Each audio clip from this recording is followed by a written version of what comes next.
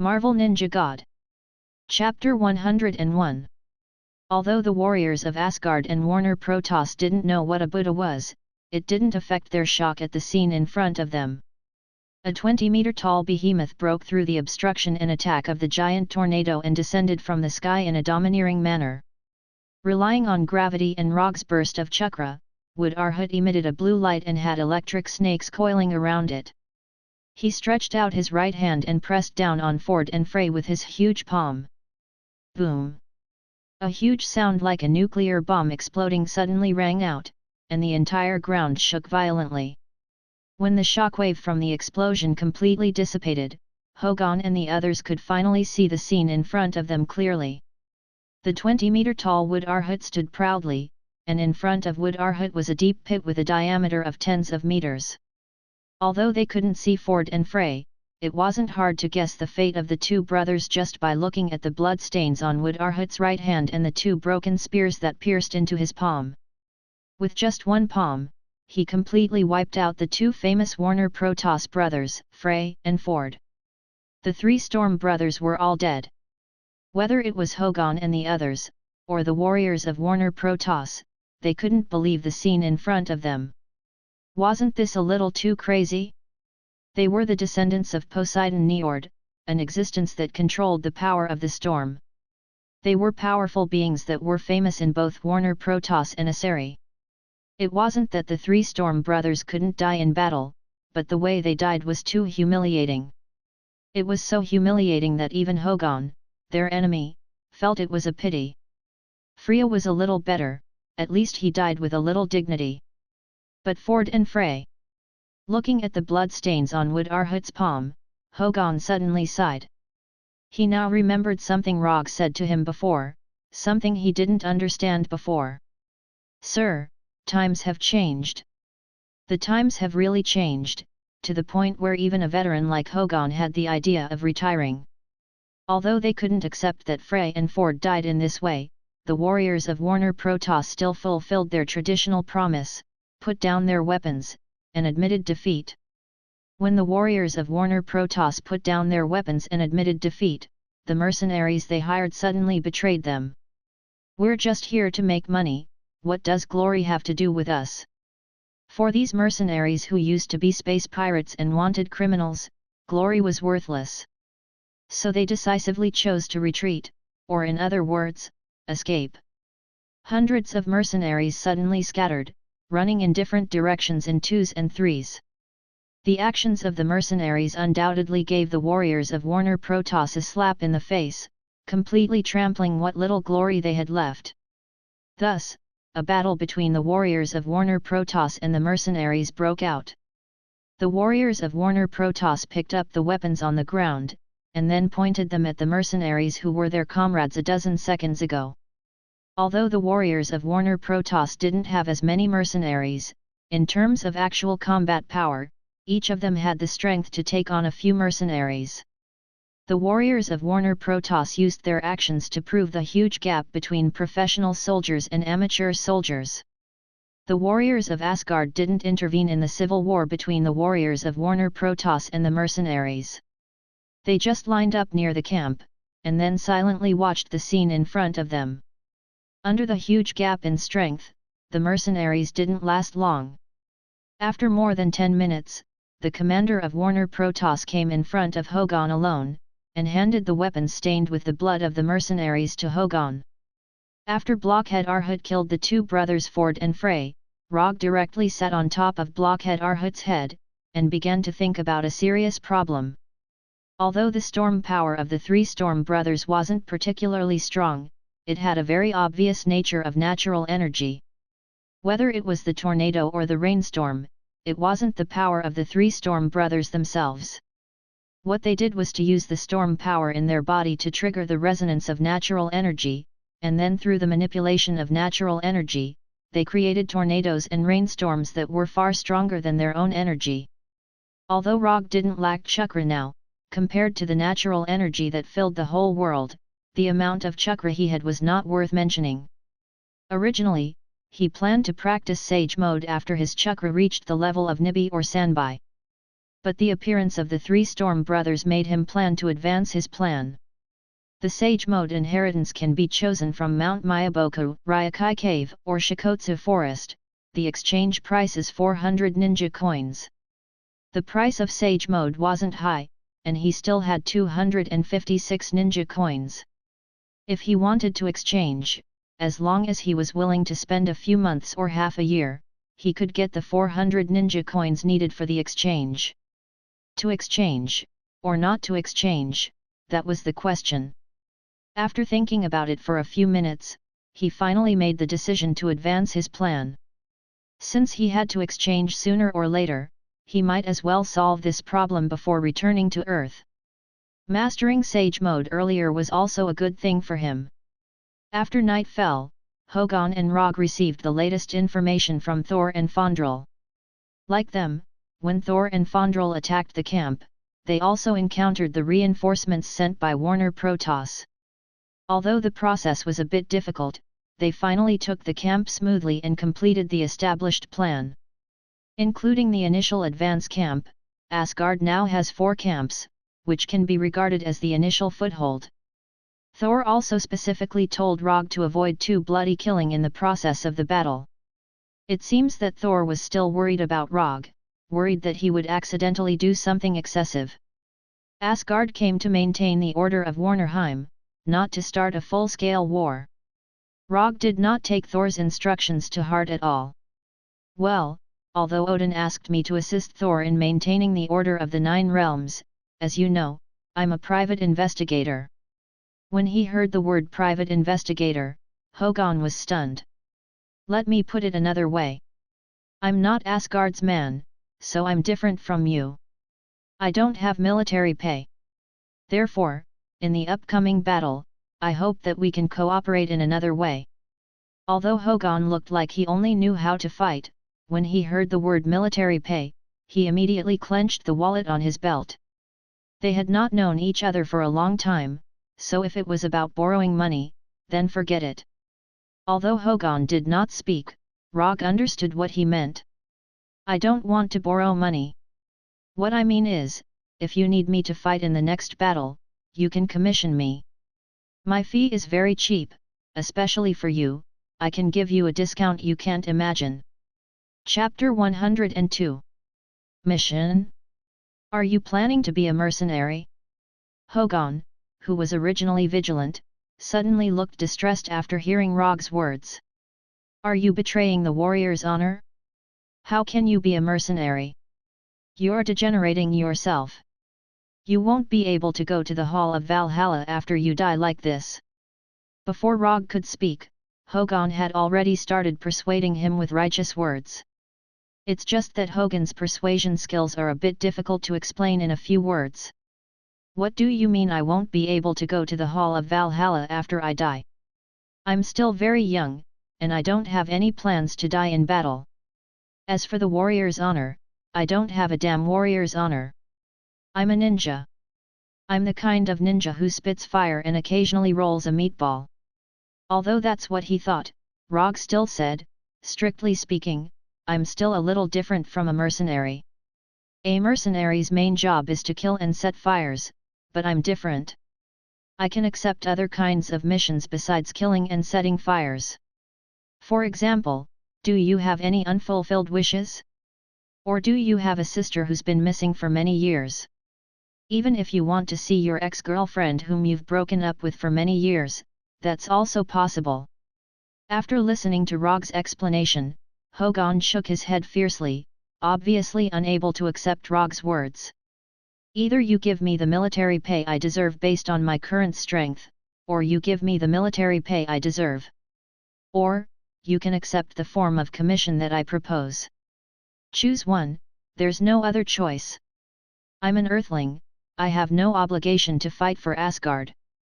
Looking at Rogge's serious and irrefutable expression, Hogon seriously considered the huge amount of salary that matched Rogge's combat strength. In the end, he still agreed to use the form of a commission in exchange for Rogge's help. If it's a commission, it should be reimbursed, right? After resting in the camp for 3 days, Hogon and Rogge went to the next target according to Thor's plan. In order to avoid the disastrous result of losing 3 camps in one day, Warner Protoss gathered more than 20,000 troops to support the front line in 3 short days. According to the latest information, the next target of Rogge's attack, Karun Castle, already had more than 8,000 troops stationed there. Karun Castle originally had less than 2,000 troops, but after learning of the death of the 3 Storm brothers, Warner Protoss sent 6,000 troops to reinforce Karun Castle. It was said that these 6,000 troops were the first batch of reinforcements.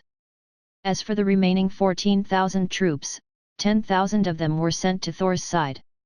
What was grandeur? This was it. Saul alone took up half of the 20,000 reinforcements.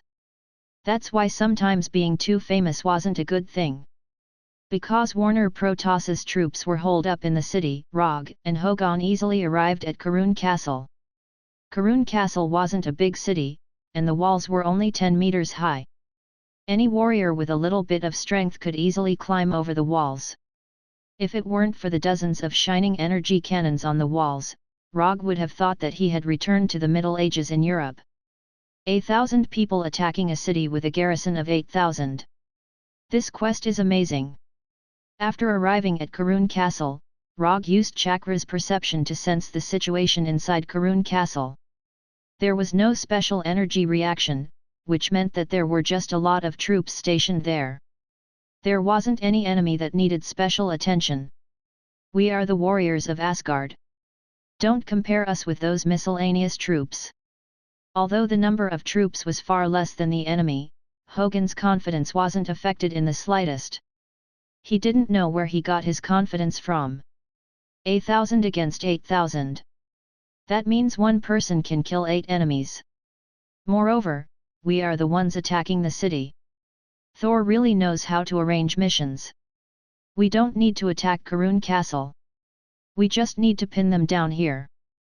Asgard's reinforcements are already on the way. No wonder Hogan was so confident. Rogge thought that he was hiding some big move. Compared to attacking Karun Castle, it was much easier to pin down the troops stationed in the city. However, Rogge didn't intend to waste too much time here. Do you still remember the mission I told you before? There is a good opportunity right now. Do you want to give it a try? Rogge tempted Hogan like a devil from hell. What opportunity? As expected, Hogan took the bait. It's very simple. You just need to entrust me to help you take down Karun Castle. As for the reward, you can use URU metal instead. A city without high-level combatants, even if there were more people, at most it would take a little more time. You want to attack Karun Castle alone? Hogan looked at Rogge in disbelief. He knew that Rogge's combat strength was very strong, and he had mastered a lot of strange abilities. However, there were 8,000 troops stationed in Karun Castle. Even if there were 8,000 pigs, it wasn't something that one person could handle. Not to mention that these people could fight back, run away, and attack in groups. Yes, as long as you give a reasonable reward, I can help you take down Karun Castle. Even though he had seen Rogge fight several times, Hogan still couldn't believe that Rogge could take down Karun Castle alone. Write down the content of the mission and the reward. Anyway, if I can't complete the mission, you won't lose anything. As long as I pay some URU metal, I can get Karun Castle. This deal is profitable no matter how you look at it. While Hogan was still hesitating, Rogge directly took out the mission scroll from the summon scroll, and then handed it to Hogan. Maybe he was moved by Rogge, or maybe he wanted to make Rogge give up, but Hogan finally wrote down the mission on the scroll. When he wrote down the reward, he hesitated for a few minutes, and then wrote down a number that he wasn't very confident in. URU metal, 5 kilograms. Hogan just signed his name, and the relevant mission information appeared in the system's mission page. Mission content: Capture Karun Castle. Mission status: incomplete. Mission reward: 80 ninja coins. Rogge thought that this would be a very simple and easy mission, but after seeing the mission reward given by the system, he felt that he seemed to have overlooked something. If it was just a simple mission, the system would never give a reward of 80 ninja coins. This made Rogge smell a trace of danger. Show me the latest information about Karun Castle. For the sake of safety, he decided to carefully study the current situation of Karun Castle. Even if he was very strong, he still needed to be cautious. This was a valuable experience that Rogge learned from a certain hero. Chapter 103. Map of the city, garrison forces, weapons, and equipment. Although Rogge didn't know where Hogon got all this information, but the information was so detailed that it was easy to make people think that there was a mole in the enemy's garrison, which helped him a lot. After carefully skimming through it a few times, Rogge handed the several pages of information back to Hogon. But from the current information, he still didn't understand why the system gave him 80 ninja coins as a commission reward. But since he couldn't figure it out, he didn't want to think about it for the time being. You can go and prepare the URU medal now. I hope that when I come back, I can see those little guys with charming luster. After saying that, Rogge walked out of the tent and went directly to the Karun Castle's gate.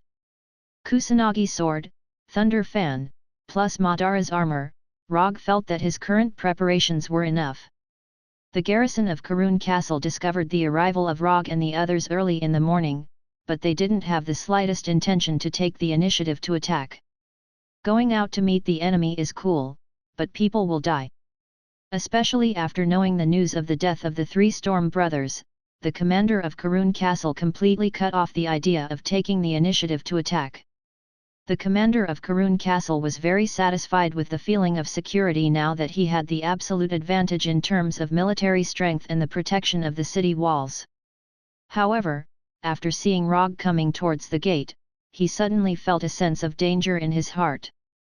He didn't know why he had such intuition, but he decisively ordered the energy cannons on the city walls to aim at Rogge. Being aimed at by more than a dozen shimmering cannons is not a very pleasant thing, because you don't know if these guys who are controlling the energy cannons will suddenly tremble. When he came to a place about 300 meters away from the gate, Rogge stopped, held the handle of the thunder fan with his right hand, and took it from his back. Mission, execute. After muttering in his heart, Rogge used the body flicker technique and disappeared from everyone's sight. He rushed directly to the city gate like lightning. With the body flicker technique, he only needed 2 to 3 seconds to cover the distance of 300 meters. While the garrisons on the city wall were still searching for him, he had already crossed the city wall and arrived in front of the garrisons with the thunderclap fan in hand. Ever since Rogge obtained the thunderclap round fan, he had always used it as a defensive equipment. But after fighting with the three Storm brothers, he felt that he could slightly change the purpose of the thunderous fan. The troops stationed in Karun Castle had no idea how he had appeared. The only thing they could see now was the thunder fan that was flashing with blue lightning. Boom! Boom! Boom! 4 to 5 arm-thick bolts of blue lightning struck the garrison on the city wall like lightning serpents, instantly wiping out the garrison on Rogge's right. Rogge didn't use any ninjutsu. He just injected the Thunder Attribute Chakra into the Thunderclap round fan and then released it. Although this way of using it was simple and crude, it was very effective. With the sound of these lightning bolts, the siege of Karun Castle officially began. The huge gap in strength often means the birth of a tragedy. When Rogge came to the city wall of Karun Castle, his personal performance began. In the face of these garrisons who were far weaker than him, Rogge was like a hungry wolf rushing into a flock of sheep. Although the garrisons of Karun Castle tried to stop Rogge, they soon found that it was completely impossible. No matter how many of them went up, Rogge could always break through their encirclement in the first time and then give them several lightning bolts. What made them even more desperate was that with the passage of time, Rogge's speed seemed to be getting faster and faster. They were now completely unable to see Rogge's figure. All they could see now was one lightning bolt after another, and an unreasonably large fan. It wasn't until today that the garrisons of Karun Castle learned that the fan can also kill people. Looking at Rogge slaughtering the garrisons on the city wall like cutting vegetables and melons, the commander of Karun Castle had a tangled look on his face. As long as one's eyes weren't blind, it was very clear that there was a huge gap in strength between the garrisons and Rogge. Although he was the commander of Karun Castle, he had to admit that his men were no different from ants in front of Rogge. In an extraordinary world, without high-end combat power, this was the result of the scene in front of him. Thinking of this, the commander of Karun Castle couldn't help but curse in his heart. After those bastards in the military knew that the 3 Storm brothers had died in battle, they refused to send high-end combat power over. To save their reputation, they had to put high-end combat power on a more suitable battlefield. After struggling for a few minutes, the commander of Karun Castle finally made a decision. Go to the dark dungeon and bring Owl here. Tell him that as long as he can defeat one person, we will return his sister to him. Sir, this is not good, Owl is. Do as I say, I will take responsibility if there is a problem. More than 10 minutes later, Rogge, who was on a killing spree on the city wall, saw the so-called Owl. He didn't know if it was because his killing just now was too brutal, or because Owl's reputation was too great, but when Owl appeared on the city wall, the garrisons quickly retreated as if they had seen the devil, and the entire city wall became empty in an instant. The moment Owl appeared, Rogge used chakra to perceive his situation, and then he got a result that surprised him. There was no energy reaction in his body, and his vitality was at a normal level. Other than being over 2 meters tall and having muscles that were comparable to a bodybuilding champion, the shirtless Owl didn't look special at all. This guy, there's nothing special about him. Just when Rogge identified Owl as an ordinary person, an amazing scene happened. Owl, who was dozens of meters away from him, flashed in front of him, and his right fist directly hit the armor on his chest, sending him flying. Boom! Rogge, who was sent flying, directly crashed through the wall of the tower. This speed! It was the first time Rogge encountered this kind of thing. Until now, he still didn't figure out what had just happened. If he wasn't wearing armor, Owl's punch was enough to cause him a lot of injuries. However, at this moment, the strange Owl appeared in front of him again. Again? Rogge, who had already suffered a loss once, naturally wouldn't sit still. When Owl's right fist was about to hit him again, dozens of blue electric currents visible to the naked eye appeared on his body. Lightning release 1,000 birds. Boom! Rogge was once again sent flying by Owl, but this time, Owl who attacked him also flew out upside down. Although he looked a little disheveled, Rogge did not suffer any particularly serious injuries. Thank you Vibranium, thank you URU Metal, thank you 1,000 birds. After returning to the city wall, Rogge didn't dare to have the slightest carelessness. He put the thunder round fan back on his back and took out the flying Thor kunao. It was faster than his body flicker technique, and surpassed the dynamic visual ability of Sharingan. Rogge, who is good at speed, met an enemy who is also good at speed for the first time. Chapter 104. What was going on with this guy? If a person possessed unimaginable super speed, then generally speaking, there were only 2 possibilities. One was to master the extraordinary power related to speed, and the other was a superpower born from the genetic mutation of the body. But at this time, Owl was obviously neither of the 2 situations. There was no energy in his body, and his life force was at a normal level. There were no signs of genetic mutation. Owl, who had attacked Rogge twice in a row, did not stop there.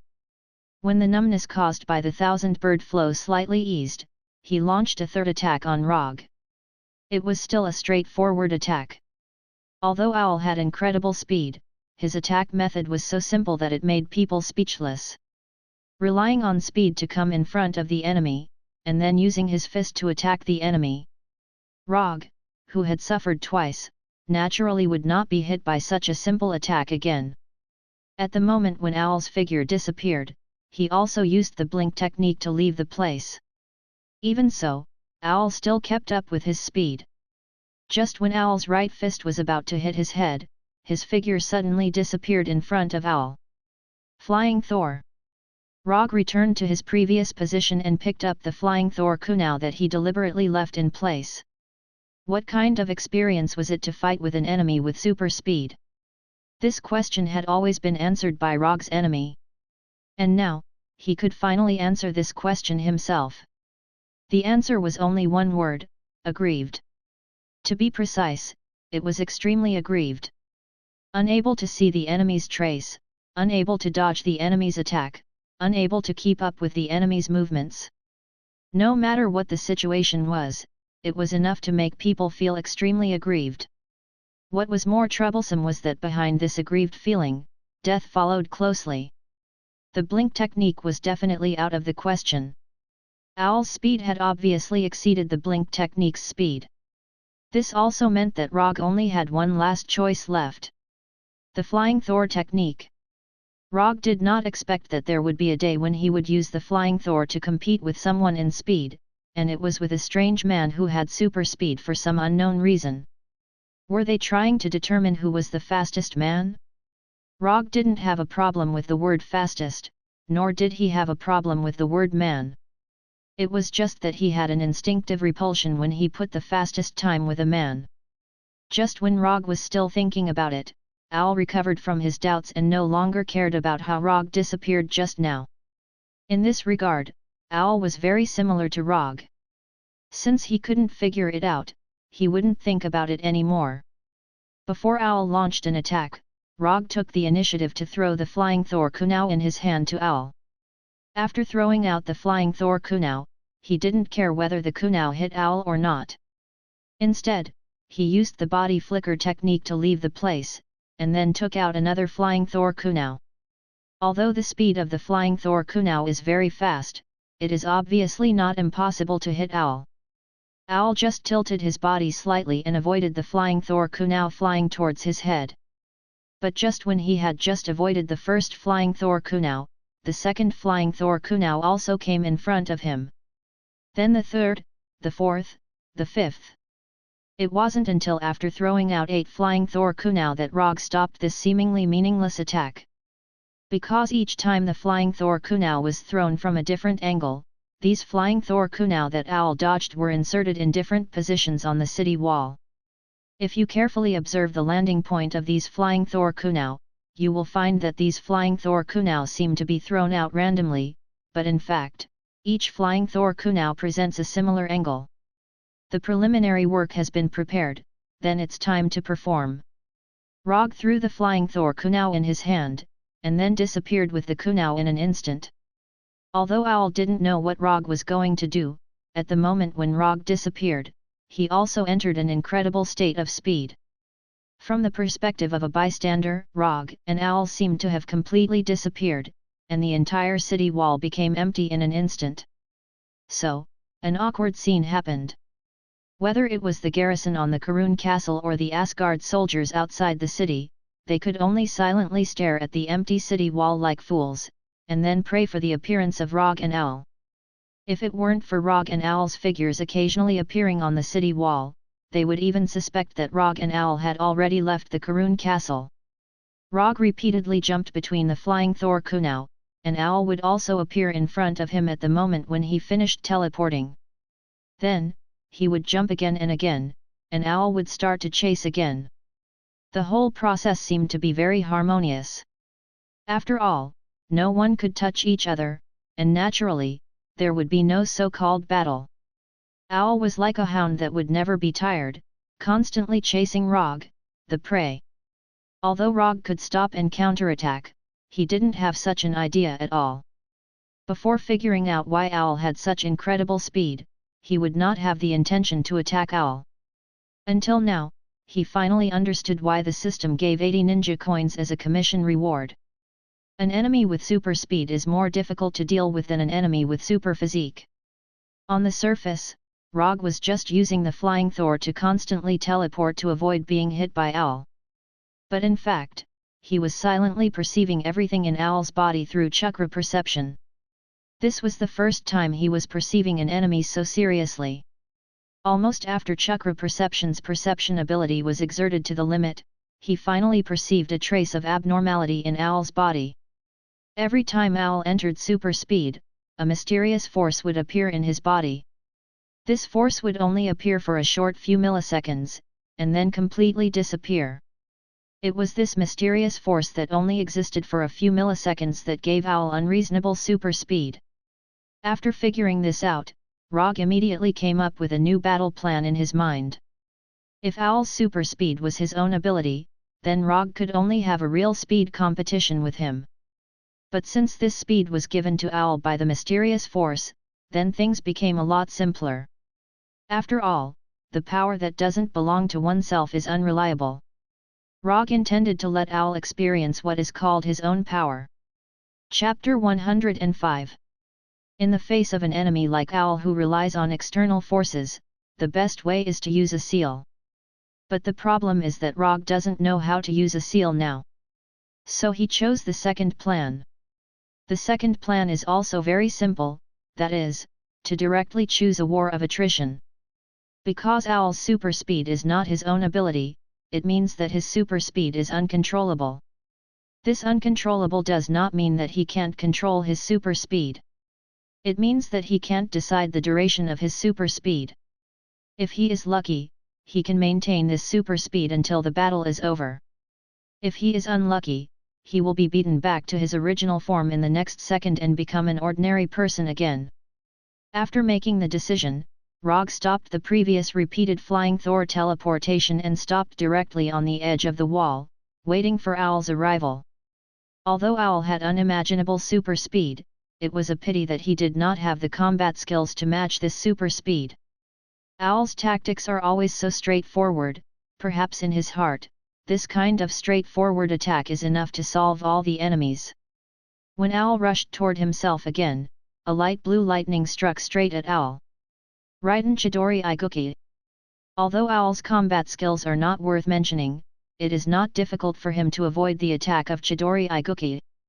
Just when Owl sideways to avoid the lightning tip of Chidori Iguki, Rogge's right hand suddenly waved, and Chidori Iguki directly swept toward Owl. In order to avoid being hit by Chidori Iguki, Owl can only change his forward posture and let the left side dodge. From the beginning to the end, Rogge didn't expect Chidori Iguki to hit Owl. The reason why he used Chidori Iguki was just to let Owl appear where he wanted. Although Owl, who dodged to the left, avoided the sweep of Chidori Iguki, he ignored the flying Thor Kunao at his feet. Flying Thor. Rogge, who was standing on the edge of the wall, came to Owl's side in an instant, and then before Owl could react, his left palm hit Owl's back.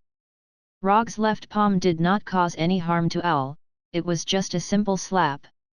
If time permits, Rogge doesn't mind letting Owl experience the taste of Rei's Nan. Although it only takes a little time to cast Rei's Nan, this time is enough for Owl to use super speed to leave here. After being patted by Rogge, Owl also realized something. But at this moment, it was meaningless. Flying Thor. If it wasn't for the Flying Thor spell on Owl's body, Rogge wouldn't be interested in touching a male's body.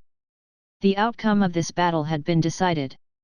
Relying on the super speed granted by the mysterious power in its body, Owl continued to jump for more than 10 minutes. In the end, when the mysterious force did not continue to appear, Rogge used the flying Thor Kunao in his hand to cut across Owl's neck, completely ending his life.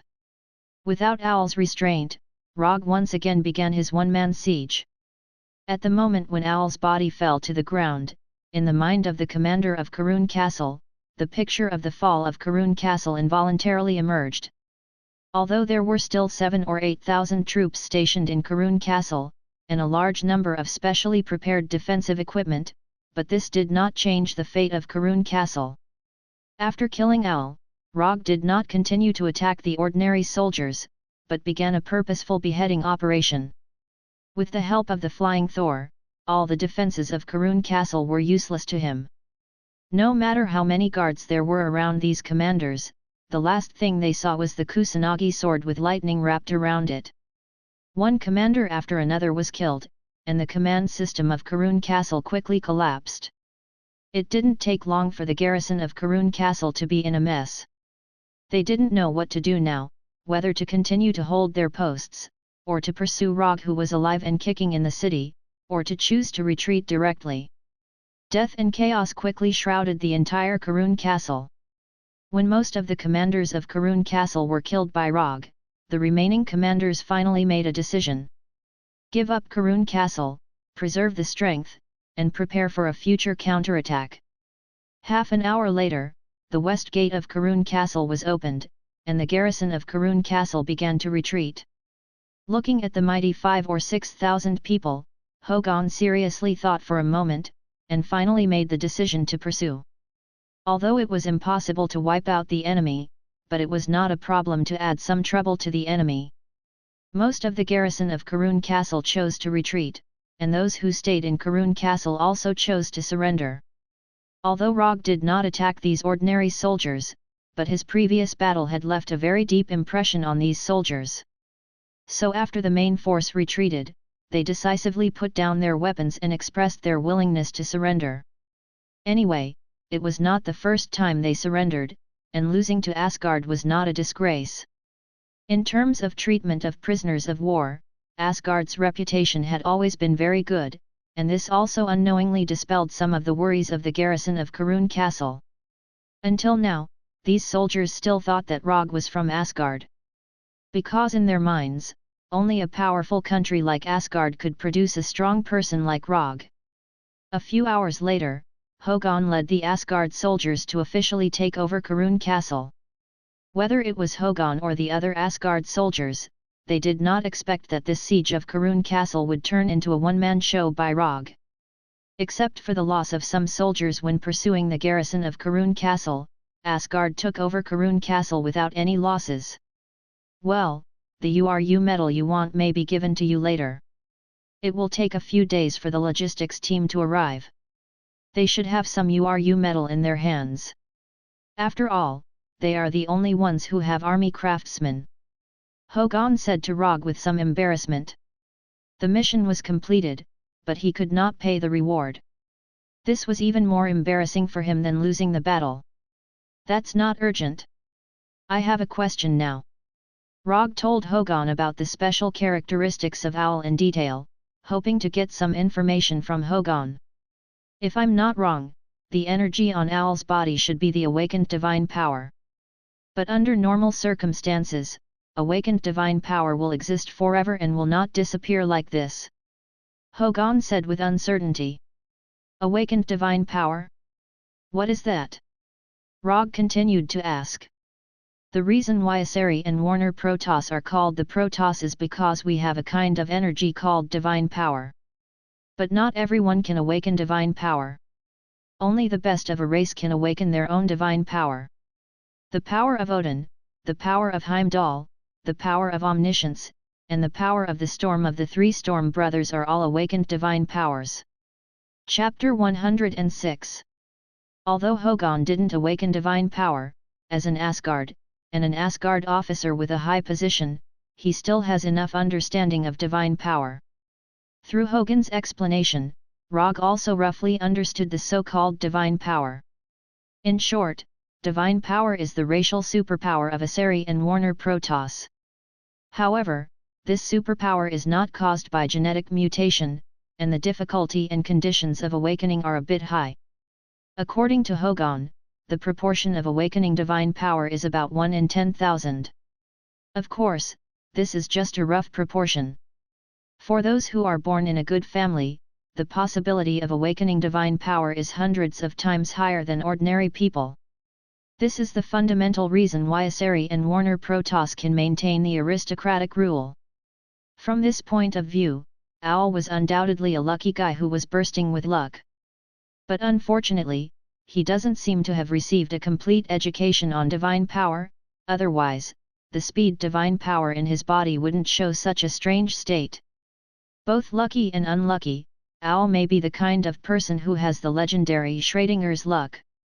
After waiting for a few days in Karun castle, Hogan finally waited for Asgard's reinforcements and logistics team, and then handed over the agreed URU medal to Rogge.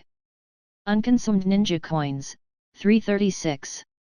The system's commission reward is in his hand, and the URU medal is also in his hand. Rogge's mood also became better.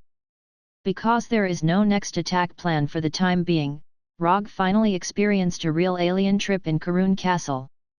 There were all kinds of unknown Vanaheim specialty snacks, alien races from an unknown planet, alien weapons with strange shapes, and alien skin colors and hair colors that were all different from the aliens. Rogge was like a real tourist, appearing in every corner of Karun Castle, tavern, weapon shop, food street, romance street.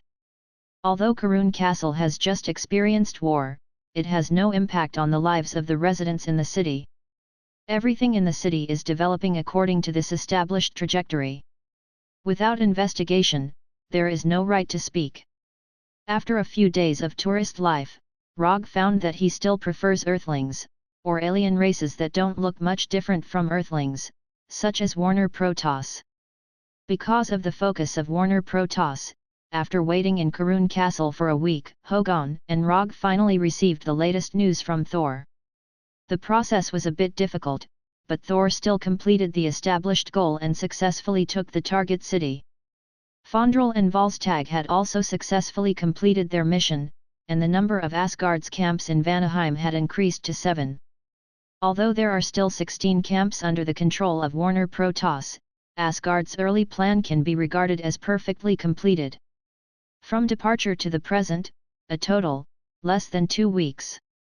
According to this progress, it will take at most 3 months for Asgard to restore order in Warnerheim. 3 months, for Asgard with an average lifespan of 5,000 years, is a short period of time that doesn't need to be calculative. However, things didn't develop as smoothly as Asgard expected. 3 months passed in the blink of an eye. In the past 3 months, Asgard sent several reinforcements, increasing the number of Asgard soldiers in Warnerheim to more than 50,000. But even so, Asgard only recovered 7 camps in the past 3 months. Of the 23 camps, 14 have returned to Asgard's hands. The remaining 9 are still firmly in the hands of Warner Protoss. In the process of Asgard recovering the camps, Rogge didn't stay idle. He accepted several commissions from Thor and the 3 warriors of Sengoku. But he doesn't know if the system did it on purpose, but most of the commissions from Thor and the 3 warriors of Sengoku didn't pass the system's judgment. The few commissions that passed the judgment didn't give a high reward. Unconsumed ninja coins, 385. After 3 months, Rogge's unconsumed ninja coins increased from 336 to 385. He only needed 15 ninja coins to get the Sage Mode inheritance, which is worth 400 ninja coins. After 3 months of serious consideration, Rogge finally decided on which Sacred Grounds immortal technique inheritance he wanted to learn. In fact, he didn't need to think for so long. With the Wood release and Hashirama Sage Mode, he only has one choice, and that is the Shikotsu Forest Sage Mode inheritance. The Toad Senjutsu of Mount Myaboku is only suitable for people like Prince Ming. Even a fierce person like Jiraiya only got an incomplete Sage Mode after decades of learning. As for the Ryokai Cave, Rogge only thought for a second and refused. No matter what era it is, stay away from men who play with snakes, their spirit is a bit. He doesn't know if the system will pack a summon contract of a living slug after redeeming the Sage Mode inheritance. Just when Rogge started to imagine some beautiful things, Thor came to him with Thor's hammer. Sif came with Thor. Sif finally appeared on Asgard's list. As for whether it was her own wish or Queen Freya's arrangement, only the 2 of them knew. There are more and more garrisons in Myeogwang City. I hope you can go in and see if there are any loopholes in the defense line.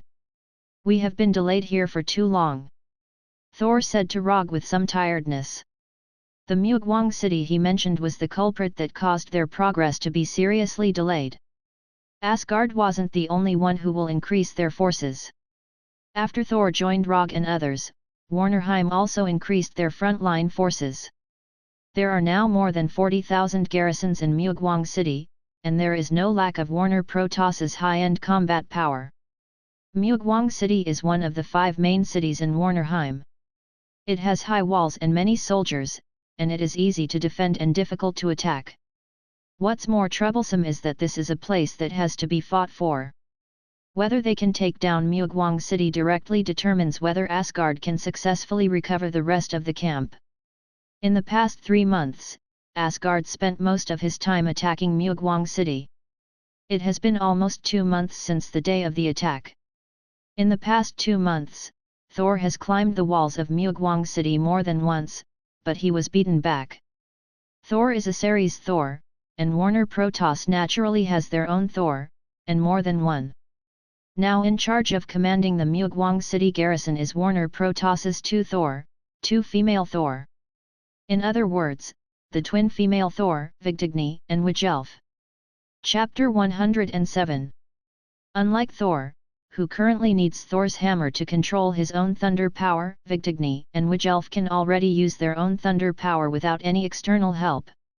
Just by looking at this point, Saul had already fallen behind the 2 female thunder gods on the opposite side. If it weren't for Thor, the current situation would not be Asgard's soldiers besieging Mugwang City, but Mugwang City's garrison chasing after Asgard's soldiers. Old rules, you know. As soon as the voice fell, Rogge summoned a commission scroll and threw it directly to Thor. Although most of the tasks entrusted by Thor did not pass the system's judgment, in general, Rogge still made some money from them. You may make a profit, but I will never lose. Commission content: sneak into Mugwang City to inquire about the defense line intelligence. Commission status: incomplete. Commission reward: 10 ninja coins. When Thor finished writing the commission content, a new commission appeared on the system's commission page. Glancing at the information on the system page, Rogge frowned slightly. The difficulty of the commission is not high, but the commission reward is a bit low. Even if this commission is completed, there are still 5 ninja coins left from the 400 ninja coins needed to exchange for the immortal art inheritance. On purpose. The system is definitely on purpose. Although the commission reward is a bit lower than what I expected, but no matter how small the mosquito leg is, it's still meat. Saving ninja coins, isn't this the same thing? Before leaving, Rogge glanced at the reward on the scroll. 10 kilograms of URU metal. It's not too much, not too little, it's enough. Since accepting commissions, Rogge has asked for URU metal as the commission reward every time. This also led to a bit of an awkward situation. Those precious weapons that originally needed to be repaired with URU metal have not been repaired because of Rogge. Those who can use URU metal weapons are basically famous in the army, so in addition to Thor and the 3 warriors of Sengoku, those officers with damaged weapons have a lot of complaints about Rogge. If it weren't for Rogge's strength far beyond them, maybe these officers would sneak into his tent in the middle of the night, and then... After throwing the commission scroll into the summon scroll, Rogge left the tent and walked in the direction of Mugwang City. As a ninja, sneaking is the foundation of the foundation. This was especially true for Rogge, as infiltration was his specialty. What is the perfect sneak? As long as the witnesses are killed, it is a perfect sneak. Said a certain assassin who didn't want to reveal his name. Said confidently. Once, Rogge was also a loyal fan of the Kong-style sneak method. But after coming to Warnerheim, his sneak method has changed slightly. In the end, he is still a ninja, so after mastering the transformation jutsu, he returned to the normal way of sneaking. More than 10 minutes later, a Warner Protoss soldier came out of the forest outside Mugwang City, then took advantage of the night to climb over the wall of Mugwang City and entered Mugwang City. In the City Lord Hall of Mugwang City, the 2 sisters Vigdigni and Wigelf were carefully looking at the topographic map outside the city, and from time to time, they asked other generals next to them. At this time, Wigelf, as the younger sister, suddenly frowned. "Sister, something may happen tonight." After hearing Wigelfa's words, the City Lord Hall instantly quieted down. Although Wigelfa's strength is weaker than her sister Vigdigni, she has a strong sixth sense that is completely unreasonable. Raise the level of alert, change the temporary password of the entire army, double the number of patrols. Without any hesitation, Vigdigni immediately issued the latest order. Anything that can make Witch Elf have an intuition is not a trivial matter.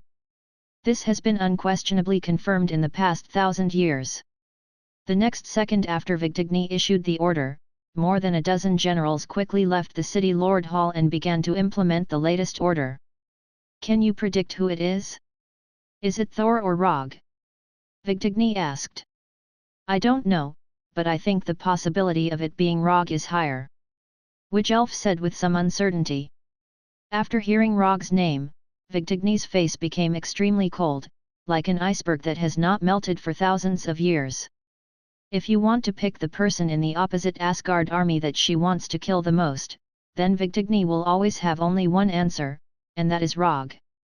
Even Asgard's commander, Thor, has to be ranked behind Rogge. The reason why Vigdigny hates Rogge so much is purely Thor's fault. A month ago, Thor gave him a commission to go to Mugwang City's database to get a copy of Mugwang City's construction log.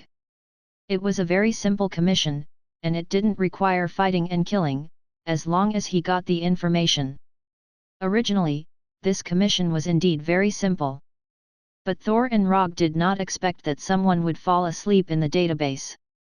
And this person was not someone else, but the highest commander of Mugwang City. As a commander, it was normal for him to learn about the defense of the city in the database. Because he was too tired, it was also normal for him to fall asleep in the database. The only abnormal thing was that the book that Vigdigny pressed under her hand happened to be the Mugwang City's construction log that Rogge wanted to steal. The next thing was very simple. Rogge and Vigdigny fought in the database, and the final result was that Rogge smoothly took away the city's construction log. It's just that when he picked up the city's construction log, he was a little disgusted. The construction log that was covered with saliva on the cover was something that anyone would dislike. Moreover, before the Flying Thunder God left the database, he said a very normal sentence, but it completely ignited Vigdigny's anger. You're already such a big man, and you're even the commander of an army, but you still sleep and drool like a child, sigh. Originally, this sentence was nothing, but coincidentally, when Rogge said this sentence, the defenders near the database just arrived at the scene. As for what happened later, Rogge wasn't too clear. The only thing he could be sure of was that from the next day onwards, as long as he appeared on the battlefield, Vigdigny would chase him crazily with the two-handed great sword that was not much smaller than his round fan. Rogge, who was walking in Mugwang City, suddenly sneezed, and then glanced around vigilantly. It can't be that bad, right? I just came in. Although Rogge didn't fight much with the two sisters, Vigdigny, he knew very well how terrifying the intuition of the sister Witch Elf was. Witch Elf was the only person he had met who could see through his shadow clone and transformation technique. Chapter 108. To be precise, she didn't see through it, but she used her incredible sixth sense to directly distinguish between the original body and the avatar. As for the transformation technique, it was the same. Even if he turned into the most inconspicuous guard, Witch Elf would still be able to recognize him. This was a bit unreasonable, and what was even more troublesome was that Rogge had no way to deal with it.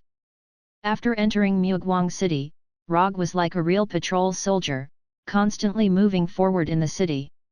In order to make himself look less lonely, he also deliberately summoned 9 shadow avatars and let them disguise themselves as patrol soldiers. As a result, a standard patrol team was born.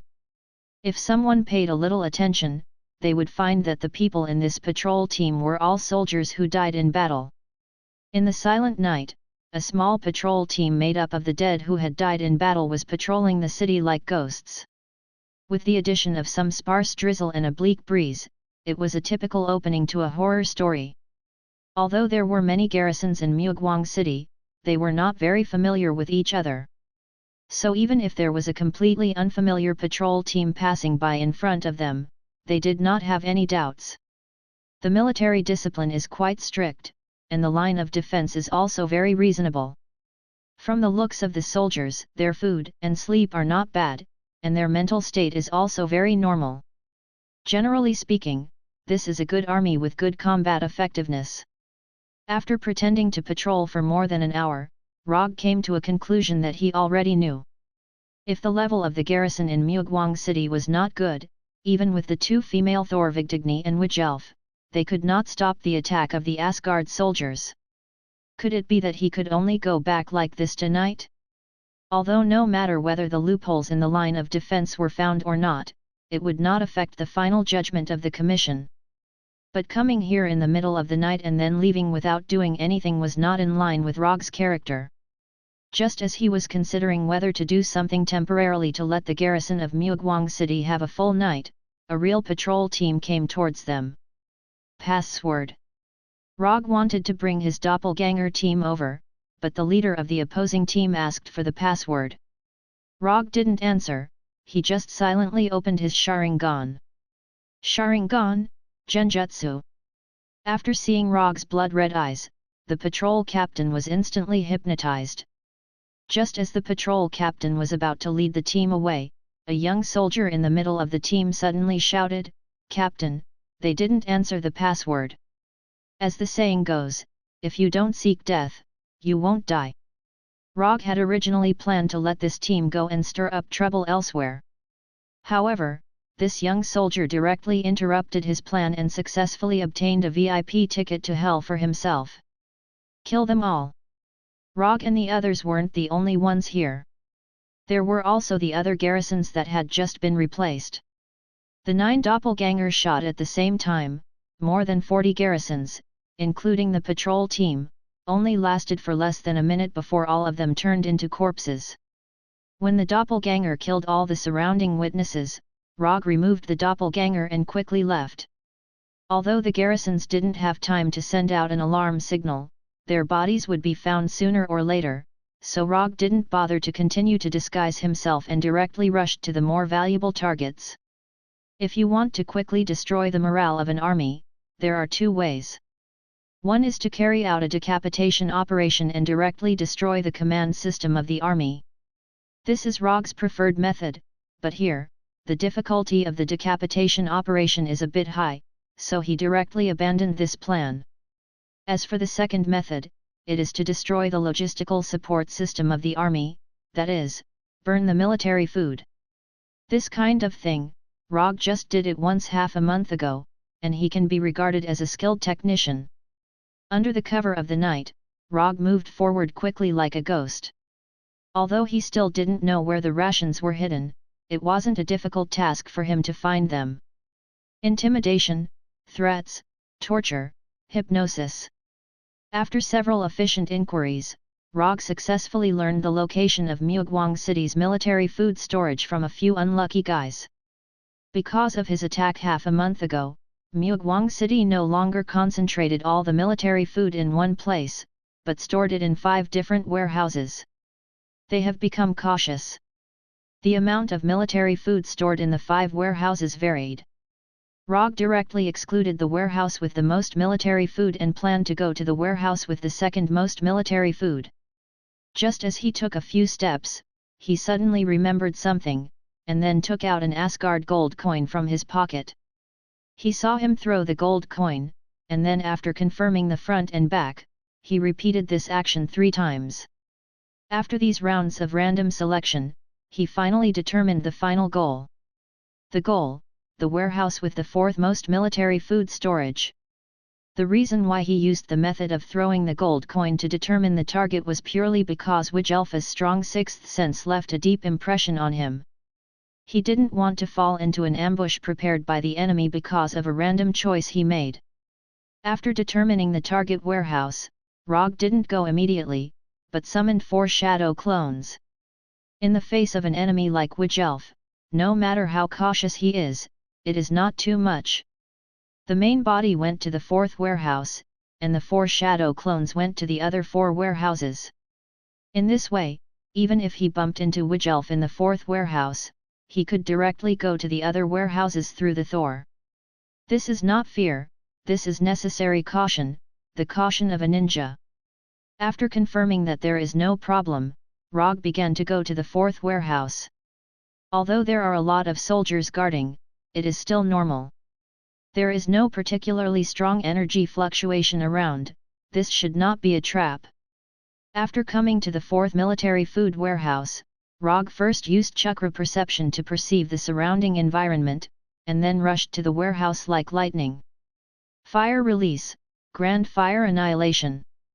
The blazing flames rushed to the warehouse like a huge wave, and then under Rogge's gaze, it was blocked. A wall-like energy barrier appeared out of thin air, blocking all the blazing flames of the grand fire annihilation. At the same time, a hemispherical barrier with a diameter of several kilometers was instantly formed.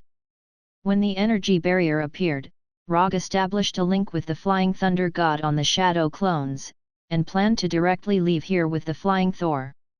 However, the appearance of the hemispherical barrier completely shattered his hope. The Flying Thor technique disappeared. Chapter 109. No, it didn't disappear. It's that the entire space was completely isolated. Although the strength of the shadow doppelganger is not as good as his main body, but to silently destroy his shadow doppelganger and erase the Flying Thunder God technique from the shadow doppelganger, it is definitely not something that the Vannas of Muguang City can do. To be able to break the connection of the Flying Thor technique, only a barrier that also has the power of space can do it. So what is the function of this hemispherical barrier in front of him? It's very obvious. I didn't expect that you would be willing to waste so many resources on me. When Rogge spoke, the energy barrier in front of the warehouse door disappeared, and the two sisters, Vigdigni and Wigelf, wearing pale golden armor, came out. As long as we can kill you, it's worth it even if we have to pay more resources. As soon as the voice fell, the blue cloak on Vigdigni's body fluttered without wind, and a light blue lightning appeared around her. Is it necessary? Didn't I just say that you drool in your sleep? Getting angry over such a small matter isn't something a qualified commander would do. Compared with the frosty Vigdigni, Rogge at this time was much more casual, as if he didn't realize that he was in a trap. On the surface, he was still as calm as ever. But in fact, he has been silently praying in his heart. Thor, if you have a little conscience, come and save me quickly. Small matter. You actually think this is a small matter? After hearing Rogge's words, the lightning on Vigdigni's body suddenly became thicker, and even her eyes flashed with a light blue current. Because of Rogge's words, now the entire garrison of Muguang City knows that their commander drools when she sleeps. This news even began to spread in the capital of Warner Protoss. After living for so many years, Vigdigni felt the power of public opinion for the first time. Rogge must die. Feeling Vigdigni's murderous intent, Rogge directly summoned his Thunder Fan and Kusanagi sword, ready to fight at any time. Fortunately, he had the occult scroll with him. Otherwise, he could only use the Flying Thor Kunao to fight against Vigdigni. Although Vigdigni was a woman, she was a woman who had awakened the divine power of thunder. Moreover, she was a woman who was in a state of extreme anger. When facing such an enemy, one could never be too careful. Moreover, she had Wigelf, who had a strong sixth sense, by her side. The battle between the two female Thor from Warner Protoss and the upright ninja from Earth was about to start. Vigdigni didn't give Rogge too much time to prepare. At the moment when Rogge summoned his Kusanagi sword and Thunder Fan, she had already raised the two-handed great sword in her hand and attacked Rogge like lightning. It was just a simple straight charge, but Vigdigni broke out with all her strength. Her whole person was like a real lightning that came in front of Rogge, and then a thunderous strike. Boom! The two-handed great sword wrapped in lightning and Thunder Fan fiercely collided with each other, and a strong explosion like a small nuclear bomb broke out. Vigdigni and Rogge were blown away by the explosion at the same time. The powerful shock wave of the explosion also directly killed all the guards near the warehouse. This woman is really crazy. Even if most of the energy was absorbed by the Thunder Fan, Vigdigni's sword still made Rogge's right hand slightly numb. If he didn't have Sage Body and used Strange Body technique at the first moment, Vigdigni's sword was enough to send him flying. Shadow Clone Technique. Before Rogge landed on the ground, he quickly used Shadow Clone Technique. His whole person seemed to be infinitely multiplying, and instantly created 30 shadow clones. Of course, these shadow clones were not used to attack Vigdigni. In front of Vigdigni, who controlled lightning, these shadow clones were no different from balloons. As long as she released lightning once, she could take away most of the shadow clones. When these shadow clones appeared, they didn't hesitate and used body flicker technique at the first moment. Like a flock of frightened birds, they quickly disappeared from the warehouse. This hemispherical spatial barrier was like an independent space. It isolated Rogge from the outside world's Thor technique.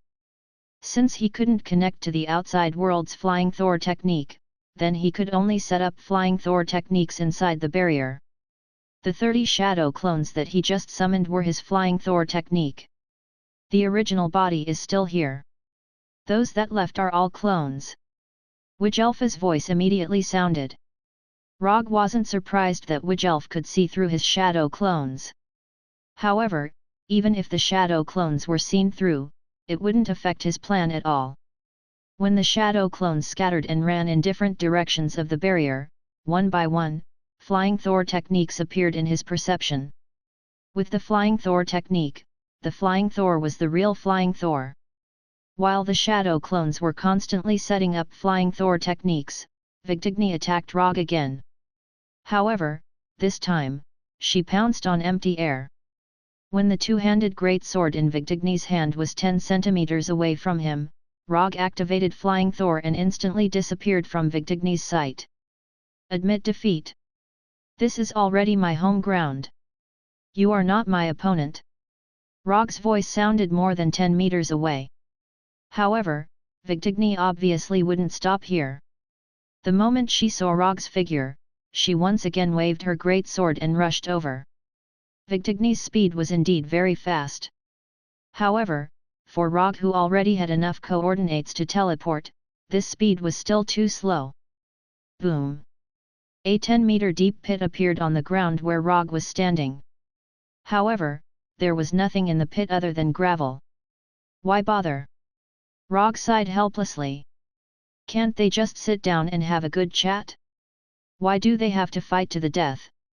And Vigdigni, as the commander of Muguang City, shouldn't she put the city defense first? Why must she make things difficult for an upright ninja like him? It seems that she couldn't bear to see her sister Vigdigni being teased alone. Wiedjelf also joined the battle. Compared with Vigdigni's two-handed greatsword, Wiedjelf's weapon was much more normal. It was a one-handed rapier of normal length. When Vigdigni once again attacked Rogge like a violent lightning, Wiedjelf also launched an attack at the same time. Boom! Vigdigni's attack once again missed, and a normal house was blasted into ruins. Through Flying Thor, Rogge easily avoided Vigdigni's attack. But at the moment when he had just completed the teleportation, a strong intuition of danger emerged in his mind, prompting him to instinctively use Flying Thor again. Before teleporting away, he saw a rapier shining with electric light appear in front of him. Chapter 110. Referee, I want to report, someone here is cheating. Rogge's teleportation coordinates at this time were randomly selected by him, but Wiedjelf seemed to have known that he would be teleported here and came here in advance. If his speed was slower, then the thin sword with electric light would have skewered his head like a stick of sugar-coated haws. Does your sixth sense have to be so strong? Do you want me to live? Although he avoided Wiedjelf's attack at the last moment, Rogge couldn't help but break out in a cold sweat. This little girl was much more ruthless than her sister. Vigdigni had a fiery personality and was easily impulsive. This could be easily seen from the weapon she chose and the behavior she showed. Wiedjelf was just the opposite of Vigdigni. She was the kind of person who didn't talk much, but once she made a move, she was ruthless. Moreover, her speed was faster than Vigdigni. Compared with Rogge, Wiedjelf was more like a professional assassin. In order to avoid such a situation, Rogge did not continue to stay near the warehouse, but teleport to a roof hundreds of meters away. Until this time, Thor, who was outside Muguang City, finally found that something was wrong. He waved Thor's hammer and flew into the air. He saw a space barrier with a diameter of several kilometers suddenly covering an area of Muguang City, exuding a moonlight-like light. This kind of large-scale barrier consumed a lot of energy every second. Even if Muguang City had sufficient energy supply, this was an extremely extravagant and wasteful behavior. Thor silently looked at the space barrier, and a thought involuntarily emerged in his mind. Did Rogge really just go to inquire about the defensive line of Muguang City tonight? Could it be that he? Although he didn't know what Rogge had done, as the commander of an army, Thor knew what he had to do now. The warriors of Asgard quickly mobilized, and a siege battle that was not part of the plan began. When Thor led the Asgard warriors to attack Muguang City, Rogge was also thinking about the next tactic. Now, there were only two paths in front of him. The first method was to use the flying Thor to constantly change his position until the spatial barrier ran out of energy. This method was also the most stable one at the moment. Other than being a little cowardly, there were no other shortcomings. The second option was to defeat the Vigdigni sisters, or use brute force to forcefully destroy the spatial barrier. If it was a one-on-one fight, whether it was Vigdigni or Witch Elf, he had the confidence to win. But if it was 1 against 2, he didn't have much confidence. After all, neither of them were ordinary women. Even Thor, who was also good at discharging electricity, could not gain the upper hand when facing the two of them, let alone him, an earthling with a weaker body. As for relying on brute force to destroy the spatial barrier, this kind of thing was just a dream.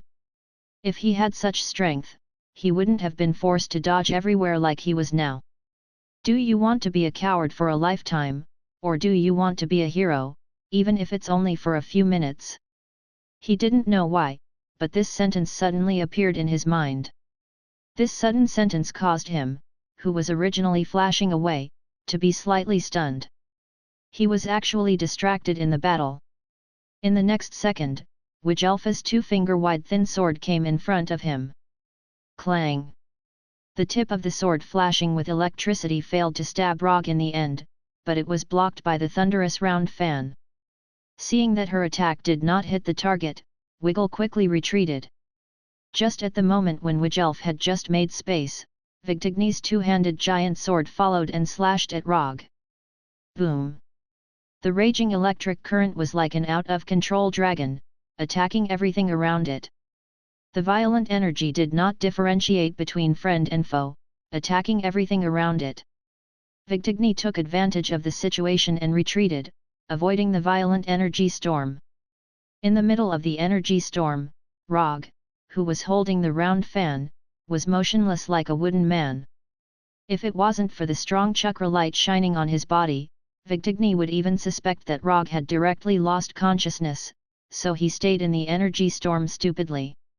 At this time, Rogge was very awake, it could even be said that he was very awake. Although there was the protection of chakra, the electric current in the energy storm still gave him an incomparable stimulation. The reason why he didn't Flying Thunder God was that he wanted to personally feel the thunder power released by Vigdigni, and compare it with his newly developed ninjutsu. Without the subsequent energy input, the energy storm, which used thunder power as the main energy source, completely dissipated in the air after more than 10 seconds. When the energy storm dissipated, Rogge put the round fan behind his back, and directly condensed a raise nan in his right hand. It was just an ordinary raise nan, there was no change in nature, and the size was also the normal size of a palm. However, in the next second, Rogge began to inject the thunder attribute chakra into the raise nan. In the past, Crown Prince Kamui created the strongest ninjutsu of the wind release ninjutsu by injecting the wind attribute chakra, futon, Rasen Shuriken. After fighting with the 3 Storm Brothers, Rogge also began to develop his own unique raise nan. Compared to Crown Prince Kamui, Rogge was more proficient in thunder and fire release, so his raise nan certainly couldn't be based on the wind attribute chakra. The raise nan, which was originally the size of a palm, instantly expanded to the size of a basketball. At the same time, a light blue lightning appeared on the surface of the raise nan, and it madly flowed irregularly, and showed a phenomenon of electric current discharge. Raiden, spiral railgun. Strictly speaking, this ninjutsu was in an incomplete state, because Rogge didn't do any actual combat testing of this ninjutsu. However, it was obviously not the time to care about these small details. The moment the spiral railgun was formed, Wiedge Alpha's sixth sense sent out a strong warning signal. Danger! Retreat quickly! Without any hesitation, Wiedge Alpha came to Vigtigny's side like lightning, and directly pulled Vigtigny's right hand, and quickly retreated. Looking at Vigtigny's figures retreating quickly, Rogge slowly raised his right hand, and silently aimed the spiral railgun at the two sisters. The reason why he named this ninjutsu spiral railgun was, on one hand, because this ninjutsu had a super long attack range and super fast attack speed, just like a real railgun. On the other hand, it was his little faith. The electric sparks dancing on your fingertips are my undying faith in this life. Chapter 111. Only the super electromagnetic gun will last forever. Boom! The electromagnetic gun in Rogge's hand disappeared in an instant. A light blue beam of light entwined with an electric snake emerged out of thin air and crossed the entire Muguang city. The electromagnetic gun first hit the two sisters, Vigtigny, and then it penetrated all the obstacles in the attack path without any reduction in power. Houses, enchantments, city walls. Nothing could stop this light blue beam of light. It wasn't until it hit a small mountain more than 10 kilometers away from the city that the beam of light finally stopped. The next second, an orange-red fireball soared into the sky like the sun. The earth began to shake. The hurricane formed by the shock wave struck the surroundings like a tsunami. Wherever it passed, it was a mess. When the flames of the explosion dissipated, when everything began to return to calm, the hill that originally stood outside Muguang city had completely disappeared. Instead, there was a circular deep pit with a diameter of several kilometers. Electromagnetic gun, one shot, soul. Like a natural disaster, the battlefield that was originally fighting suddenly quieted down. The entire battlefield seemed to have been paused suddenly, and everyone couldn't help but look in the same direction. Is this really something that a human can do? Regarding the fact that Rogge is an Earthling, it has been spread to Asgard and Warner Protoss as early as a few months ago.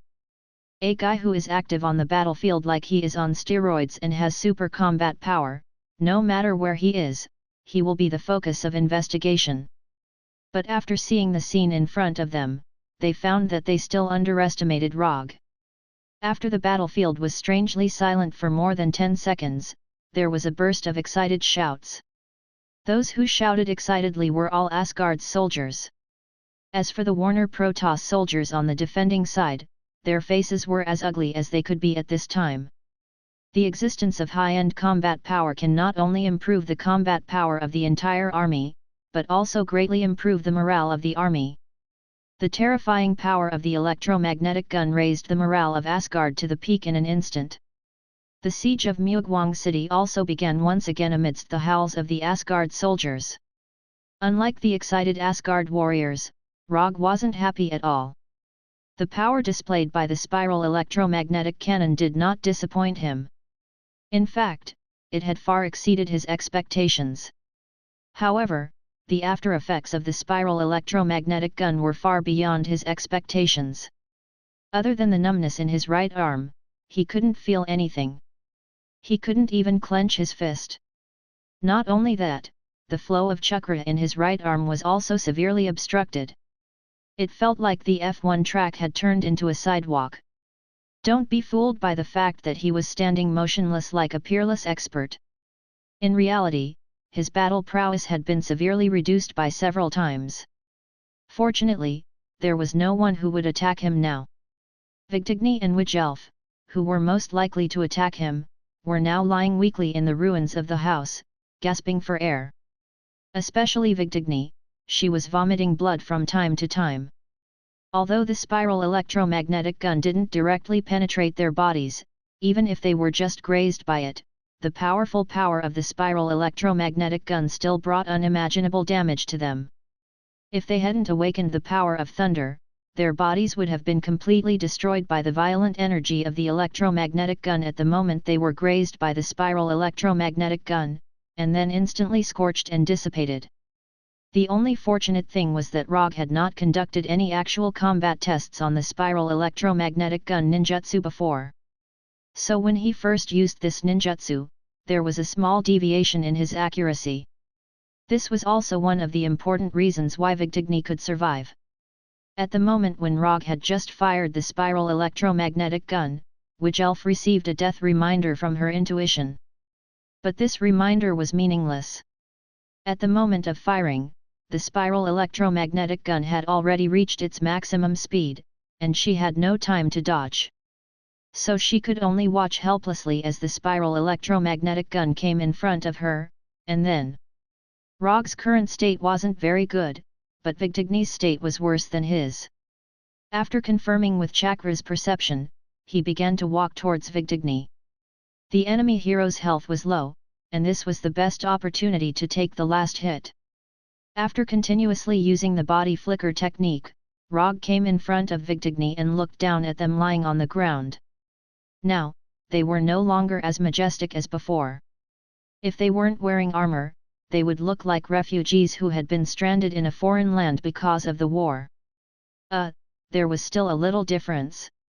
They were refugees with good figures and outstanding looks. Pulling out the Kusanagi sword from his waist with his left hand, Rogge calmly said to the two of them, "In your next life, be an ordinary woman, and don't come to the battlefield again." After saying that, Rogge raised the Kusanagi sword in his hand and stabbed forward. Just as he stabbed with the Kusanagi sword, a lightning bolt as thick as an arm fell from the sky and directly struck the Kusanagi sword in his hand. Boom!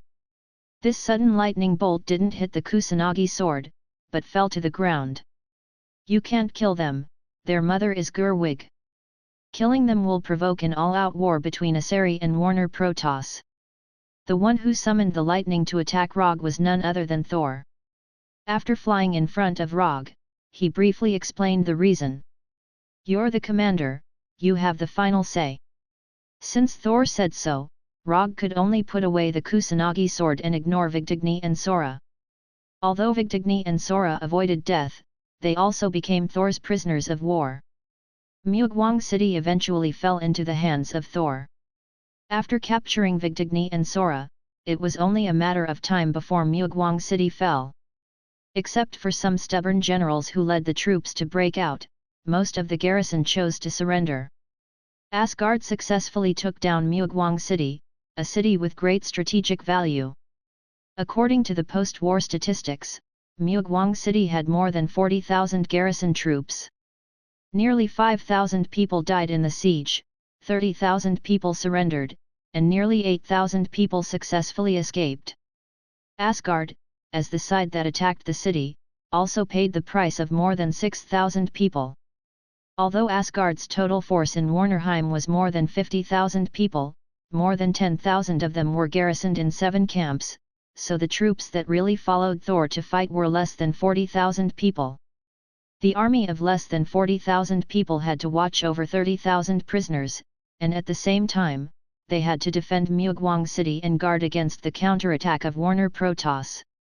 Thor was having a headache now, but he wasn't the one with the biggest headache because Rogge was having a bigger headache than him. "My right hand won't be wasted like this, right?" Chapter 112. It's been 5 days since the original battle, but Rogge's right hand still hasn't recovered to the state before he used the electromagnetic gun. The physical damage was completely healed in less than 2 days thanks to the immortal body's powerful recovery ability. However, the chakra meridian system in his right arm is still in a serious state of blockage. For this reason, he specifically consulted the military doctor of Asgard and got a useless answer. "Pay attention to rest, and you'll be fine after a few days of rest." If it weren't for the medical doctor's rich medical experience and good reputation in Asgard, Rogge would definitely regard him as an ignorant and incompetent charlatan. If only there was a medical ninja here. It's best if it's a female medical ninja with a golden ponytail and a proud figure. Putting those unrealistic fantasies behind him, Rogge opened the exchange page of the system and looked at the medical ninja page. To exchange or not to exchange, that's the problem. After thinking about it for a few minutes, he finally dispelled the idea. He's good at killing people, but saving people is out of the question. It's impossible to have a medical ninja, not in this life. Although the chakra meridian system in his right arm is still in a serious state of blockage, compared to the time when he used the electromagnetic gun, it's already improved a lot. It's probably equivalent to upgrading from a sidewalk to a bicycle path. So even if he doesn't do anything, the Sage mode will repair the damaged meridian system. The only problem is that he doesn't know how long it will take to completely restore it to its original state. For a right-handed ninja, it's a very serious problem that he can't use chakra with his right hand. This will not only affect the ninja's strength, but also affect the ninja's self-confidence. So he intends to solve this problem in his own way as soon as possible. If he guessed correctly, the blockage of the meridian system in his right arm should be related to his imitation of the thunder god's power. The electromagnetic gun is a brand new ninjutsu that he created based on the Raise Nan and added the thunder god's power to chakra, and then borrowed the railgun, Bijutama, thunder god, and other things. Most of them were reliable. The only thing that wasn't reliable was the divine power of thunder that he had imitated. Of course, it is also possible that the side effects of ninjutsu are too great, beyond the tolerance of the meridian system, so this situation occurred. However, no matter what the reason was, he could not allow anything to happen to the golden right hand. He doesn't know any medical ninjutsu, and there is no way to quickly improve his sage body, so he intends to use a simple and violent method with high success rate to solve this problem by force. Since chakra couldn't solve the problem, he would use the immortal technique chakra to solve it. If he remembered correctly, the sage mode of the Shikotsu forest had the ability to borrow natural energy to greatly increase the vitality of the body. Not only could it increase one's speed and defense, but it could also increase one's attack range and power through natural energy. As for the Senjutsu chakra, it can increase the power of his ninjutsu, taijutsu, and genjutsu by leaps and bounds. This is not something he needs to pay too much attention to at the moment. It is said that when the sage body of Hashirama meets the sage mode of the Shikotsu forest, there will be some wonderful changes. As for whether this information is reliable or not, Rogge can't be sure. Unspent ninja coins, 395. The sage mode of the Shikotsu forest required 400 ninja coins. As long as he completes one more commission, he will have enough ninja coins. Thor, he can directly exclude him. He shouldn't have any commissions in the near future. The three warriors of Sengoku, their URU medal quota for the next few hundred years has already been used up. As poor people, they won't have any commissions for the time being. Sif, although she has enough URU medal quota, she doesn't particularly approve of Rogge's commission. It can even be said that she is very against it, so she can also be excluded. As for the rest of the officers and generals who have URU medal quota, they forget it, I won't consider them. After thinking about it seriously, Rogge found that there are only a few potential clients in Asgard.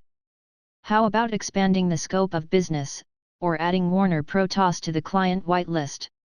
Although he has killed a lot of Warner Protoss people in recent months, strictly speaking, he is just a hired thug by Asari. But this can only be thought in his mind. Compared with the commission, Warner Protoss may want to know how to kill him. Using that kind of inhumane, bloody, and painful way to kill him. After sighing helplessly, Rogge left his room and walked to the other side of the city. After 5 days of reorganization, Asgard has completely controlled this extraordinary city. Although there are still some stubborn people who launched some meaningless attacks from time to time, it didn't affect Asgard's control of Myeogwang City. After passing through a few streets, Rogge came to a manor that was strictly guarded by Asgard's soldiers and didn't hesitate to consume energy. Lord Rogge. When he came to the gate, the Asgard soldier in charge of guarding the gate immediately saluted Rogge. I'll go in and take a look, you can continue with your mission. After saying that, he passed through the specially set up spirit formation gate and entered the magnificently decorated manor. Although the area of this manor is not very large, the decoration is extremely exquisite. Even Rogge, an earthling, had to sigh at this ingenious alien architectural style. When he came to the hall of the manor, he saw two familiar faces. You. After seeing Rogge's arrival, the hot-tempered Vigdigni immediately stood up and rushed towards him. At this time, Vigdigni completely lost her previous valiant posture, even the fist she waved was as weak as an ordinary person. At this time, do you still hate me so much? Rogge easily avoided Vigdigni's fist, pressed his left hand on her shoulder, and then pushed her back with a little force. Although Rogge only pushed her slightly, Vigdigni stepped back more than 10 steps before finally stabilizing her body. Give up, you can't be my opponent now. After speaking, Rogge ignored the angry Vigdigni and found a seat to sit down and poured himself a cup of tea. What do you want to do? Witch Elf, who was sitting opposite him, asked. Nothing, I just want to know if you have any unfulfilled wishes. Chapter 113. After hearing Rogge's words, Witch Elf, who was sitting opposite him, rolled her eyes at him, and then slowly said, if you have something to say, just say it, you don't have the intention to kill me and my sister, otherwise you wouldn't have locked us up here. Witch Elf is not only calmer than Vigdigni, but she is also more thoughtful than Vigdigni when considering things. So she won't be distracted by Rogge's words. I was going to make a little joke with you, in that case, I will say it clearly. Do you have any commission that you want to complete now? If there is, I can help you complete it. Of course, letting you go, or killing Thor and so on are not in the scope of this. Rogge said straightforwardly, completely ignoring the fact that he was the one who had captured Vigdigni and her companion. What is the price? Witch Elf asked calmly. This depends on the specific content of your commission, as long as the reward is not excessive, I can accept it.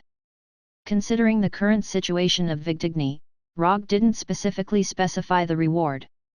What he wants now is just ninja coins.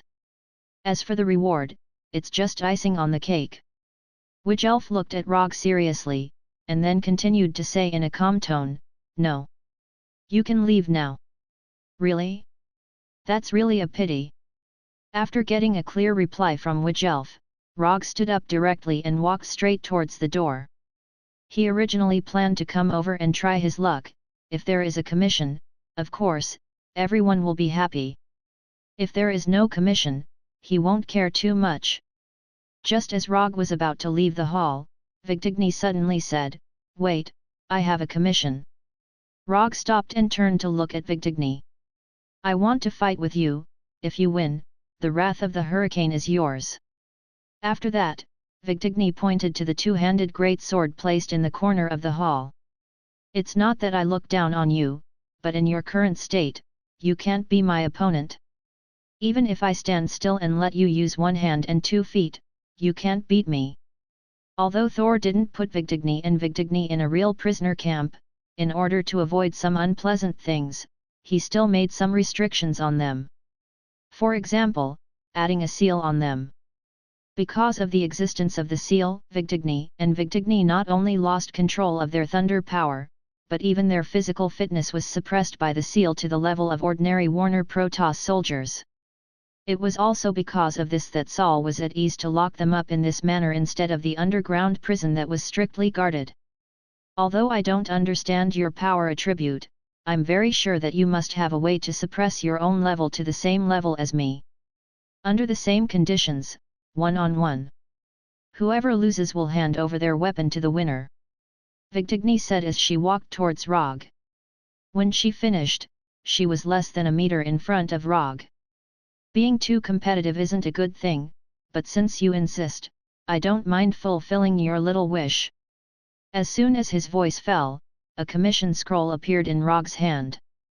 The commission is for me to fight with you once, and the reward is for your wrath of the hurricane. You think you can win? I've never lost in front of a woman. Although she was not very happy with Rogge's current tone and attitude, Vigdigny still took the commission scroll and wrote the content. When Vigdigny finished writing the commission, the system also gave the result of the judgment, and a new commission task appeared in the commission page. Commission content: fight with Vigdigny once. Commission status: incomplete. Commission reward: 5 ninja coins. 5 ninja coins commission reward. Just as Rogge had expected, the system had given him the lowest reward. When do you want to start? As soon as Rogge finished speaking, Vigdigny's fist came in front of him, showing his answer with practical action. Although Vigdigny's attack was very sudden, it was limited by her current sealed body. Her punch was not only weak, but also not fast. With this speed, Rogge could avoid it with his eyes closed. But at this time, not only did he not avoid the punch, but he also took the initiative to stretch out his right hand, letting his right palm take the initiative to appear in front of Vigdigny's fist. It turned out to be this level of strength. After blocking it with his right palm, or after feeling Vigdigny's current strength, he took a step back and took the initiative to open the distance. Obviously, Vigdigny did not think too much about it. When she noticed that Rogge had retreated, she immediately rushed forward and launched a series of quick attacks.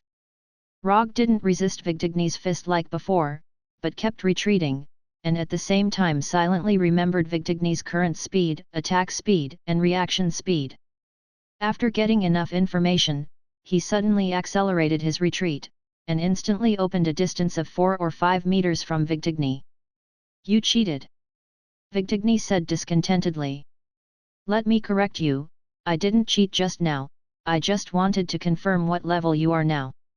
Next, it's the official battle. Even if he didn't use chakra, Rogge's physical strength was far beyond the sealed Vigdigny. So in order to make Vigdigny accept her loss, he still needed to deliberately control his strength and speed to maintain his level as much as possible to be on the same level as Vigdigny. After saying that, Rogge took a starting position that Vigdigny had never seen before, and said very seriously. Wing Chun, Rogge. Although Vigdigny didn't know what Wing Chun was, looking at Rogge's current appearance, she knew that Rogge was finally serious. Next, Rogge and Vigdigny staged an informal martial arts competition between Earth's martial arts and Warner Protoss fighting skills in this hall. Spread, arms, prone. Small thoughts, bridge seeking, index, wooden dummy technique. Although Rogge hadn't officially learned Wing Chun before, after gaining the Sharingan, he silently copied this famous fist technique. This was the first time he used Wing Chun in a battle, and from the current situation, the effect was pretty good. Although Rogge didn't use strength and speed that exceeded Vigdigny's, he still easily gained the upper hand. Vigdigny's fighting skills weren't weak, and she was experienced enough, but unfortunately, she met Rogge who had better skills and more experience. Chapter 114. As time went by, Vigdigny's breathing became more and more rapid. Her movements began to change, and there were more and more flaws in her attacks. At this time, Vigdigny had completely lost her initial confidence. Even if Rogge suppressed his own level to the same level as her, she still couldn't cause any injury to Rogge. Can't win, really can't win. This discovery made Vigdigny begin to despair. She originally thought that as long as Rogge didn't have those fancy abilities, she would be able to defeat Rogge. But it turned out that even if Rogge didn't use ninjutsu and chakra, she still wasn't Rogge's opponent. Disappointment quickly enveloped her entire heart. After persisting for a few minutes, Vigdigny stopped attacking, then without saying a word, she lowered her head and left the hall. It's finally over. When Vigdigny stopped attacking, Rogge finally breathed a sigh of relief. Although he didn't have any interest in the Hurricane's fury, but in order to complete the system's commission, he picked up the Hurricane's fury and then left the hall. Looking at her sister Vigdigny and Rogge leaving the hall without saying a word, Witch Elf slightly frowned. After leaving the manor, Rogge opened the system's commission page and took a look to confirm the completion of the commission. Commission content: fight with Vigdigny. Commission status: completed. Commission reward: 5 ninja coins sent. Unspent ninja coins, 400. Finally, he had enough ninja coins to exchange for the Sage Mode inheritance. Rogge planned to return directly to his room and then begin to exchange for the Sage Mode inheritance. But just as he was about to return to his room with the Flying Thunder God, he suddenly remembered something. I'm going to leave for a while, I'm not sure how long it will take. If the war ends early, help me give this hurricane's fury to Vigtigny. Rogge found Thor in the City Lord's Hall, and then under Thor's confused expression, he gave him the hurricane's fury and gave him a kunao. Before Thor could ask, he returned to his room with the Flying Thunder God, and then threw all the Kusanagi sword, round fan, armor and other things back into the summon scroll. After exchanging for the Sage Mode inheritance, he will immediately start practicing the Sage Mode. However, Muguang City is not a very good place to practice. After preparing the food and living supplies, he left Muguang City alone. A few hours later, he arrived at a primeval forest where there were few people. This forest was quite a distance away from Muguang City. More importantly, there was no strategic significance in this place. So whether it's Asari or Warner Protoss, they won't send any soldiers here. After using chakra perception to perceive the situation in the forest, he opened the system's exchange page and exchanged for the Sage Mode inheritance. 400 ninja coins instantly returned to 0, and all the information of the Sage Mode appeared in his mind. Sage Mode, in a strict sense, is also a kind of ninjutsu. It's just that the Sage Mode uses the Sage Mode chakra, and the ninjutsu released with the Sage Mode chakra is also called Sage Mode. By fusing physical energy and spiritual energy, one can obtain the ordinary chakra. On the basis of physical energy and spiritual energy, plus natural energy, one can form the Sage Mode chakra. The principle is very simple, but the difficult part is that the three types of energy must maintain an absolute balance, that is, according to a strict 1/3 ratio, to obtain the Sage Mode chakra. If the natural energy is more than 1/3, it will be swallowed by the natural energy and turned into stone. If it's less than 1/3, it can't fuse chakra, and naturally can't enter the Sage Mode. Rogge has known the principle of chakra for a long time. But the key is that he doesn't know how to absorb the natural energy, and he doesn't know how to use it. In the Sage Mode information of the Shikotsu Forest, there is all the information he needs, including a set of training materials and notes. As for which senior these notes are from, there is no note in the information. Under normal circumstances, the Sage Mode can only be practiced in the three inheritance grounds, namely Shikotsu Forest, Mount Myaboku, and Ryokai Cave. The system considerately considered this problem, so it gave him a new ability. Inherent Barrier Shikotsu Forest. Once activated, it can create the real Shikotsu Forest and replace the surrounding space with the real Shikotsu Forest. Simply put, the real Shikotsu Forest will replace the real world, but only for the duration of the inherent barrier. But compared to the real Shikotsu Forest, this Shikotsu Forest is very different. In the real Shikotsu Forest, there is a living slug that has lived for a long time, and its size is unknown. But in the real Shikotsu Forest, there is no living slug. If he wants to have a living slug in the real Shikotsu Forest, he can exchange it from the system. But the exchange price is a bit expensive. It's just a little cheaper than a tailed beast. After going through the information about Sage Mode in his mind a few times, Rogge finally focused on the new ability Inherent Barrier, Wetbone Forest. He now has sufficient evidence to prove that the reason why the Sage Mode can be sold for 400 ninja coins is because of the Inherent Barrier. If there is no Inherent Barrier, the exchange price will be at least 50% lower, or even more. After confirming the activation method of the Inherent Barrier Shikotsu Forest, he decisively activated the Inherent Barrier. In just a moment, the alien forest in front of him disappeared. It was replaced by a tall, Earth-style rainforest.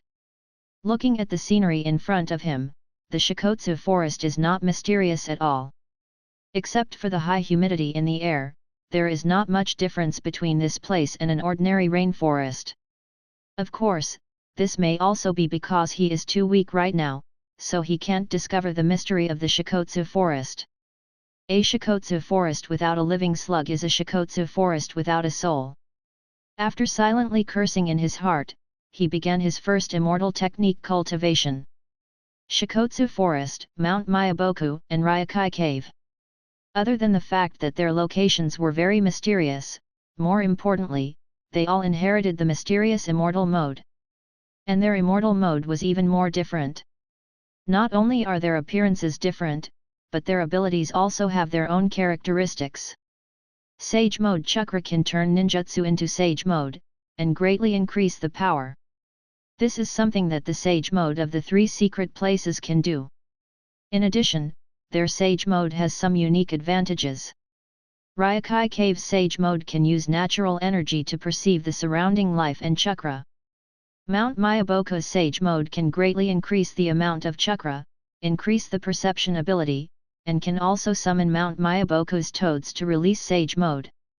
Shikotsu Forest's sage mode can greatly increase the vitality, agility, defense, and can also increase the attack range of taijutsu with the help of natural energy.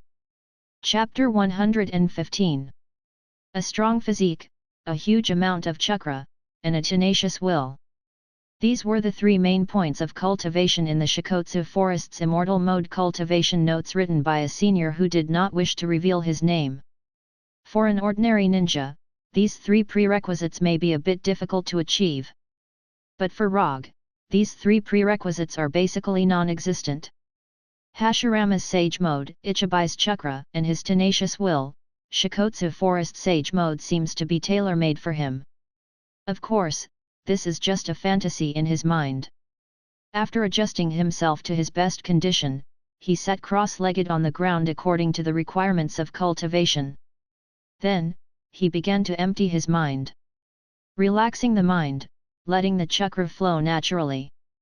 Perceiving the chakra in the body, perceiving the natural energy in the world, perceiving the whole world. Then, his hands began to form seals. Zi, Zhou, Yin, Mao, Chen, Si, Wu, Wei, Shen, Yu, Su, Hai.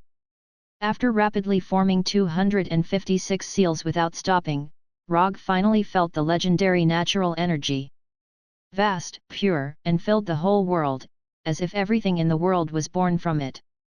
He didn't have time to sigh, this energy forced into his body. Swelling, tearing, swallowing, decomposing. All kinds of heart-wrenching pain instantly enveloped his whole body. At this moment, he finally understood why the notes specifically said that the practitioner needs a tenacious will. Although he tried his best to keep himself awake, the pain acting on his body and mind at the same time was like the power of heaven and earth, he couldn't resist. 1 second, 2 seconds, 3 seconds. Just when he thought that his spirit was about to collapse, his consciousness suddenly entered a world that was only white. There was no color, no substance, and no energy. Rogge was like a leaf that fell into a river, floating aimlessly in this world. After floating aimlessly for a long time, a green planet completely made of trees appeared in front of him. When he saw this green planet, he suddenly remembered something. Isn't this the planet he saw when he transplanted the sage mode? When this memory appeared in his mind, the pure white world suddenly disappeared. Instead, it was replaced by a vast starry sky. Rogge didn't have time to think about it, his whole body rushed to the green planet like a meteor.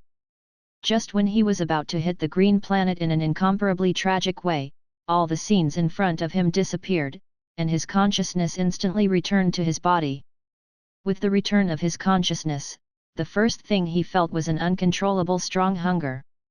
Under the stimulation of hunger, his body's senses began to quickly return. Vision, touch, smell, hearing, and other senses were instantly restored. Until now, he had time to look at his current situation. His body, his limbs, and his IQ is still online. Except for the low amount of chakra, everything is fine. After repeatedly confirming his body condition, he took the summon, took it, of the food, of him. After eating and drinking his fill, he casually laid on the ground and began to recall the inexplicable scene from before.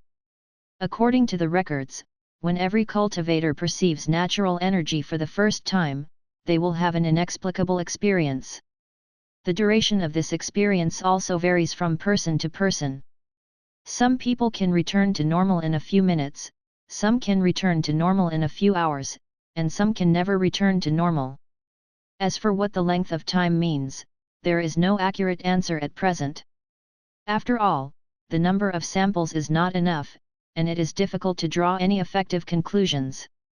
However, as long as one can feel this wonderful experience, it means that the cultivator has completed the first stage of the sage mode, the cultivation of sensing natural energy. Sensing natural energy, refining the immortal technique chakra, and entering the sage mode. This is the three-step cultivation of the sage mode. It looks very simple, but in fact, the first stage of sensing natural energy can already eliminate more than 90% of the cultivators. The second stage of refining the immortal technique chakra is much more difficult and dangerous than the first stage. If you can't sense natural energy, you can't cultivate the sage mode. But if there is an accident in the process of refining the immortal technique chakra, then the stone puppets will be waving at you. Time flies. It has been half a year since Rogge left Mugwang City. In this half a year, he has put almost all of his energy into cultivating the sage mode. For this reason, he deliberately referred to Prince Ming's accelerated cultivation buff. He has to say that the Shadow Clone Jutsu is a very useful ninjutsu. In particular, the experience and memories would return to the original body after the seal was lifted. It was as if it was tailor-made for cultivation cheating. Due to the selfless dedication of these shadow clones, his immortal mode cultivation progressed at an unimaginable speed. With a clap of his hands, the eyeshadow appeared. After spending half a year, he finally mastered this rapid makeup technique and inherited the sage mode from the Shikotsu forest. Although the red eyeshadow can only last for 15 minutes, for the current him, it is completely enough.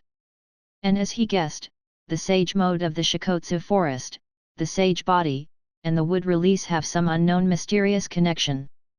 After mastering the sage mode of the Shikotsu forest, he can clearly feel the changes in his physique, physical strength and recovery ability have been improved qualitatively.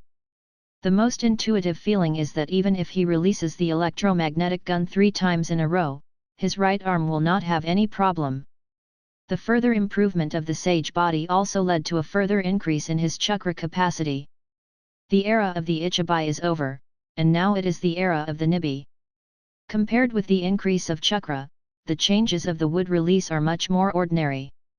It is nothing more than the wood dragon and the wood golem becoming bigger and stronger, and adding a few more wood release ninjutsu. It's time to go back.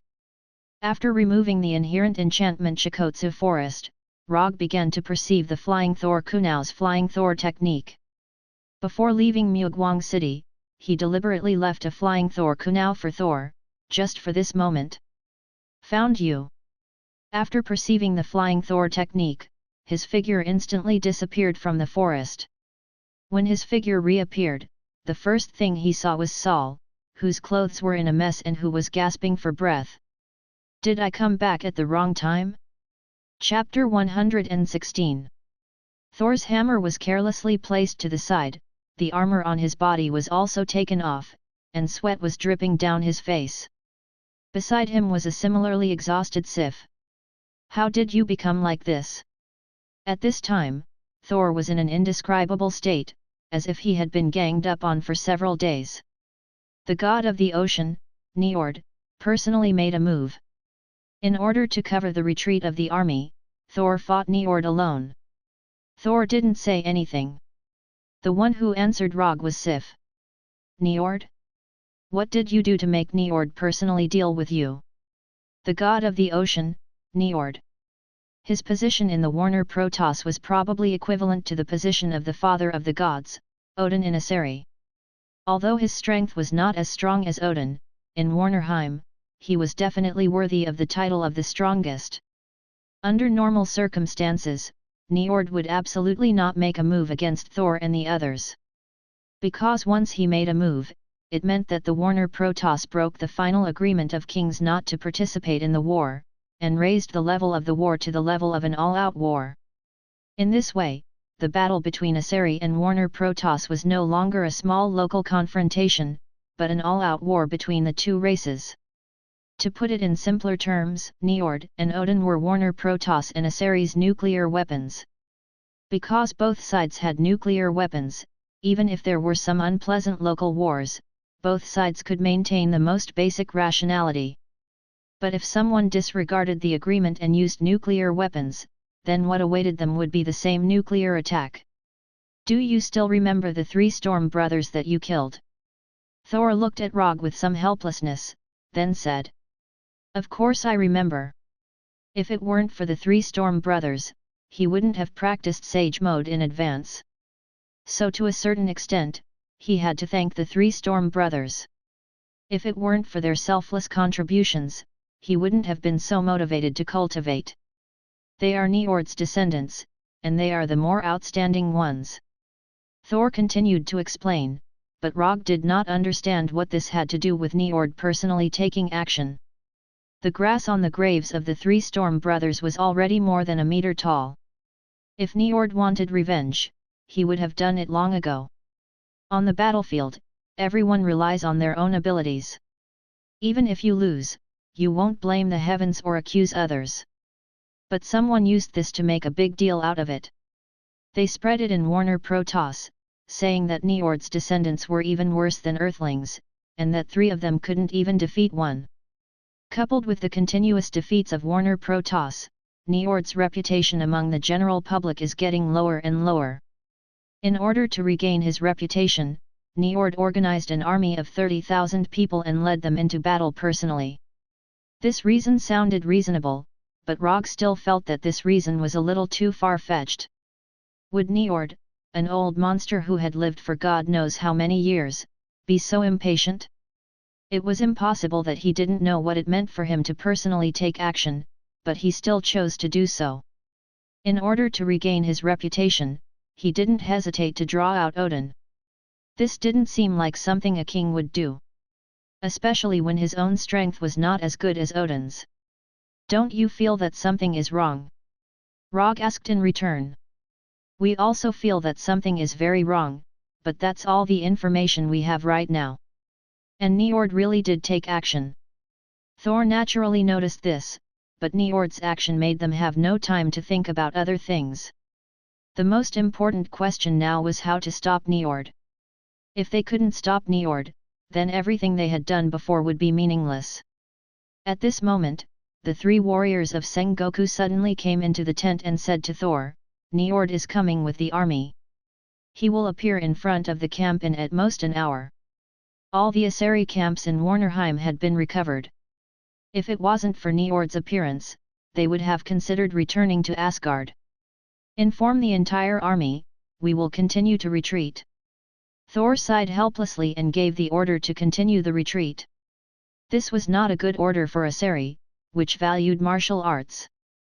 But under the current circumstances, this was their best choice. Without the top combat power to restrain Njord, it was meaningless no matter how many ordinary soldiers there were. Where is Njord's army now? Rogge didn't look at Thor, but turned to Hogun and asked. North. I'll go buy some time for you. After saying that, Rogge left the tent and looked to the north. The god of the ocean, Njord, the strongest of the Warner Protoss. Just the name alone was enough to make people eager to give it a try. Don't be rash. I've already sent someone to inform father. We don't need to deal with Njord ourselves. Thor followed Rogge out of the tent and said with a serious face. Just by looking at Rogge's expression, he could tell what Rogge was planning. As the only person present who had fought Njord, he knew how strong Njord was. Don't worry, I won't joke with my life. I may not be able to defeat Njord, but if I want to leave, he won't be able to stop me. As soon as he finished speaking, Rogge's figure disappeared in front of Thor. He just mastered Sage Mode, and such a perfect opponent appeared. If he didn't seize this opportunity, Rogge would despise himself. And as he said, even if he can't defeat Njord, he has absolute confidence to leave the battlefield. A ninja who mastered Thor is so confident. After running north for a while, he saw a mighty army of Warner Protoss, and Njord who was riding a mount he couldn't name. The moment he saw Njord, who was walking at the front of the army, also saw him. Although it was the first time he saw Rogge, Njord recognized him at a glance. The man in red armor was the one who killed the three Storm brothers. Njord slightly raised the trident in his right hand, and the army of Warner Protoss behind him immediately stopped moving forward, and the whole army quietly stayed in place. Then, Njord slowly walked toward Rogge on his cheetah-like mount. When Njord walked toward him, Rogge also summoned the Kusanagi sword and the thunder fan, and then put these two weapons on his body. After arriving in front of Rogge, Njord looked at him condescendingly, and then pointed the trident in his hand at him. "You are the Earthling Rogge?" Njord deliberately asked in a very oppressive tone. "No. I am, Sage Rogge." Roger put his palms together, and a red arc of eyeshadow appeared in his eyes. A red circular pattern also appeared on his forehead. Chapter 117. The moment he put his hands together, the chakra in Rogge's body turned into chakra.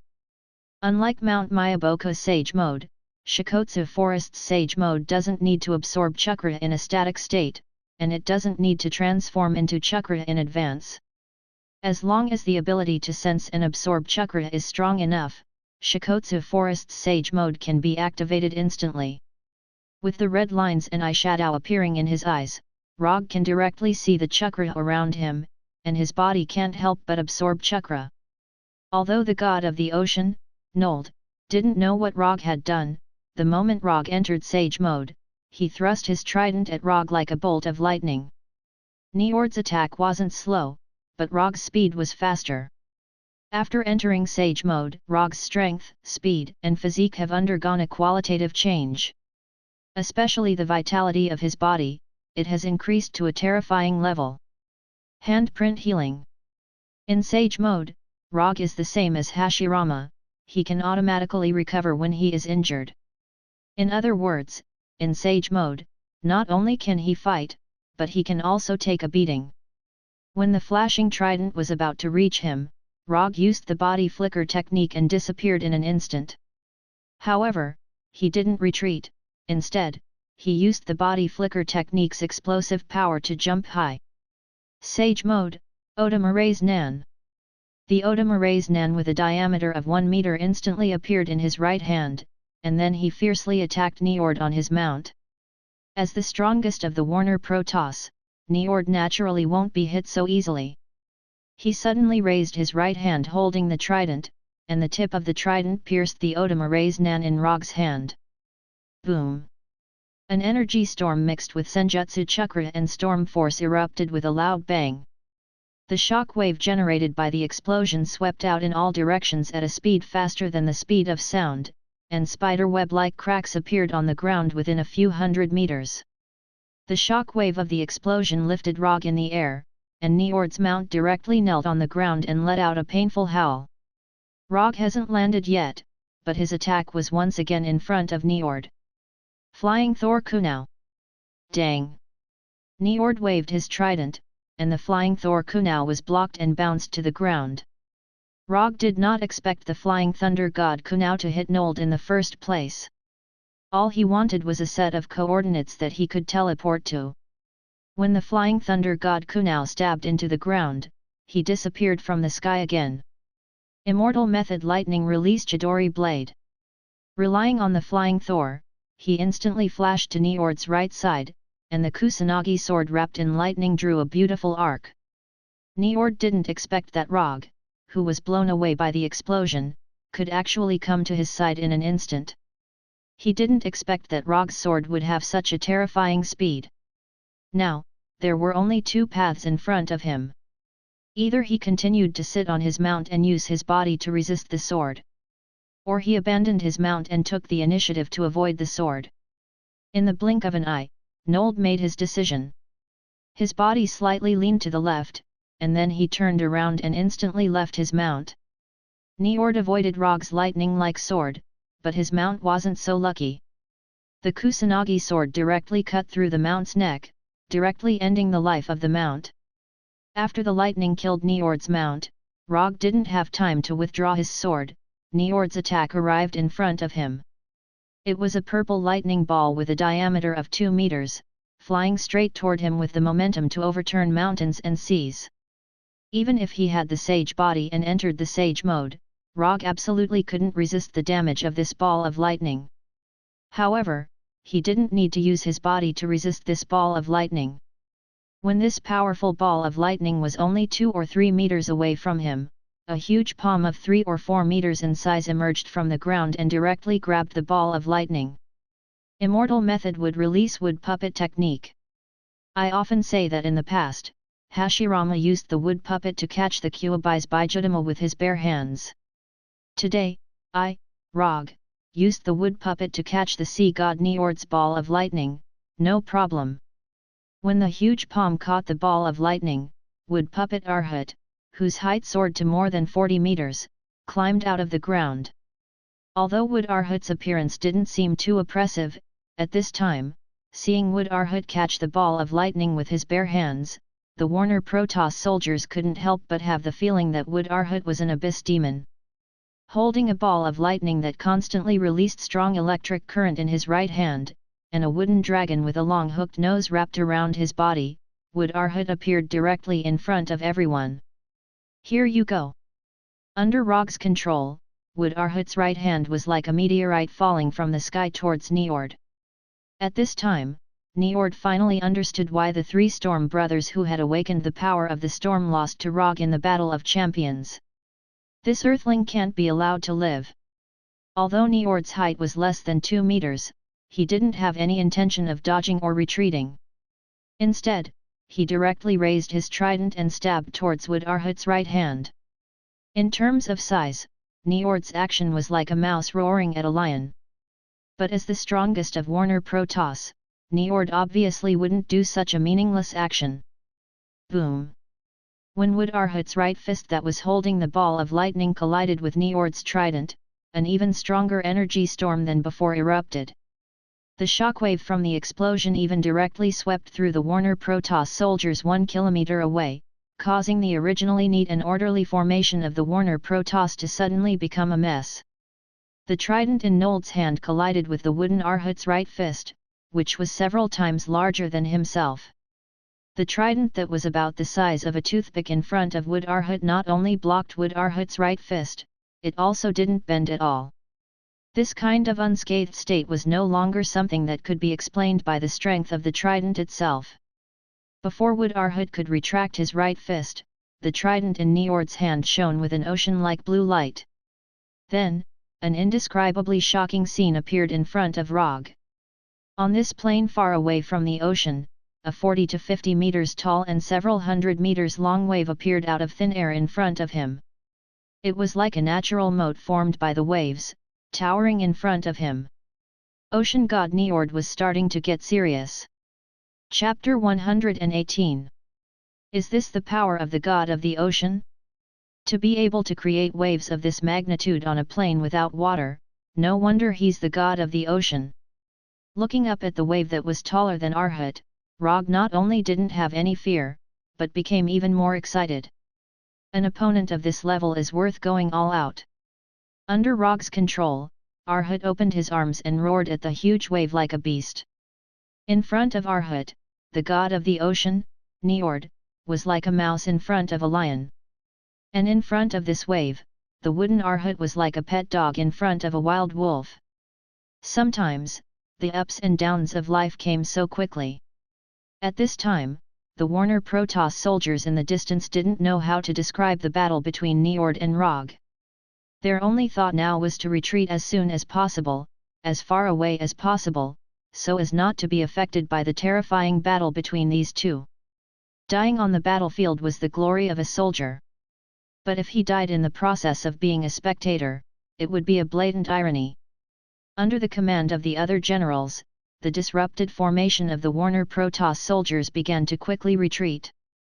At the same time, on the other side of the plain, Thor and the three warriors of Sengoku were also shocked. They knew that Njord was very strong, the strongest of the Warner Protoss. But they didn't expect that Njord could use divine power to directly create a vision of heaven and earth that went against the laws of nature.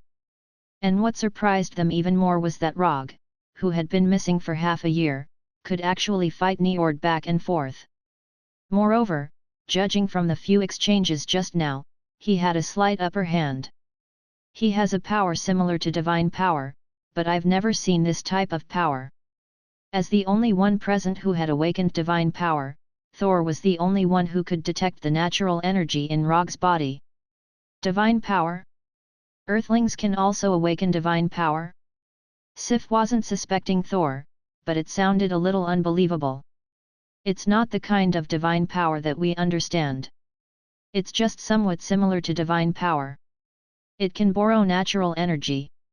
Rogge immediately noticed Thor's arrival, even though he didn't pay attention to Thor's situation.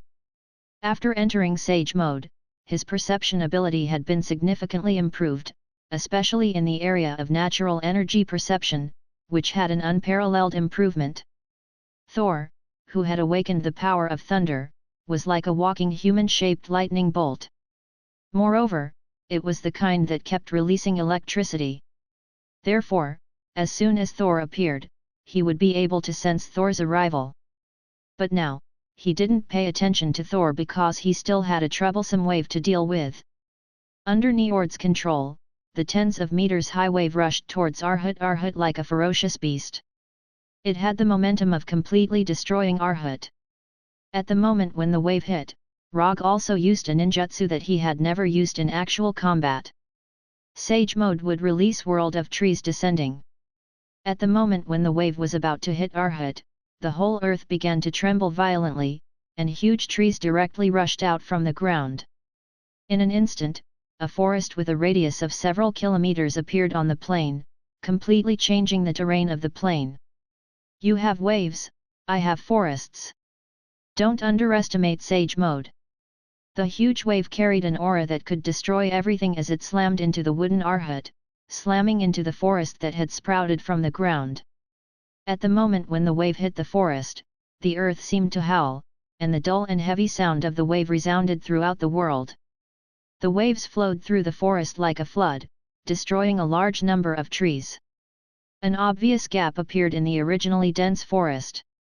When the sea water dissipated, the forest was still standing on the ground, and Arhut was still standing. Now, it's my turn. Rogge didn't give Njord a chance to launch another attack. Arhut's fists were like Gatling guns as they bombarded Njord. The Gatling Bodhisattva of Nemo had saved the world with great compassion. 3,600 revolutions in a single breath. Physics is converted to Buddha. Eula Eula Eula Eula. The last time this happened was when the destroyer was made of URU metal. Njord was not the destroyer, but the wooden Arhut was not the wooden Arhut of the past. Right now, the wooden Arhut was burning the immortal technique chakra.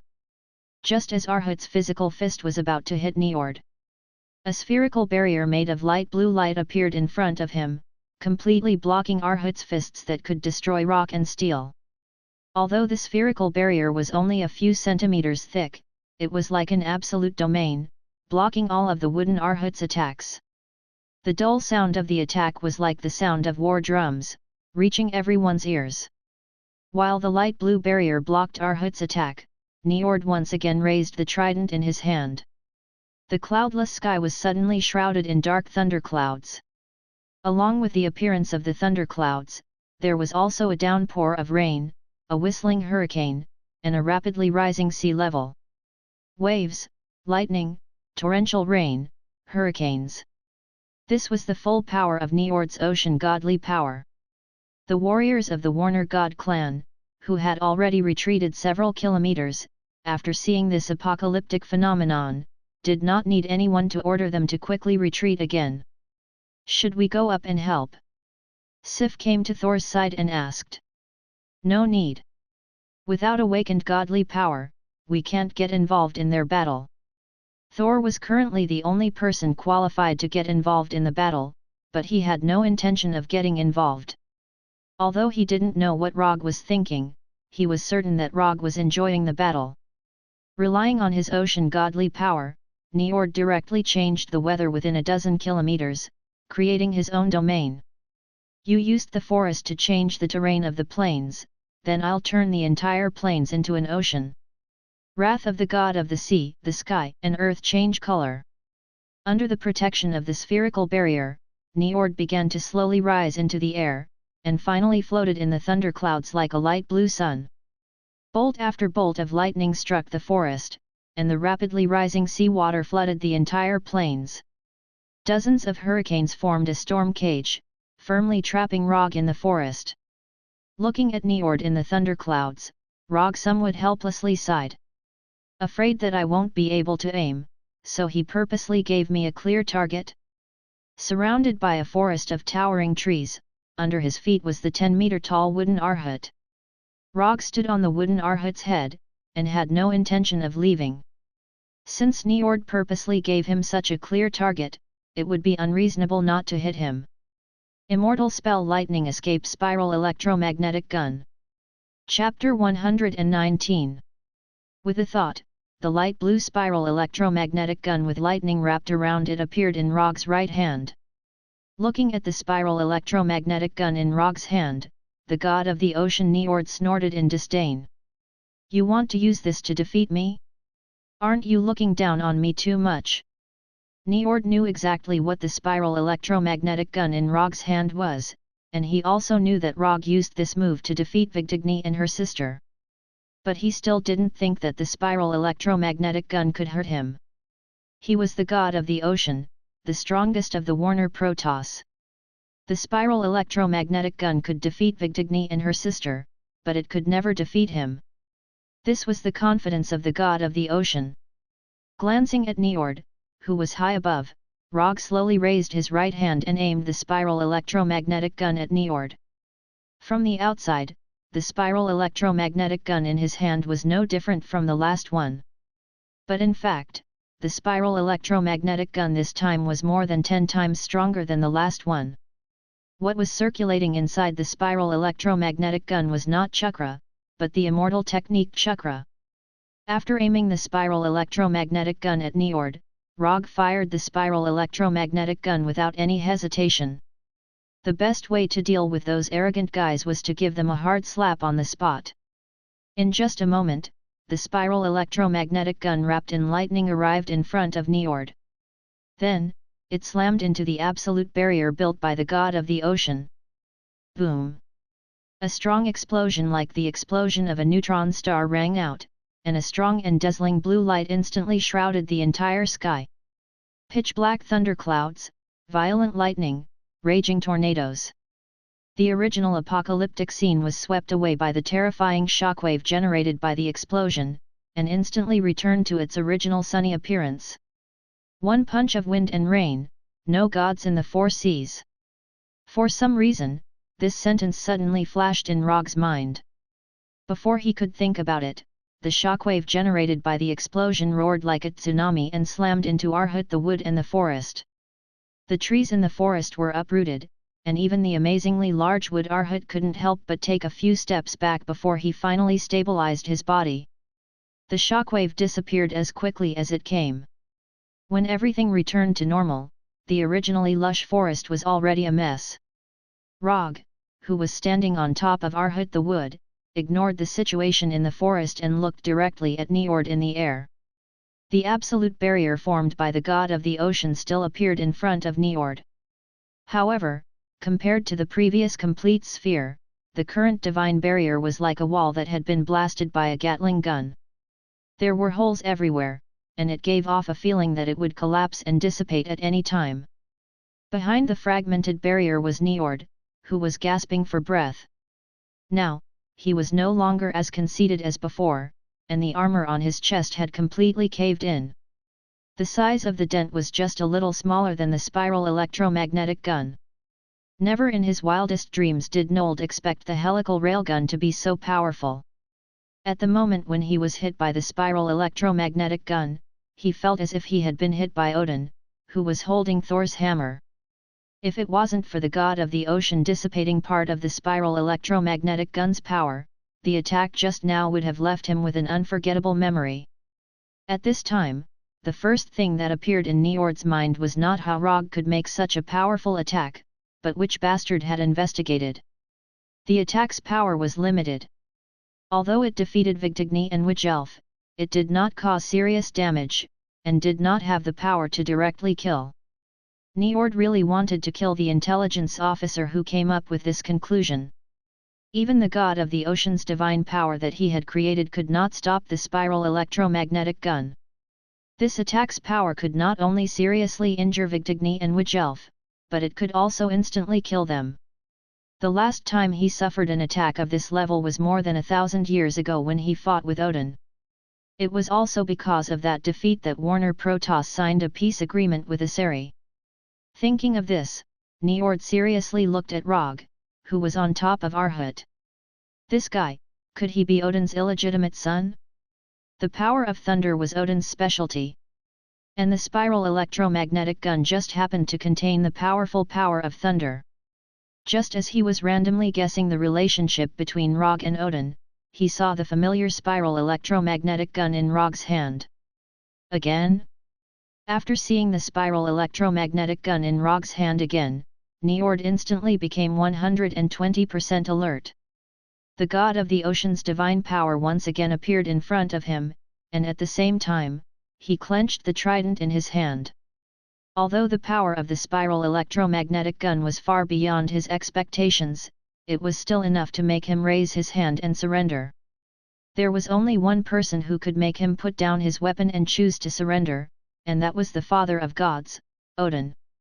Rogge raised his right hand again and aimed the spiral electromagnetic gun at Niord. After mastering Sage mode, his Sage body had also undergone an obvious evolution. Now, he could release the spiral electromagnetic gun 6 times in a row, and there would be no side effects. There was no enemy that could not be taken care of by the immortal spell Lightning Evasion spiral electromagnetic gun. If there was, then he would shoot again. Just as Rogge was about to release the spiral electromagnetic gun, a cylindrical rainbow fell from the sky. It was the teleportation of the Bifrost. When the brilliant light of the Bifrost dissipated, Odin, who was riding an 8-legged horse, wearing armor and holding the Gungnir, appeared in front of Rogge and Niord. The father of gods, Odin, had made his appearance. After seeing Odin appear, Rogge took the initiative to deactivate the spiral electromagnetic gun in his hand, and at the same time, deactivated Sage mode. Niord, are you going to violate the agreement between us? Odin's tone was very calm, and it felt like he was asking Niord if he had eaten breakfast. However, it was this sentence that made Niord, who was floating in the air, take the initiative to land in front of Odin, and deactivate the divine power barrier in front of him. I have no intention of violating the peace agreement between us, but my descendant. Before Niord could finish his words, he saw Odin's extremely cold eyes, and then he silently swallowed the rest of his words. Looking at Odin, who was silent on the 8-legged horse, Niord did not say anything in the end and silently left. A few minutes later, the army of Warner Protoss began to retreat. Did the difference in treatment have to be so obvious? Something that he could not do even if he fought for his life, Odin did it with just one sentence. This was too much of a blow. Chapter 120. What was a big shot? As long as he appeared, no matter how complicated things were, they would become incomparably simple. When Odin personally came to Warnerheim, the chaotic Warnerheim immediately returned to its original order. Warner Protoss returned to its original territory without a word, and the peace agreement signed thousands of years ago came into effect again. Except for the soldiers who died in battle and the people who were displaced due to the war, everything returned to its original state. In less than 2 days, Asgard took care of all the things in Warnerheim, and the troops began to return to Asgard. Before returning to Asgard, Rogge went to see Vigtigny again and returned Vigtigny's wrath of hurricane to her. Then, he left Warnerheim like a scumbag who didn't recognize anyone after pulling up his pants. After returning to Asgard through the Bifrost, Rogge suddenly found that Asgard was obviously different from when he left. In other words, he finally felt the magic of Asgard. Natural energy. The natural energy was so rich that it was unreasonable. Even if he didn't enter sage mode, he could clearly feel the excessive natural energy. Living in this environment, even an ordinary earthling could be strengthened to the point of superhuman. In the next few days, the whole of Asgard celebrated the victory of the troops who went out to battle. As for the soldiers who had contributed to the war effort, they had also received their due rewards. Except for Rogge. Is this military merit list serious? Hogan and the others got a reward, but I didn't? Rogge looked at the military merit list that had just been released in his hand and asked in confusion. To be precise, you're not the only one who didn't get a reward. Thor's name won't appear on it either. Sif casually explained. He is him, and I am me. He's the heir to the throne, and the whole of Asgard will be his in the future. But I'm not. Although he didn't fight for the military merit, Odin's way of doing things was still very disappointing. The reward wasn't important, but it was meaningless if he didn't even show some appreciation. By the way, His Majesty wants you to go see him after the banquet. Tonight.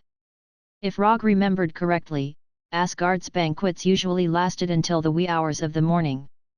Yes, tonight. After receiving Sif's confirmation, Rogge suddenly had a bad feeling. Odin was so old, it shouldn't be. After the banquet ended, Rogge was led by the royal guards to the highest observation platform of the Golden Palace. Apart from Odin, there was no one else on the huge platform. At this moment, Odin was clad in golden armor, and the tip of the Gungnir emitted strands of electricity from time to time. You're here. Odin was the first to speak. Yes, I'm here. Rogge replied simply. Are you very curious why your name isn't on the list of military merit? Odin turned to look at Rogge and said calmly. I'm not particularly curious. Since you've removed my name from the list of military merit, you must have your own considerations. As the king of Asgard, Odin obviously couldn't write the list of military merit himself. What he needed to do was to review the list of military merits submitted to him and determine the final reward. Rogge was very sure that his name was definitely on the list of military merit, because he had taken a look at the list before submitting it. You're a smart young man, so I hope that our conversation will only be between the two of us. Apart from Rogge and Odin, no one knew what they were talking about.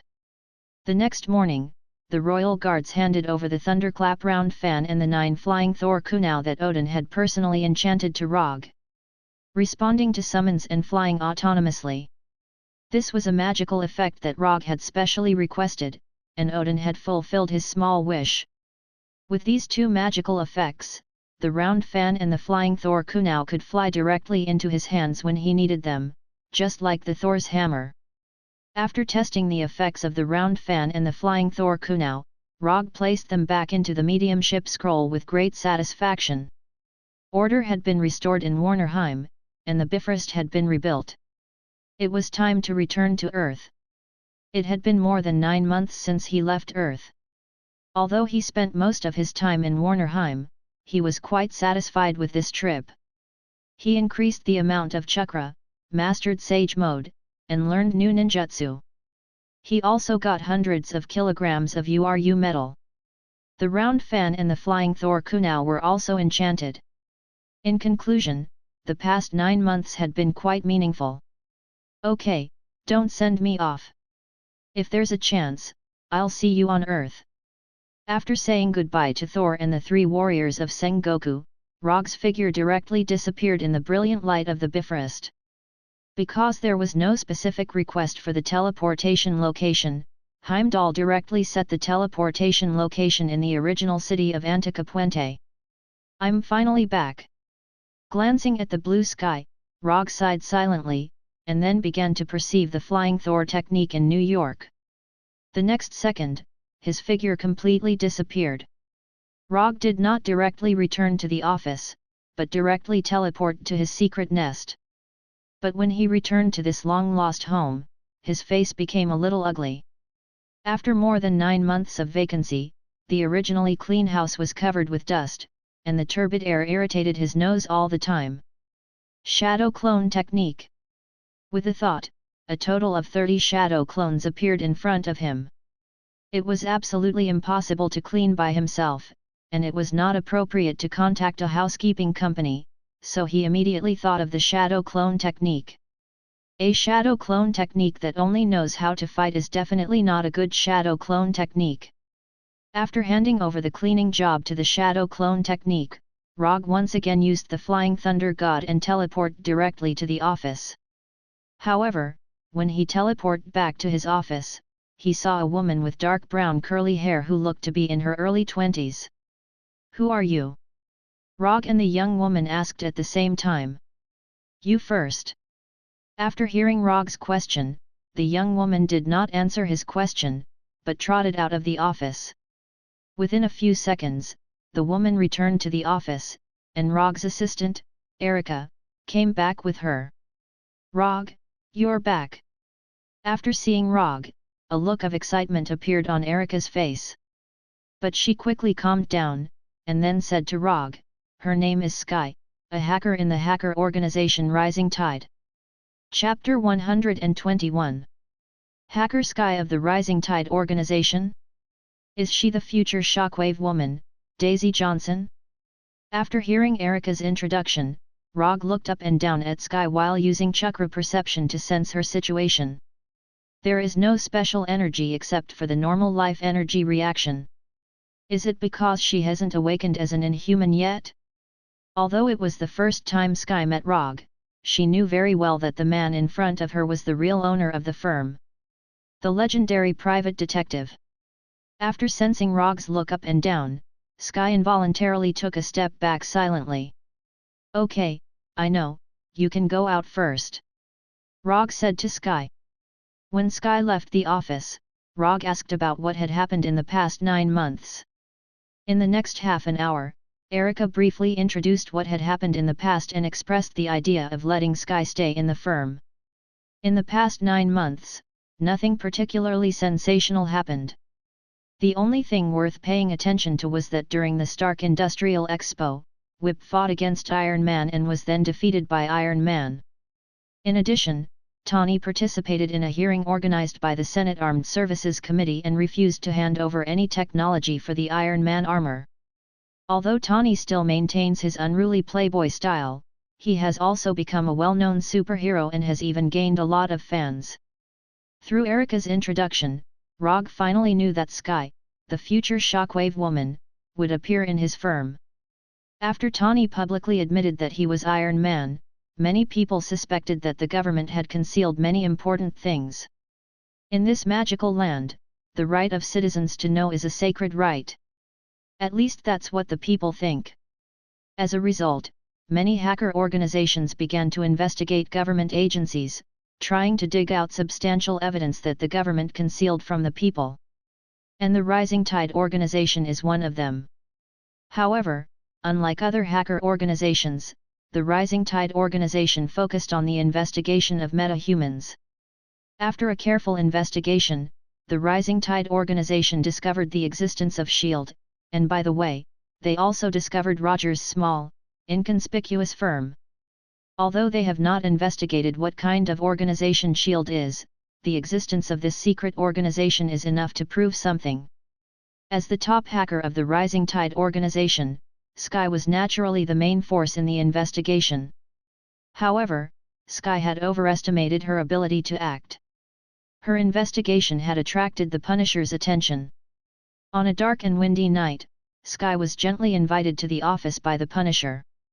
In the past few years, there had been at least 80, if not 100, people like Sky, who worked in a covered investigation firm. This kind of thing could be easily solved, but after talking to Sky face to face, Erica kept Sky in the office. According to Erica, the firm needed a technical talent like Sky. And after knowing that Sky's ultimate goal was to find her parents, Erica's motherly love inexplicably overflowed.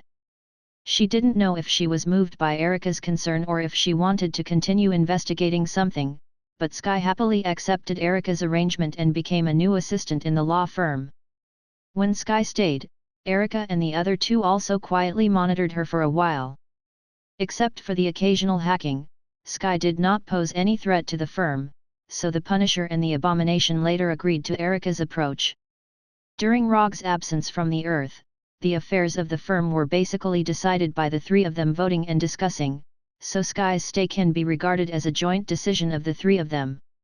Okay, I see, by the way, sort out the previous commissions and give them to me. It didn't take long for Erika to hand over a sorted commission document to Rogge. Although he left the Earth, the work of the firm did not stop completely because of his departure. Erika is responsible for receiving commissions, and the Punisher and the Abomination are responsible for completing them. Of course, sometimes Erika herself will complete some commissions, but most of the commissions are completed by the Punisher and the Abomination. Also, unlike him who accepted random commissions, Erika and the others were obviously more focused when they accepted commissions. They were not as confusing as he was. After reading the commission document in his hand, Rogge suddenly found that it doesn't seem to make much difference whether he's in the firm or not. Even if he's not there, the firm can still run well, and judging from the completion of these commissions recently, it's running quite well. In the next month or so, Rogge resumed his commission career and successfully earned 40 ninja coins with the remaining 3 commission scrolls. Just when he thought that this kind of dull life would continue for several months, Coulson, who he hadn't seen for more than 10 months, suddenly came to the firm. "Rogge, we're in a bit of trouble now." After that, Coulson directly handed the strange-looking tablet in his hand to Rogge. "You need to look at this, look at it now," Coulson said to Rogge with a serious face, with a serious look on his face that he had never seen before. "Don't be so nervous, relax," Rogge said to Coulson with a smile and turned on the tablet casually. Then, his face became extremely serious. There was only one surveillance video on the computer, and it was last night's surveillance video. In the video, there was an empty laboratory the size of a basketball court. In the middle of the laboratory, there was a complex instrument. A few seconds later, a blue light shot out from the center of the instrument. This blue light hit a mechanical platform more than 20 meters away, and then a spherical portal appeared on the platform. This spherical portal only lasted for a few seconds before it exploded, and the light blue energy blew around like a hurricane. When the energy storm dissipated, a man with a spear in his hand appeared on the platform. At first sight of this man, Rogge recognized his identity. The god of trickery, Loki. When he first opened the surveillance video, Rogge felt that the surveillance picture was a bit familiar. When Loki appeared, he was 100% sure that the laboratory in the surveillance was the laboratory where S.H.I.E.L.D. studied Space Gem. Loki, Space Gem, S.H.I.E.L.D. The wheel of fate turned forward again. "Tell me, what do you want to commission?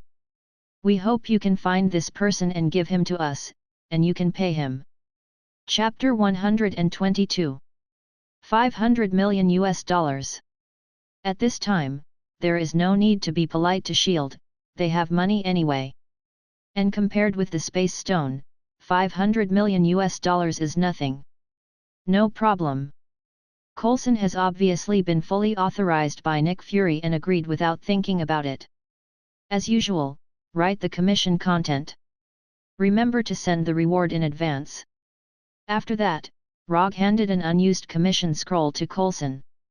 Judging from the system's previous performance, the possibility of this commission passing the judgment is extremely high, and if nothing unexpected happens, the commission reward given will also be amazing.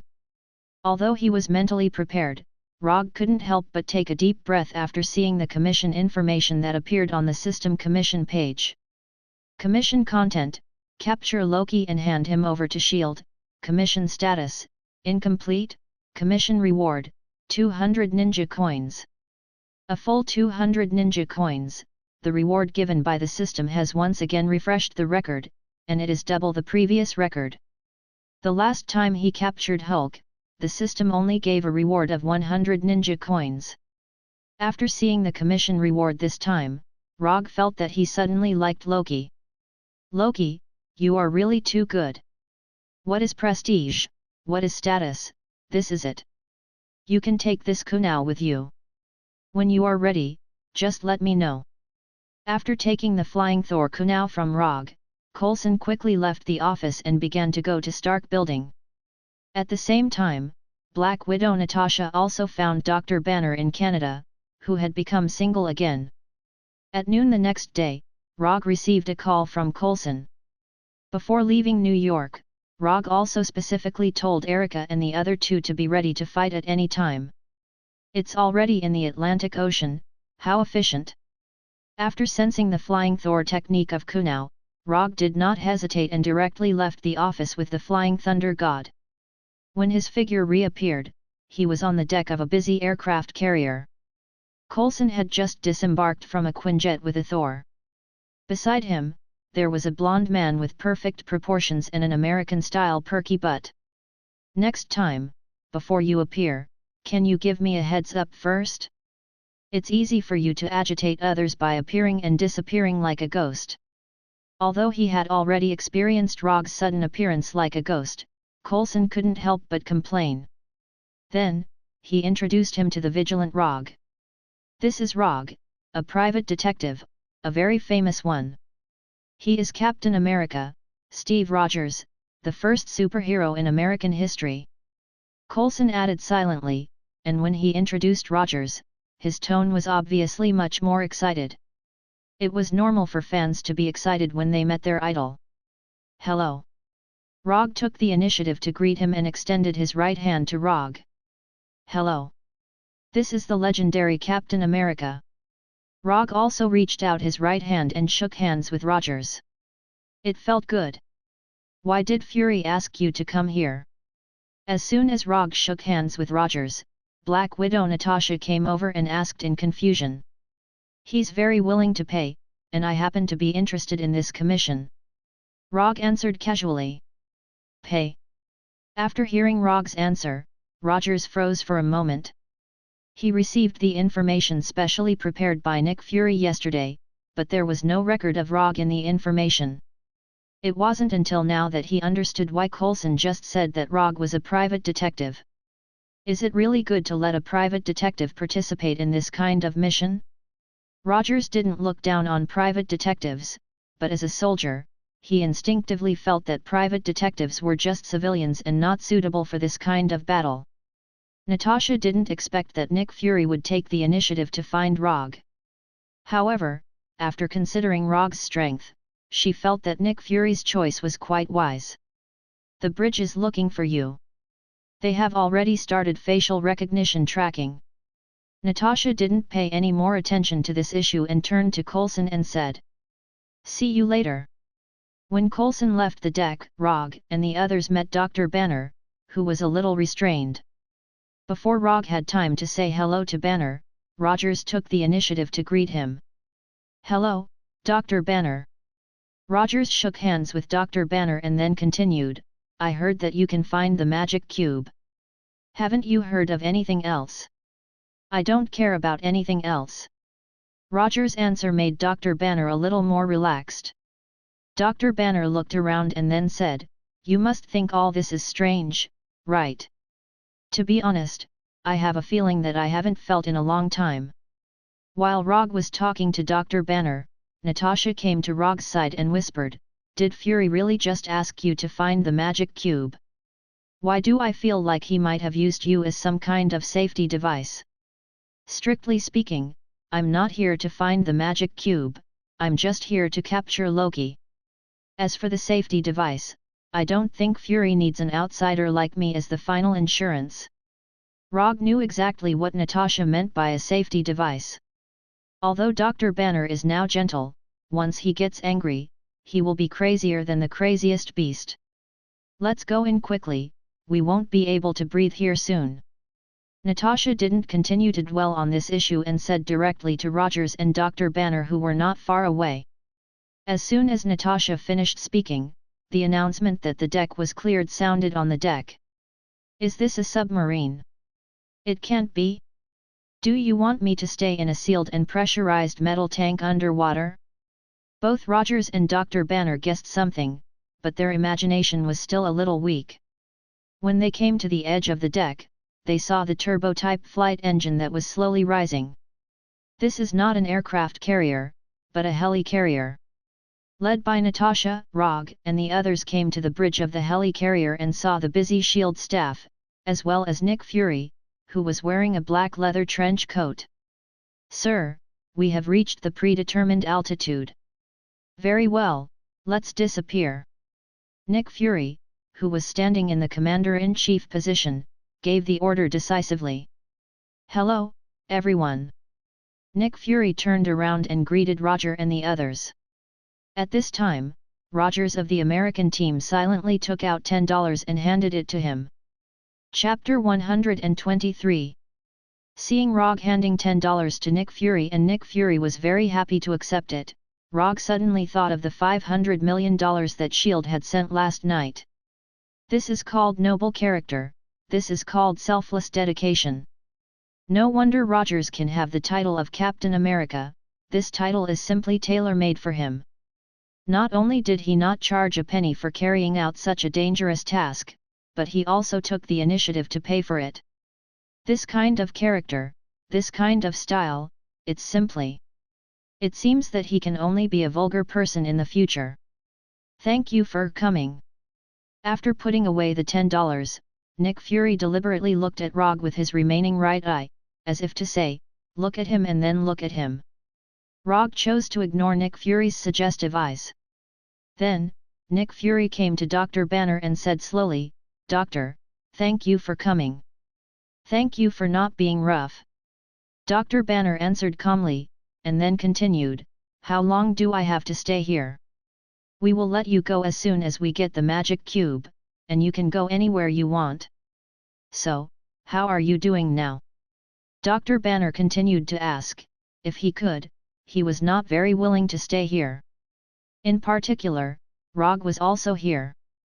"We are scanning all the wireless readable cameras, mobile phones, and laptops in the world, as long as they are connected to satellites, they are our eyes."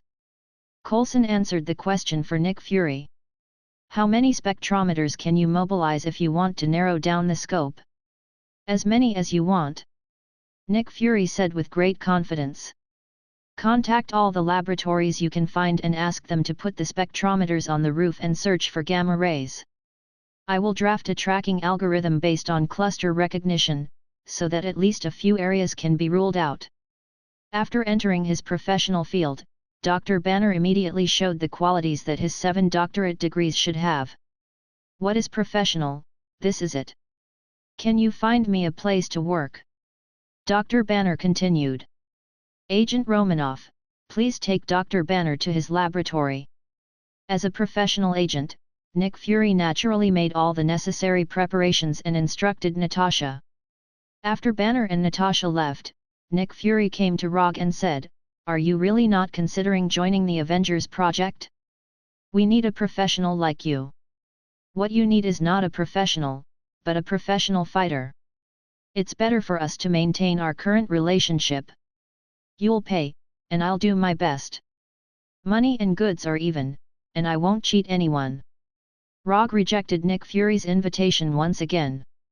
This was not the first time that Nick Fury had extended an invitation, but every time, he had received the same answer.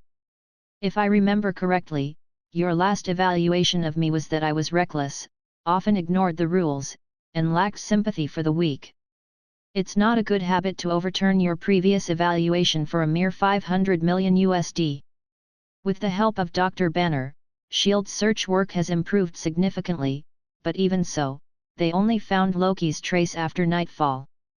Suspected target found, facial features match 67%, weight, cross-comparison shows 79% match.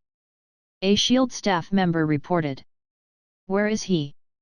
Stuttgart, Germany, 28 Kunenstrasse. He didn't plan to hide. Loki, wearing a handsome suit, appeared on the surveillance screen.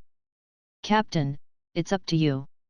Nick Fury glanced at Rogers next to him and said with a serious face. At the same time, Rogge in Natasha's room also received the order to set off. This Loki appeared at a really bad time.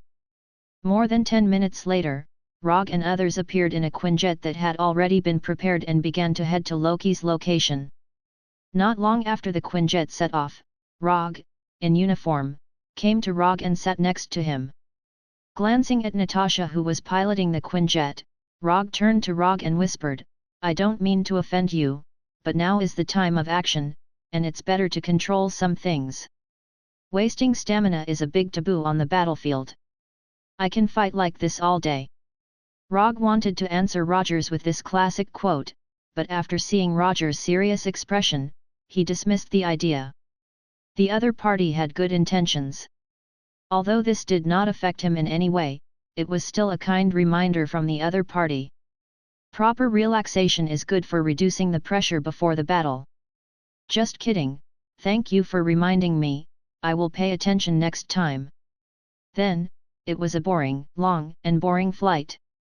At this time, Loki, wearing a horned helmet and holding a scepter, was expressing his feelings to the ordinary people kneeling in the square. "You are born to be ruled by others, and you will always bow down to others." As soon as Loki finished speaking, an old man with very little hair stood up. "We will not bow down to people like you. You'll never find someone like me again," Loki said in a superior tone. Facing Loki, who showed superhuman strength, the old man was not afraid at all, and said firmly, "There are always lunatics like you. Everyone, look at this old man, I will use him as an example to others." After that, Loki pointed the scepter in his hand at the old man who stood up, and the tip of the scepter shone with a light blue light. Whoosh! The next second, a ball of energy flew toward the old man like a cannonball. Just as the energy ball was about to hit the old man, Rogers descended from the sky, blocked the energy ball with the shield in his hand, and bounced the energy ball back. Bang! Loki, who was caught off guard, was knocked to the ground by the energy ball he fired. "You know, the last time I came to Germany, I also met a person who stepped on others." After blocking the energy cannonball, Rogers of the American team walked towards Loki, who was lying on the ground. "Where did these people learn the habit of chatting before fighting? Isn't it better to just fight?"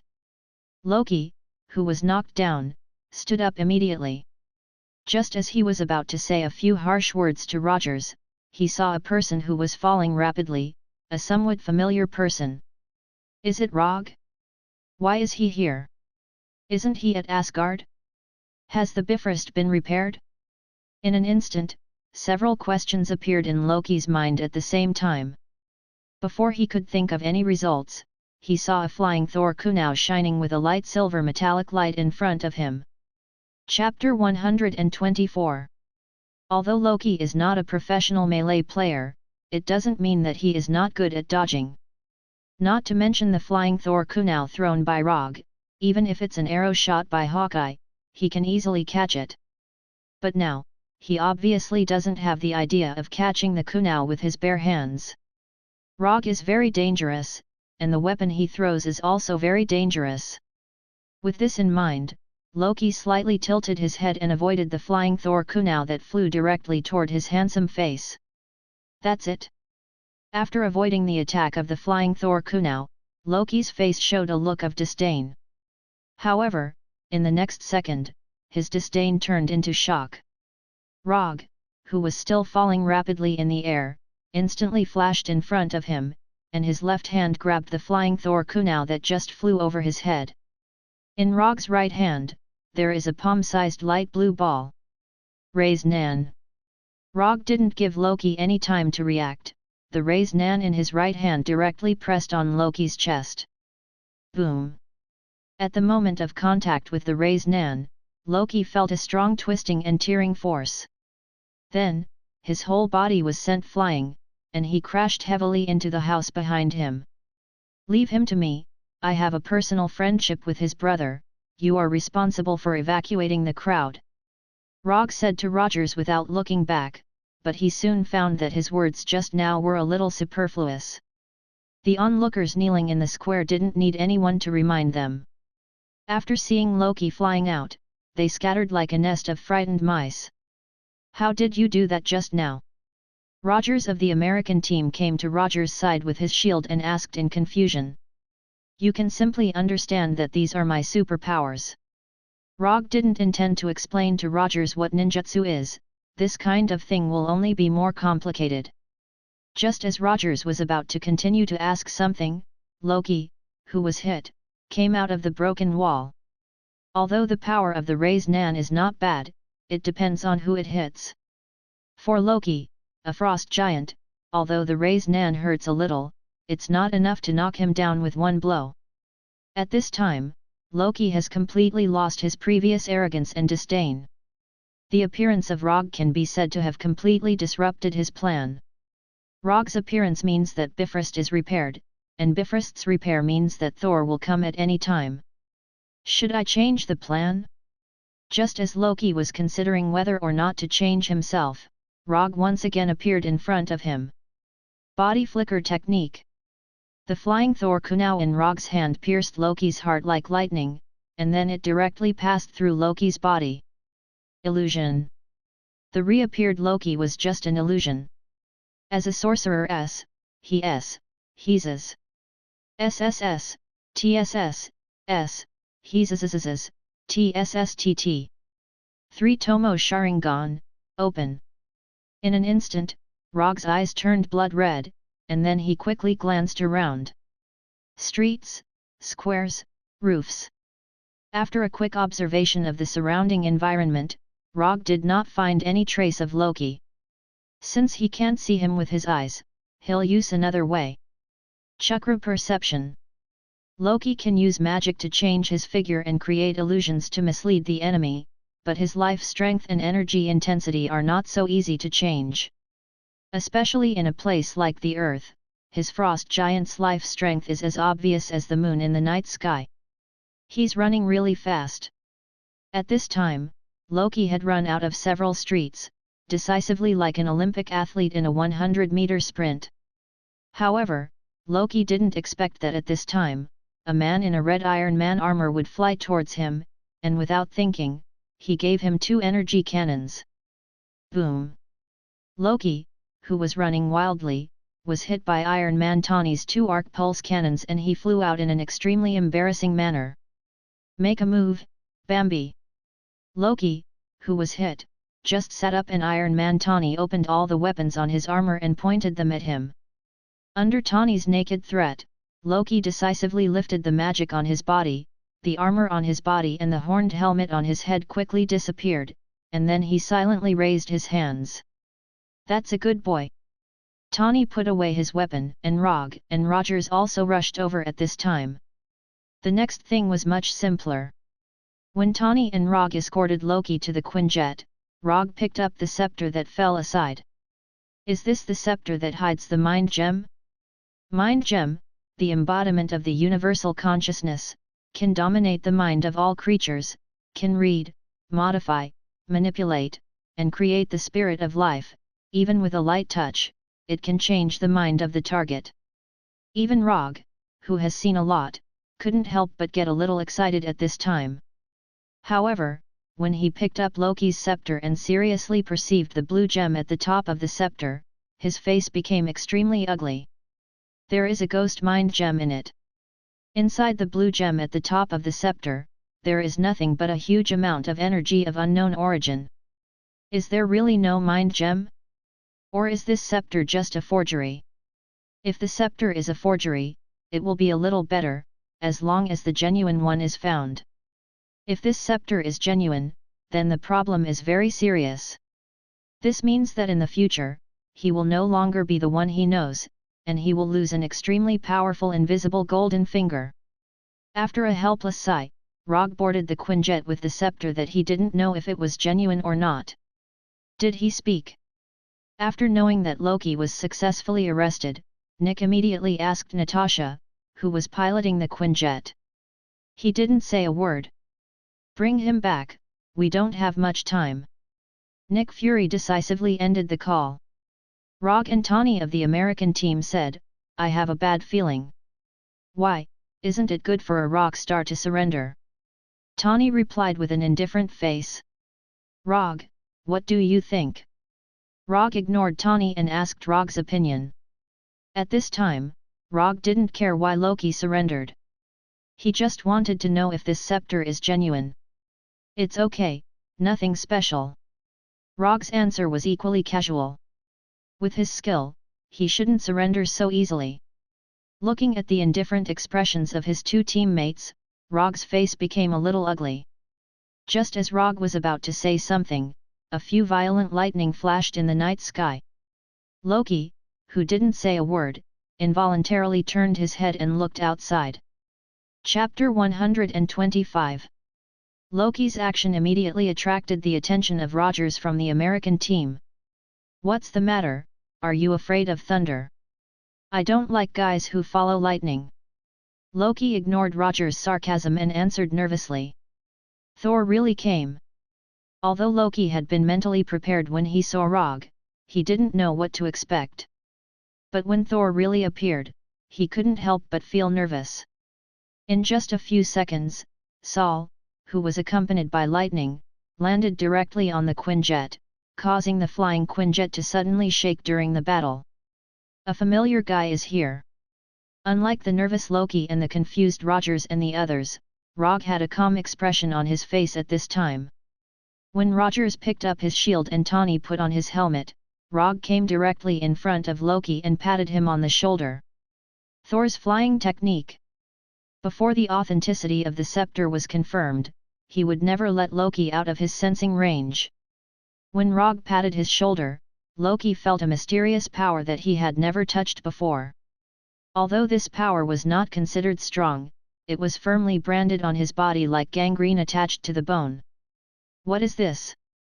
Just as Loki was about to speak, Tawny, who had already put on his helmet, opened the hatch at the tail of the Quinjet. However, Tawny had just taken a few steps when Thor in his armor came to the hatch and directly hammered Tawny. Without any suspense, Tawny was sent flying, and at the same time, he knocked down Rogers who was behind him. It was not until then that Thor realized that not only Loki was here, but Rogge was also here. Long time no see. Rogge took the initiative to greet him. Long time no see. Thor replied subconsciously, and then he remembered the real purpose of his trip. I still have some things to take care of. As soon as he finished speaking, Sol grabbed Loki and pinched his neck like he was pinching a cat's neck. Then, he waved Mjolnir and flew out. Another troublemaker. Tawny, who stood up, complained silently. Is he also from Asgard? Natasha had never seen Thor before, nor had she seen any information about Thor. He is Loki's brother, Thor from Asgard. As the person who was most familiar with Thor, Rogge took the initiative to introduce Thor. Then, is he on our side? Rogers of the American team immediately asked Roger. It doesn't matter, whether he releases Loki or kills him, we can't find the Tesseract. Before Rogge could answer, Tawny spoke first, and then walked in the direction of the cabin door. Stark, we need a battle plan. Rogers said quickly. I have a plan, and that is to attack. Tawny turned his head and replied to Rogers, and then flew out directly. Watching Tony leave on his own, the captain of the American team, Rogers, was displeased. He picked up a parachute. Captain, don't get involved in this mess. They are all legends, almost equivalent to gods. Natasha, who was piloting the fighter, turned back and said to Captain America. Madam, there is only one god, and he will definitely not dress like that. After putting on the parachute, Rogers picked up his shield and jumped out of the fighter without looking back. Although in name, everyone is a member of the same team. But obviously, every member of this team has their own ideas and is very individualistic. Teamwork? Was that even edible? Aren't you going? In desperation, Natasha could only ask Rogge, who was still in the fighter. Don't worry, Loki can't run away. Rogge did not chase after Loki because the flying Thor technique on Loki is now in a state of rapid flight. When Loki lands or stops moving, he will naturally teleport over. Are you familiar with Thor? He seemed surprised when he saw you just now. After closing the door of the fighter, Natasha asked Rogge again. I should be quite familiar with him, after all, I fought with him on an alien planet for 9 months. Hearing Rogge's answer, Natasha's first reaction was that Rogge was joking. But when she remembered that Rogge had secretly disappeared for 9 months some time ago, she suddenly felt that what Rogge said seemed to be true. Which planet? Why did you fight together? How did you get to that planet? After realizing that Rogge was telling the truth, Natasha immediately asked. This is exclusive information, and it's first-hand exclusive information. As a professional agent, Natasha immediately realized the value of this information. I'll tell you next time. In Rogge's perception, Loki had stopped flying and was staying on an unknown mountain top. Without any hesitation, Rogge picked up Loki's scepter and directly left the fighter with the flying thunder god. At this time, Loki was sitting on a rock on the top of the mountain, looking at Thor and Tani fighting in the forest with a satisfied expression. However, in the next second, he saw the person he didn't want to see the most at this time. What's the matter with the scepter? After teleporting in front of Loki, Rogge directly threw the scepter in his hand to Loki and asked with a serious expression. What do you mean what's the matter? Loki casually took the scepter thrown by Rogge and stood up with a puzzled expression. I'm not in the mood to joke with you right now. I'll ask again, what's the matter with the scepter? As soon as his voice fell, a ball of lightning visible to the naked eye appeared in Rogge's right hand, and at the same time, there was the sound of 1,000 birds chirping. I really don't know what you're talking about. Loki still looked like he didn't understand anything. Asgard has already held a funeral for you, so I don't mind sending a dead person back to where he should be. As soon as his voice fell, Rogge flashed in front of Loki and the Chidori in his right hand directly pierced Loki's heart. Wait! Just as the Chidori was about to pierce Loki's chest, Loki spoke again. Do you think this kind of low-level illusion can fool me? I'm the god of trickery, Loki. Playing illusion in front of me, aren't you too confident? As soon as Loki finished speaking, the Rogge standing in front of him disappeared like a bubble, and 10 meters away, another Rogge appeared. Ignorant earthling! Loki's face was full of disdain as he added. Well, since illusion can't scare you, let's do it for real. As soon as his voice fell, Rogge used the summoning technique to summon the Kusanagi sword. As a show of respect, before you die, I'll tell you the name of this move in advance. This move is called Kusanagi sword, Chidori blade. In Warnerheim, I once used this move to kill a 5-meter-tall Kronan warrior. When Rogge introduced the Chidori blade, Loki felt a strong murderous intent from him. This guy is serious. Farewell, Loki. Before Loki could speak, Rogge once again appeared in front of him, and the Kusanagi sword wrapped in lightning directly pierced his throat. Chapter 126. The scepter was given to me by Thanos. Just as the Kusanagi sword was about to pierce Loki's throat, Loki spoke in an unprecedented speed. However, he was still too slow. The Kusanagi sword in Rogge's hand did not slow down and directly pierced Loki's throat. Madman, this guy is a madman. Although his neck was pierced by the Kusanagi sword, Loki did not feel the slightest pain. He was fooled, the god of trickery was fooled by an earthling. Why didn't you say so earlier? Why did you have to do this? At this time, Rogge was still holding the sword. After he finished this sentence, his body instantly collapsed and dissipated, turning into a dark crow.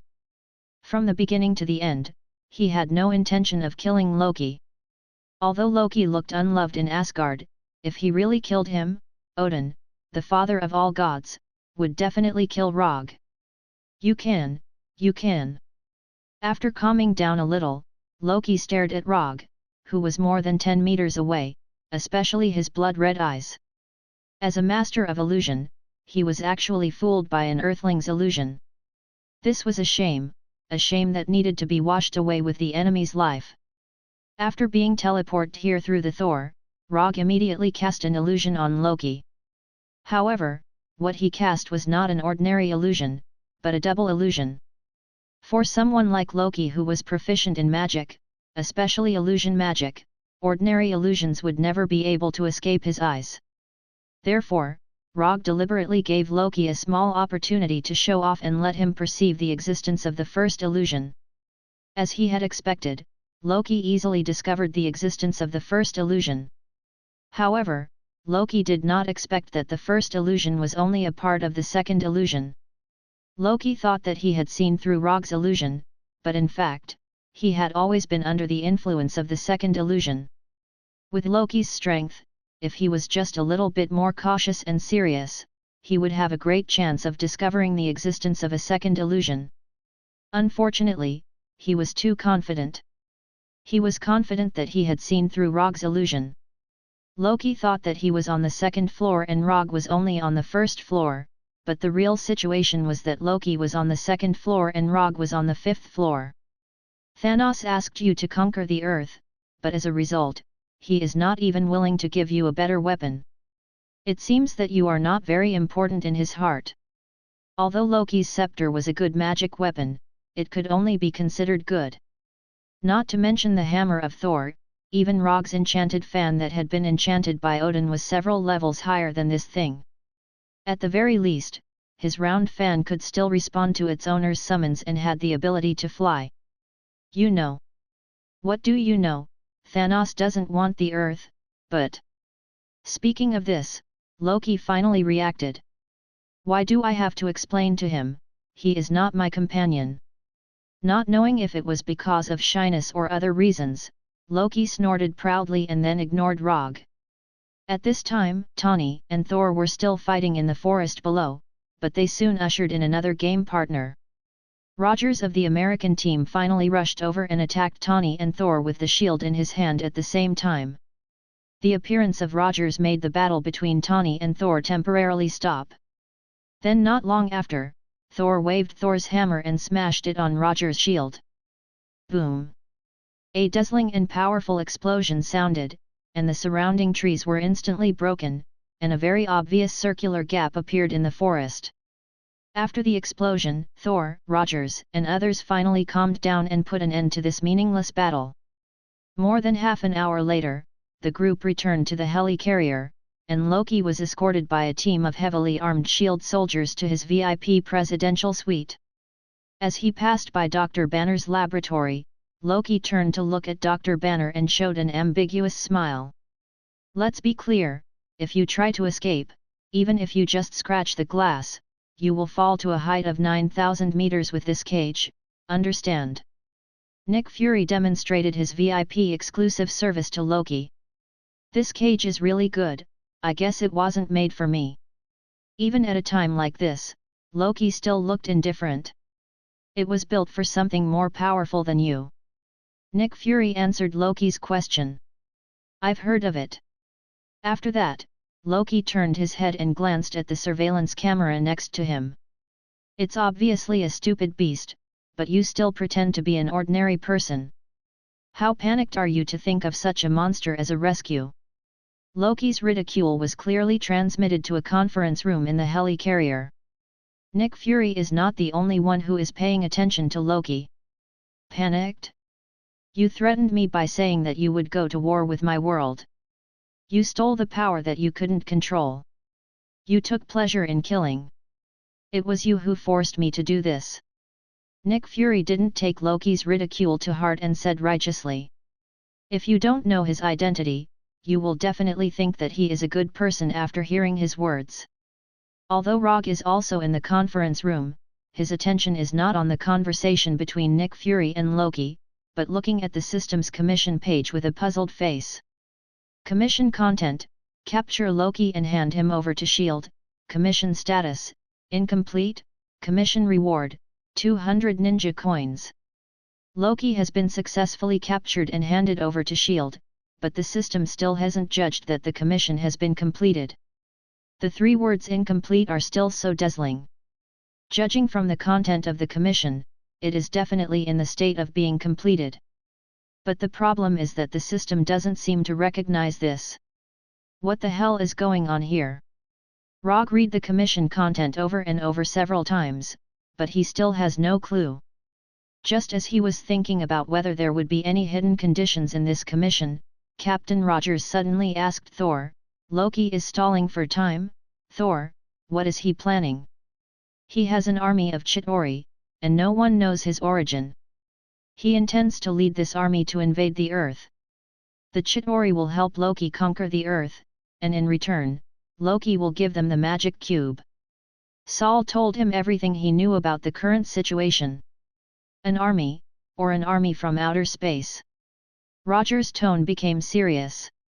However, when she heard the word outer space, Natasha, who was sitting opposite Rogge, silently looked back at Rogge. Chapter 127. Why are you looking at me?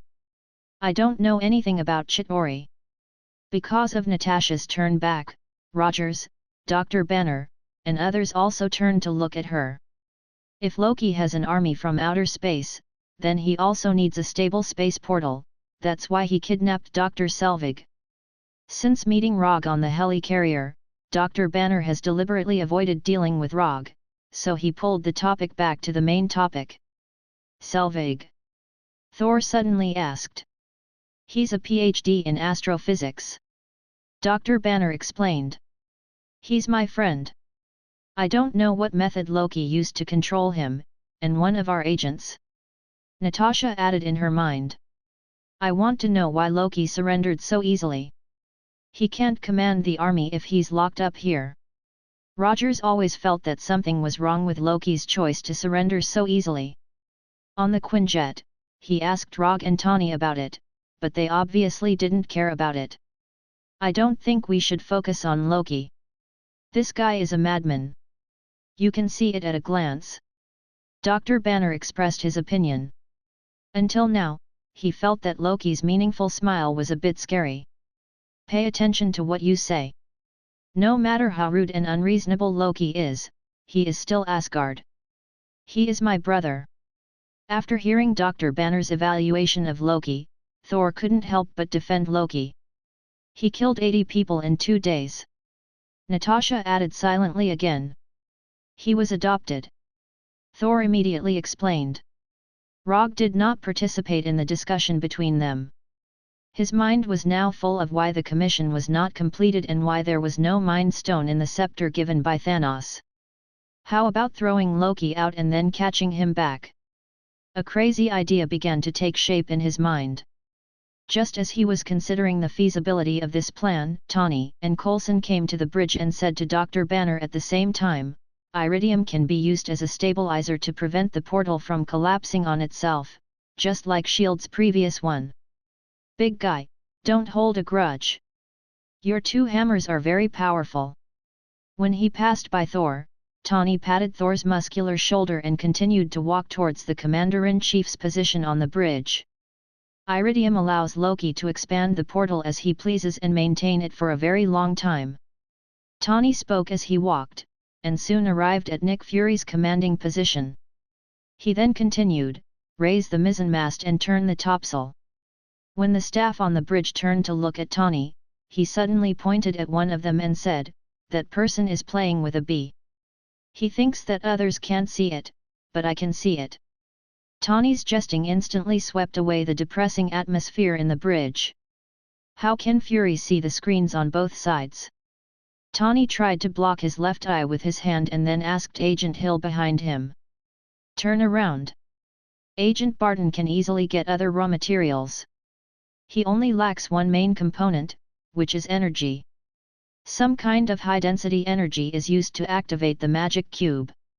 After a few random clicks on the screen, Tawny said casually, and then when he turned around, he installed a small device that looked like a nut on the pillar under the screen. When did you study thermonuclear astrophysics so much? Agent Hill asked. After hearing Agent Hill's words, Rogge sighed helplessly. You shouldn't have asked this question. It will make everyone present look like they haven't graduated from elementary school. Last night, the dataset, Dr. Segwill's notes, and some papers on extraction theory, didn't you do your homework in advance? Thor said in a slightly exaggerated tone. Does Loki need any specific energy? Roger ignored Tawny's exaggerated expression and asked silently. He has to heat the magic cube to more than 100 million degrees to surpass the Coulomb barrier. Dr. Banner answered immediately. Unless Sylvig has already figured out a way to stabilize the quantum tunneling effect. Tawny added while walking towards Dr. Banner. If he really figures it out, he can use any reactor to complete heavy ion beam fusion. Dr. Banner continued. Finally, there is someone who can speak. What do you mean by that? Roger complained. Compared with Tawny and Dr. Banner, everyone present is an elementary school student who hasn't graduated yet. It's nice to meet you, Dr. Banner. Your research in the field of anti-electron collision is really unparalleled, and I think it's great that you turned into Hulk when you lost control. Dr. Banner was quite happy with the first half of Tawny's sentence, but the second half. You flatter me. Dr. Banner replied with a little helplessness. Dr. Banner's purpose this time is only to track the magic cube. I hope you can find it with him. Nick Fury returned to the bridge and interrupted Tawny's crazy idea in time. When Tawny and Dr. Banner went to the laboratory, Thor came to Rogge and asked Rogge, "Why are you here?" "I received a commission from someone else, so I came." Rogge replied casually.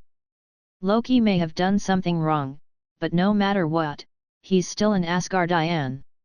He's still my brother, so I hope you can help me bring him back.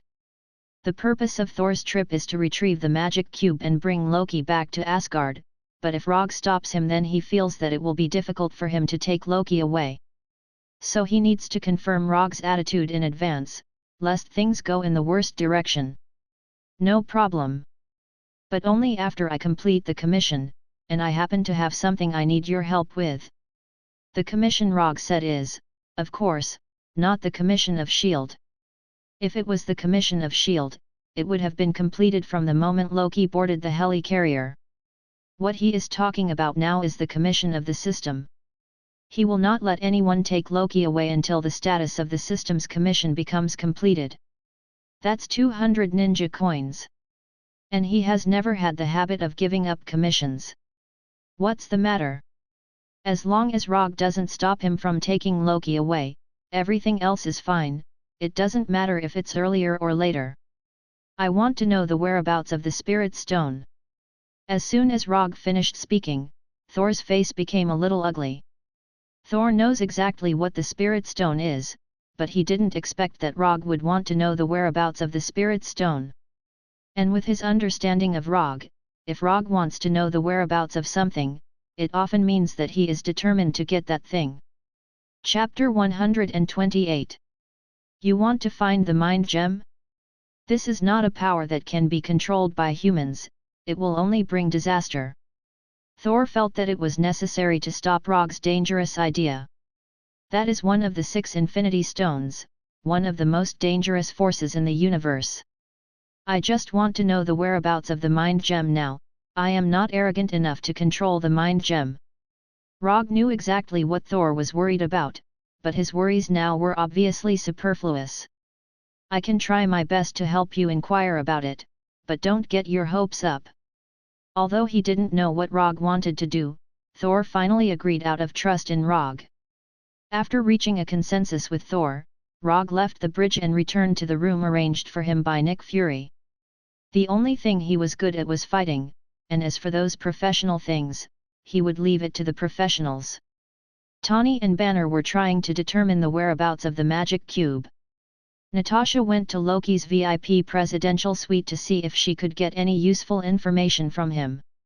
As for Rogge, he was now looking for something in the secret warehouse in the mothership. Thor was as idle as Rogge, but one of them chose to go back to his room to sleep, while the other stayed in the bridge. However, not long after he lay down, he felt an abnormal energy fluctuation. To be precise, it was a magic fluctuation.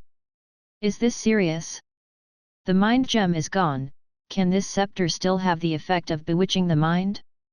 After sensing this sudden energy fluctuation, Rogge could only end his rest time helplessly and walked towards Dr. Banner's laboratory. When he came to the laboratory, he saw Tawny and others arguing, and Dr. Banner, who had unknowingly picked up the scepter. Looking at the noisy Tawny and others, Rogge frowned slightly, and then mobilized chakra in his body. Although he didn't know how the scepter bewitched Tawny and others, he had a very simple and crude way to crack it. Everyone, calm down. When Tawny and others all looked at him, Rogge's eyes instantly turned into 3 Tomo Sharingan. Sharingan, Genjutsu. The moment they saw Rogge's eyes, Tawny and others were pulled into an illusion by Rogge. But he didn't do anything to them, and a few seconds later, he took the initiative to lift the illusion. When the effect of Genjutsu disappeared, Tawny and others also recovered their original reason and realized that something was wrong with them. Try to stay away from that scepter. Rogge reminded them. At this moment, the monitoring device in the corner of the laboratory suddenly emitted a burst of urgent alarm. The energy signal match is 100%. Looking at the alert information and location displayed on the screen, Dr. Banner subconsciously took off his glasses. Boom! A strong explosion sounded, and the entire helicarrier shook violently. Although this sudden explosion didn't directly blow up the flight engine of the helicarrier, it also successfully stopped the helicarrier's engine 3. Not only that, because the laboratory is very close to the engine 3, the explosion unsurprisingly affected the laboratory and blasted a big hole in the laboratory floor. Tawny, Rogge, and Thor were blown out by the explosion, while Banner, Natasha, and others fell directly to the next floor of the laboratory. This explosion really came at the right time. At the moment when the explosion sounded, Rogge covered himself with a layer of chakra, so he didn't suffer any damage at this time. Are you okay? After lifting the metal pipes and iron pieces that pressed on Natasha and Dr. Banner, Rogge asked about their condition. I'm fine. Although she looked a little embarrassed, Natasha didn't suffer any obvious damage, she was just pressed down by those metal pipes. Compared to Natasha, Dr. Banner was a lot unluckier. Not only did he suffer more damage, but what's more troublesome is that he can't control his emotions now. You leave here first, I'll take care of Banner. Dr. Banner's skin began to rapidly turn green, his body size skyrocketed, and the clothes on his body were directly stretched into rags by his skyrocketing body. Looking at Dr. Banner, who was transforming, Natasha didn't hesitate and immediately left. Rogge didn't stop Banner's transformation, and for him, even if Banner transformed into Hulk, the result wouldn't change at all. Ouch! After a painful howl, Dr. Banner disappeared completely and was replaced by the muscular and strong Hulk. I didn't expect us to meet again in this situation. Rogge silently looked at Hulk, who had completely lost his mind in front of him, and sighed helplessly. If he could, he would like to meet the Hulk who could communicate with him. When Rogge looked at Hulk, Hulk also noticed the little guy in front of him. Although Hulk has completely lost his mind now, when he saw Rogge, he seemed to remember something. Then in the next second, Hulk rushed towards Rogge. Odamara's Nan. When Hulk rushed in front of him, Rogge didn't hesitate and directly condensed the Odamara's Nan in his right hand. Boom! The Odamara's Nan and Hulk's right fist collided fiercely, and a strong explosion sounded. Hulk smashed Rogge's Odamara's Nan, but Hulk himself was also blown out by the Odamara's Nan. It wasn't until he crashed through several layers of walls that Hulk finally stopped. Big guy, calm down, I don't want to hit you with the wooden man anymore. Before Hulk, who was knocked out, stood up, Rogge used the body flicker technique to appear in front of him. For Rogge's persuasion, Hulk gave his own answer. Hulk leaped up and pounced toward Rogge like a ferocious tiger pouncing on its prey. Why don't you listen to my advice? With just a body flicker technique, Rogge avoided Hulk's attack. After avoiding Hulk's attack, Rogge extended his right hand towards Hulk. Mokuton Great Forest Technique. 5 wooden vines gushed out from Rogge's right hand and pounced on Hulk like 5 pythons. Then, they bound Hulk tightly. Although the Great Forest Technique doesn't have the effect of absorbing the physical strength and energy of the target like the Wood Dragon Technique, the Great Forest Technique's binding effect is better and more flexible than the Wood Dragon Technique. In just a moment, Hulk was tightly wrapped by the wooden vines, like an oversized green dumpling. Big guy, I'll say it for the last time, calm down. Chapter 129. To a certain extent, Rogge was quite fond of Hulk. Although Hulk is not as smart as Banner, this is also one of his strengths. Banner is too smart, which leads him to think too much sometimes. Hulk is different. If you can get Hulk's approval, even if you ask him to fight the mountain-sized flame giant Surtur, he will not hesitate. So, Rogge still prefers to be friends with people like Hulk. But at this time, Hulk obviously has no intention of being friends with him. After being entangled by Wood Release, Great Forest, Hulk not only did not calm down at all, but became more irritable. Kaka. The vines that wrapped around Hulk began to show signs of breaking under his violent struggle. Hey! I really don't want to hit you with Wood Golem anymore. Having said that, Rogge still silently cast Wood Release, Wood Golem. Because he is on the helicarrier, he can't directly summon Wood Arhut from the ground like before. But this does not affect his use of Wood Golem. If there is no way to use Wood Release after leaving the ground, then Wood Release would be too unimpressive. Under Rogge's control, a piece of wood as thick as an arm grew out of his left shoulder. Under the nourishment of chakra, this piece of wood began to grow rapidly. In just a second or two, this piece of wood grew into a 3-meter-tall Wood Arhut. When this Wood Arhut with a long hook-nosed wood dragon wrapped around his body appeared, Rogge lifted Wood Release, Great Forest and let his right hand return to its original state, and at the same time let Hulk regain his freedom. Hulk finally got rid of the wooden vines, but in the next second, Wood Arhut had already rushed in front of him and gave him a beautiful and powerful uppercut. Boom! Caught off guard, Hulk was sent flying by Wood Arhut's punch, and his whole body soared 1 meter into the air. However, Wood Arhut's attack was not limited to this. Before the airborne Hulk landed on the ground, the wooden Arhut used the Gatling Physical Transcendence Fist technique he was best at. Yula yula yula yula yula. Hulk was like an oversized green sandbag, enduring Arhut's attacks. The muffled sound of impact resounded throughout the entire area. While controlling the wooden Arhut, Rogge also used chakra to sense the situation on the mothership. Rogers and Tawny of the American team were repairing the No. 3 engine that was on strike. Nick Fury and Agent Hill were fighting the intruders on the bridge. Thor was in Loki's VIP presidential suite. Wait! How did Thor get into Loki's room? Although Thor and Loki were in the same area, their positions had been reversed. Thor was in the presidential suite, while Loki was outside. Although he didn't know what Thor and Loki had done before, judging from the current situation, Thor had obviously fallen into Loki's trap again. If it was just once, then it would be fine. But in Thor's situation, it was obvious that he had fallen into the same trap again and again. He didn't know if Loki had any hidden passive skills that caused Thor to involuntarily lower his IQ every time he saw him. After a helpless sigh, Rogge turned his attention to Natasha. At this time, Natasha wasn't idle either. She was now fighting with Hawkeye Barton. Although Barton didn't have any superpowers and was an archer who was good at long-range attacks. But this didn't mean that he wasn't good at close combat. How could someone who could become a top agent not be good at close combat? After confirming the situation on the mothership, Rogge turned his attention back to Hulk. Because he lost his mind, Hulk didn't attack Rogge. Instead, he vented all his anger on Arhut. Bang bang bang bang bang. Looking at Hulk and Arhut who were passionately fighting each other like two barbarians, Rogge stretched out his right hand again.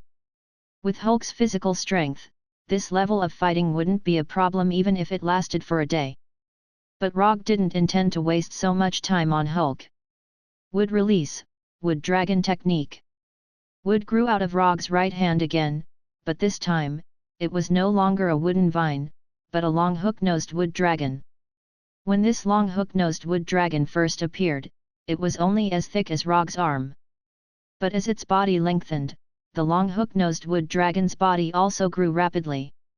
When the wood dragon came in front of Hulk, the wood dragon's body had soared to 30 or 40 centimeters thick. Hulk, who was attracted by Arhut, didn't notice the arrival of the wood dragon, and in his current state of insanity, even if he found the wood dragon, he might not necessarily avoid it. Without any suspense, the long hook-nosed wood dragon wrapped tightly around Hulk like a python, and then began to absorb Hulk's physical strength. At the same time, Arhut didn't stop his attack. Hulk's body had been entangled by the wood dragon, so the target of Arhut's attack became Hulk's big green head. Bang bang bang bang! After controlling Arhut to hit Hulk's head a few times, Rogge lifted the wood puppet technique. Although Hulk's skin was rough and his recovery was good, it was still a bit cruel to hit someone's head so hard. Although he had lost his mind now, Rogge still couldn't bear it. After being entangled by the wood dragon, there was only one end for Hulk, and that was to be drained of all his physical strength without any resistance. Although Hulk was still struggling hard, Rogge turned around and left, completely ignoring Hulk's situation. Anyway, Hulk's end was doomed, and it was the same whether he stayed or not. And he had more important things to deal with now. At this time, next to Loki's presidential suite, Coulson was holding a frightening-looking energy weapon and pointing it at Loki on the console. If Loki pressed the button, Thor, who was locked in a cage, would enjoy a new experience of falling from 9,000 meters vertically. Do you like this? Because of the destroyer you sent, we developed this prototype. I don't know its power, do you want to try it? Coulson pointed the huge energy gun at Loki and said with a serious face. Under Coulson's threat, Loki left the console slightly, and the next second, he disappeared. It was an illusion again.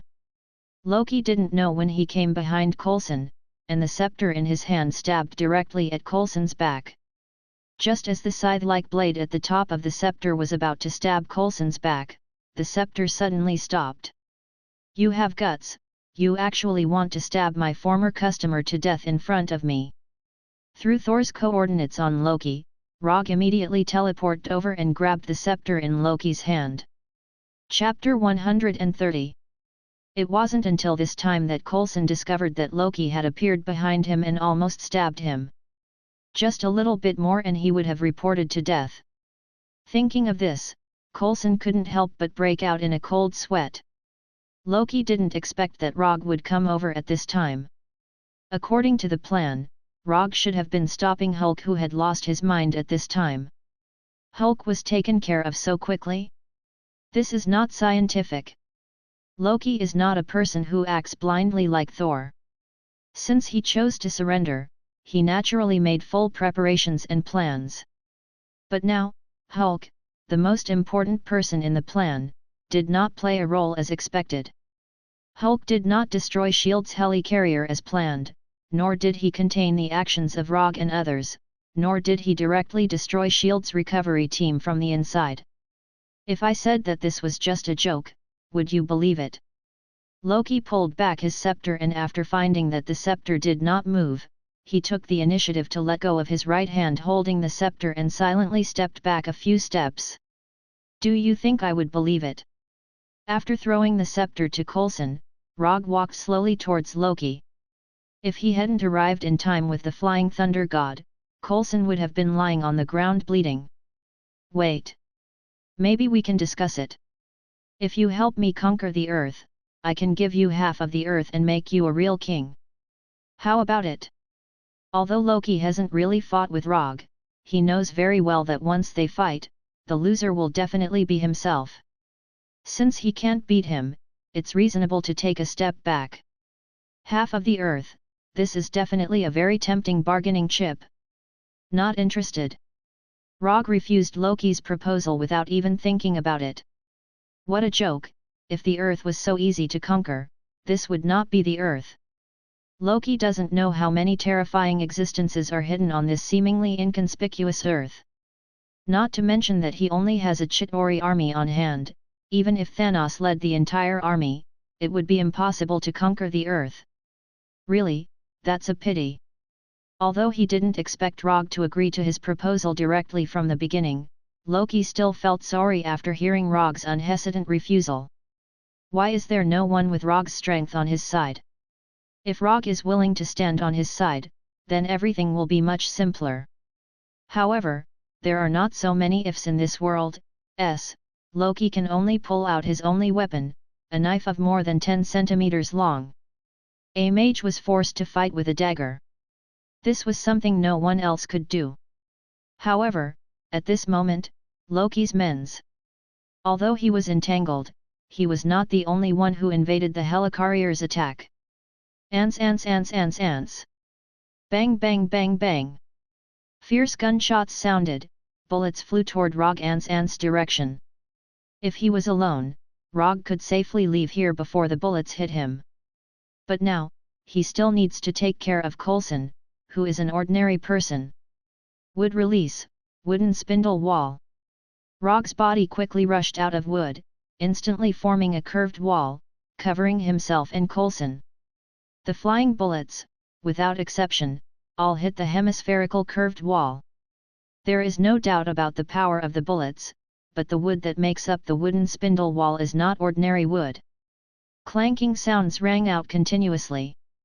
Although the mercenaries' shots were concentrated and accurate, they were still unable to penetrate the wooden spindle wall's defense. You stay here, I'll deal with the people outside. After that, Rogge used the body flicker technique to leave the wooden spindle wall. After mastering the sage mode of the Shikotsu forest, his wood release ninjutsu has increased a lot. Tree World Descent, Great Forest Jutsu, Wooden Spindle Wall. These are the ninjutsu he learned after mastering the sage mode. In addition to these ninjutsu, he also mastered a ninjutsu that he likes, but never used in actual combat.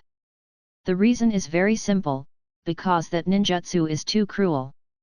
After using the body flicker technique to leave the defensive range of the wooden spindle wall, Rogge quickly glanced at the mercenaries who were attacking.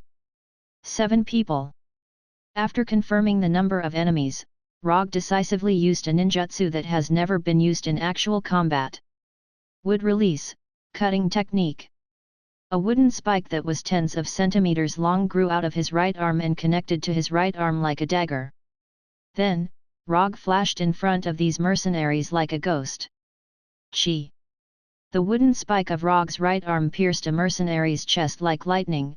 At the same time, more than 10 wooden spikes as thick as an arm rushed out of the mercenary's body, instantly ending his life. For mercenaries, death is not a rare thing. But the scene in front of them is beyond their imagination. Being completely pierced by wooden spikes, this kind of death is cruel and shocking. Not only were these mercenaries scared, but even Loki and Thor couldn't help but take a deep breath when they saw this scene. Although they didn't personally experience the feeling of more than 10 wooden spikes growing out of the body, they can imagine the extreme pain just by looking at the hedgehog-like mercenary. After killing the first target, Rogge didn't stop his footsteps and continued to attack the remaining 6 mercenaries. The 6 mercenaries only lasted for 6 seconds. When these mercenaries were all dead, Rogge removed the cutting technique. The removal of the cutting technique didn't make the wooden spikes in the mercenaries disappear, they still kept the miserable way of death. Although these mercenaries didn't give Loki any hope of winning, they bought him a few precious seconds. While Rogge was killing the mercenaries, Loki once again returned to the control panel and opened the round hatch under the cage. The moment the hatch was opened, a strong airflow whistled and the temperature began to drop rapidly. After the third engine stopped working, the helicarrier began to rapidly descend, but even so, the helicarrier was still thousands of meters in the air. You really are a monster, Loki said to Rogge with a little helplessness. Then under the gaze of Rogge and Thor, he jumped down from the open hatch. Chapter 131. Is this guy addicted to jumping? Last time he jumped to the Bifrost, this time he jumped to the helicarrier. It has to be said that Loki's move was very decisive and surprising. Looking at Loki, who was falling rapidly and getting smaller and smaller, Rogge used chakra perception for a few seconds, then came to the console and closed the hatch directly. After being teleported in front of Rogge twice in a row, even if Loki's reaction was slow, he realized that something was wrong. Although he couldn't directly erase the flying Thor technique on his body, it wasn't difficult to interfere with the space coordinates transmitted by the flying Thor technique. If he was given enough time, he could even directly create a small space barrier to completely isolate the flying Thor technique. Loki finally showed a little of his sorcerer nature, putting an end to the possibility of Rogge's teleportation again. Not long after Loki jumped off the ship, the other intruders on the helicarrier were also eliminated by S.H.I.E.L.D. one by one, and the helicarrier regained its calm again. There are some things that if you don't hurry up, you may never have another chance in the future. Go ask Rogers for an autograph. Coulson is a loyal fan of Rogers, and for this reason, he spent several years collecting a set of out-of-print Team America cards. In the eyes of others, it is very naive for a man in his 40s or 50s to collect this kind of hero card. But in Rogge's view, this is not naive, this is a man's original intention and a dream worthy of respect. Thank you. After hearing Rogge's words, Coulson was stunned for a moment, and then thanked Rogge very seriously. When Coulson left with the prototype weapon and scepter, Rogge released Thor from the special cell. How many times has this happened? You can't be like this every time you see Loki. Rogge was helpless about Thor's constant falling for Loki's tricks. He's my brother. Thor replied silently. Half an hour later, Rogge and Thor returned to the bridge. Except for Dr. Banner, who didn't appear because he was in a coma, everyone else was present. Even Hawkeye Barton, who had just regained his self-consciousness, was present. Loki managed to escape, but the Tesseract is still missing. The mothership's engine is damaged. Communication is cut off. 28 agents were killed, 15 maintenance personnel were killed, and many parts of the mothership were damaged. Nick Fury's face was as pale as his skin. We are indeed using the Rubik's Cube to develop weapons, but I'm not placing all my hopes on this because I have an even bolder plan. I have an idea, the Avenger plan. Both Stark and Rogge know about it. I want to gather some people with outstanding abilities and see if their team can be stronger. I want to see if they can fight side by side in critical moments and win those wars that we can't win. Now, it seems that this idea is outdated. We have lost all the opportunities, and we can only watch Loki start a war. After that, Nick Fury left the bridge directly, and the atmosphere in the bridge became more and more depressing. Although Loki's plan did not achieve the expected effect, it was not a complete failure. He successfully bought himself some time. Loki should be in New York now. He is a performer. He needs an audience. He needs a monument towering into the clouds. It's best if his name is engraved on it. Looking at the silent crowd, Rogge reminded them while glancing at Tawny. Although Tawny is not a typical performer, Rogge is sure that he knows what he is talking about. Arc reactor. Loki needs a powerful enough energy source to open the Tesseract smoothly. If Tawny still can't hear Rogge's reminder, then he is not Tawny. New York. Stark Building. Although Loki may also start the Tesseract in other places, as far as the current situation is concerned, Stark Building is still Loki's first choice. Tawny, repair the battle suit as soon as possible. The others will set off with me in the Quinjet and bring Dr. Banner. We need his power. Rogers instinctively began to arrange tasks, and then he saw the eyes looking at him one by one. I have a more convenient way. If you don't mind, I can take you there. Although the flying speed of the Quinjet is not slow, compared to the flying Thor, the Quinjet is nothing. More than 10 minutes later, the prepared people came to the hangar. At Rogge's gesture, Rogers and others held the hands of the people next to them and then looked at Rogge with a puzzled look. Don't blink, This kind of experience is not common. After grabbing Tawny's shoulder, Rogge reminded him one last time and then began to sense the flying Thor in New York. After locking onto one of the flying Thor, he decisively used the flying Thor. In just an instant, their figures disappeared from the hangar. The next second, they were teleported to the roof of a building near Stark Building. Although Team America and the rest were on high alert, they didn't see anything strange. The only thing they felt was that they experienced an extremely brief moment of weightlessness in an instant, and then they were teleported to New York. The trip is over. I hope everyone enjoyed this trip. Before Rogge could finish speaking, a blue-white energy beam shot straight into the sky from the roof of Stark Building. When this energy beam flew to an altitude of thousands of meters, a huge circular portal appeared in the blue sky, and Chitauri warriors flew out like locusts. The war has begun. After seeing the scene in front of them, the same thought appeared in everyone's mind. When the Chitauri appeared, Tawny and Thor flew towards Stark Building immediately. Tawny wanted to return to the building to change his battle suit, and Thor wanted to defeat Loki as soon as possible. When the only two flying units left, Rogge summoned the Kusanagi sword and the thunder fan, and then threw the fan out with force. Rogge and others were still wondering why Rogge threw the weapon out, and then they saw a scene that did not conform to the laws of physics at all. The fan that Loki had thrown out didn't fall to the ground as they had expected. Instead, it drew a beautiful arc in the air and flew back to Loki. The thunder fan was endowed by Odin with the same flying ability as Thor's hammer. As long as Odin was alive, this enchantment effect would not disappear. Rogge didn't like Thor's flying method of being carried by Thor's hammer, so he adopted another flying method. Flying with the fan. Chapter 132. Under the gaze of Rogge and the others, Rogge stepped on the thunder fan and flew straight to Stark Building. Although it looked a little strange to fly on the fan, one had to admit that it was a very cool feeling. When Rogge arrived at Stark Building, the first thing he saw was Thor beating up Loki. That's right, it was a real beating. At this time, Thor had no intention of holding back at all. Thor's hammer kept smashing at Loki. Although Loki only had too many daggers in his hands, he showed excellent fighting skills. With those mysterious magic, Loki even suppressed Sol in close combat for a time.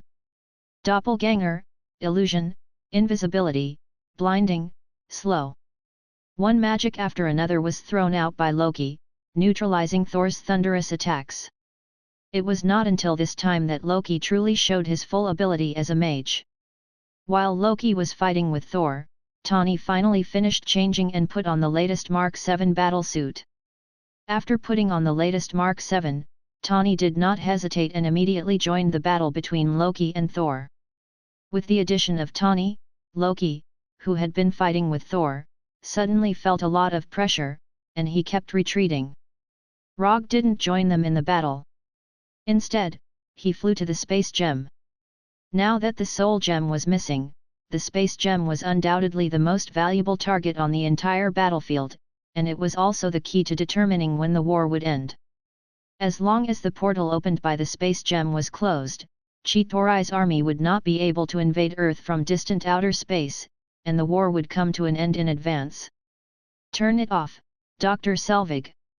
After activating the space gem, Dr. Selvig did not leave, but looked at the space gem in front of him with a longing look. It's too late, there's no way to stop it now. It has something to show us, a new universe. Dr. Selvig ignored Rogge's request, and his eyes were still shining with a strange light blue light. Up to you. Although he had interacted with Dr. Selvig before, now was not the time to reminisce about old times. Since Dr. Selvig was unwilling to do it, he would do it himself. Rogge pulled out the Kusanagi sword from his waist and used Chidori blade. When the Kusanagi sword was wrapped in lightning, Rogge jumped down from the fan and stabbed the space gem with the Kusanagi sword. The invincible Kusanagi sword did not pierce the space gem as expected. A layer of energy barrier blocked the tip of the Kusanagi sword. It couldn't pierce through. The moment the Kusanagi sword touched the energy barrier, Rogge came to a conclusion. This spatial barrier looked only a few centimeters thick, but it contained an incomparably abundant amount of spatial energy. To put it simply, this barrier was a spatial enchantment created by a spatial gem. Moreover, it was an extremely sturdy one. Unless there was a high-grade energy source of the same nature as the space gem, the only way to break this barrier was to use brute force. After thinking for a few seconds, Rogge came in front of Dr. Selvig and directly cast a Sharingan Genjutsu on the doctor. When the Sharingan Genjutsu was lifted, the doctor's consciousness returned to normal.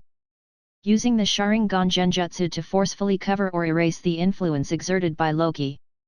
After regaining his true self-consciousness, Dr. Selvig first glanced at New York, which had fallen into the flames of war, and then said with annoyance, "Scepter, Loki's scepter can break through the energy barrier of the magic cube. I installed a safety device that can cut off the energy of the space gem."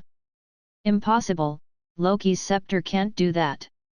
Although the scepter also contains a strong energy, that energy can't compete with the energy of the barrier." It wasn't that Rogge didn't believe Dr. Selvig. He had carefully sensed the energy in the scepter before, so he was very sure that the scepter couldn't break through the barrier. "You should be talking about one of Loki's scepters. He has 2 scepters." "2 scepters?"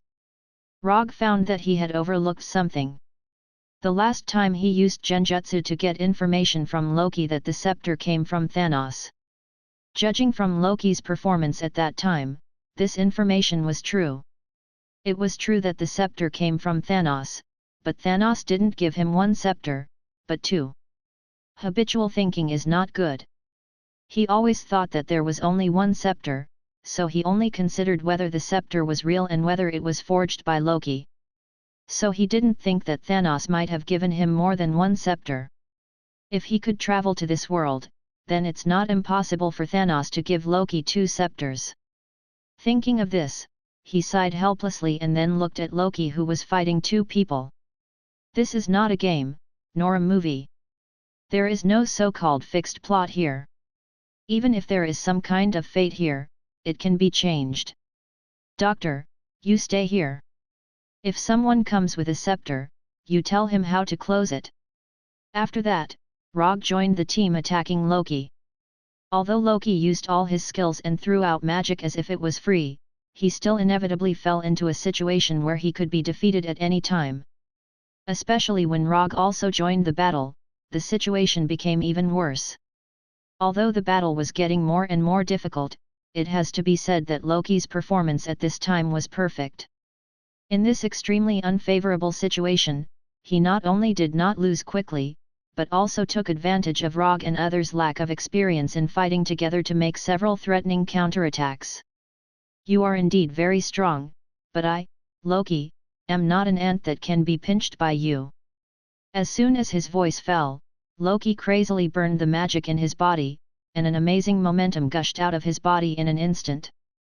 Loki began to play with his life. Blinding, slowing, paralyzing, weakening.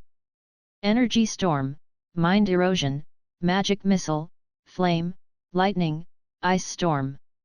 One magic after another was instantaneously released. At this moment, Loki proved with practical actions what a magic cannon was. In the face of Loki's crazy output, Rogge and the other 2 had to choose to retreat for the time being. Mages never admit defeat when it comes to output.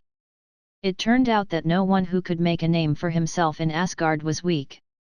Although the god of trickery sounded a bit wretched, when he really played with his life, even a weak god could show an unparalleled tyrannical posture. Loki's crazy output directly destroyed the top floor of Stark Building, and even the energy beam emitted by the space gem trembled violently in the chaotic and violent magic storm. Chapter 133. When a sorcerer attacks recklessly, the scene will be extremely gorgeous and the power will be beyond imagination. Loki's determination not only successfully forced Rogge and the other 2 to retreat, but also successfully attracted the attention of the Chitauri warriors. Although Loki is only the temporary commander of the Chitauri warriors, after discovering that their commander is facing the enemy's siege, these Chitauri warriors rushed over as soon as possible. After these Chitauri warriors arrived at the Stark building, without any hesitation, they immediately launched an attack on Rogge and the other two. Beams of energy shot towards them like a storm. Facing the attack of the Chitauri warriors, Rogge and the other two each chose different ways to deal with it. Tani flew away from the Stark building at the first time, and then fought back with the mini-missiles on his shoulder and the arc pulse cannon in his hands. Compared with Tani, Thor's counterattack was much more violent. Thor didn't retreat but moved forward, flying directly in front of these Chitauri warriors, and the Thor's hammer in his hand violently smashed these Chitauri warriors. In addition to letting these Chitauri warriors feel the physical attack of Thor's hammer, Thor also summoned lightning from time to time to clear a large area.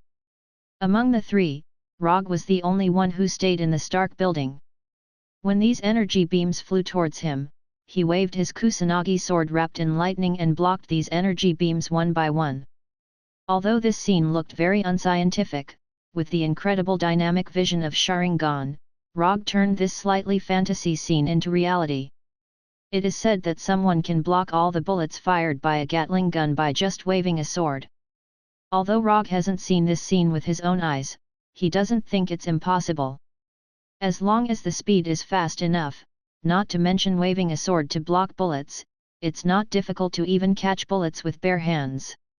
After blocking all the energy beams shot at him, Rogge decisively used the body flicker technique and arrived in front of Loki like lightning. In an instant, the Kusanagi sword in Rogge's hand directly pierced Loki's chest. It's an illusion again.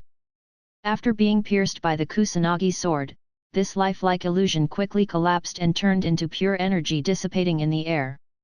While the Chitauri warriors were attacking Rogge and the other two, Loki once again used his best illusion escape technique.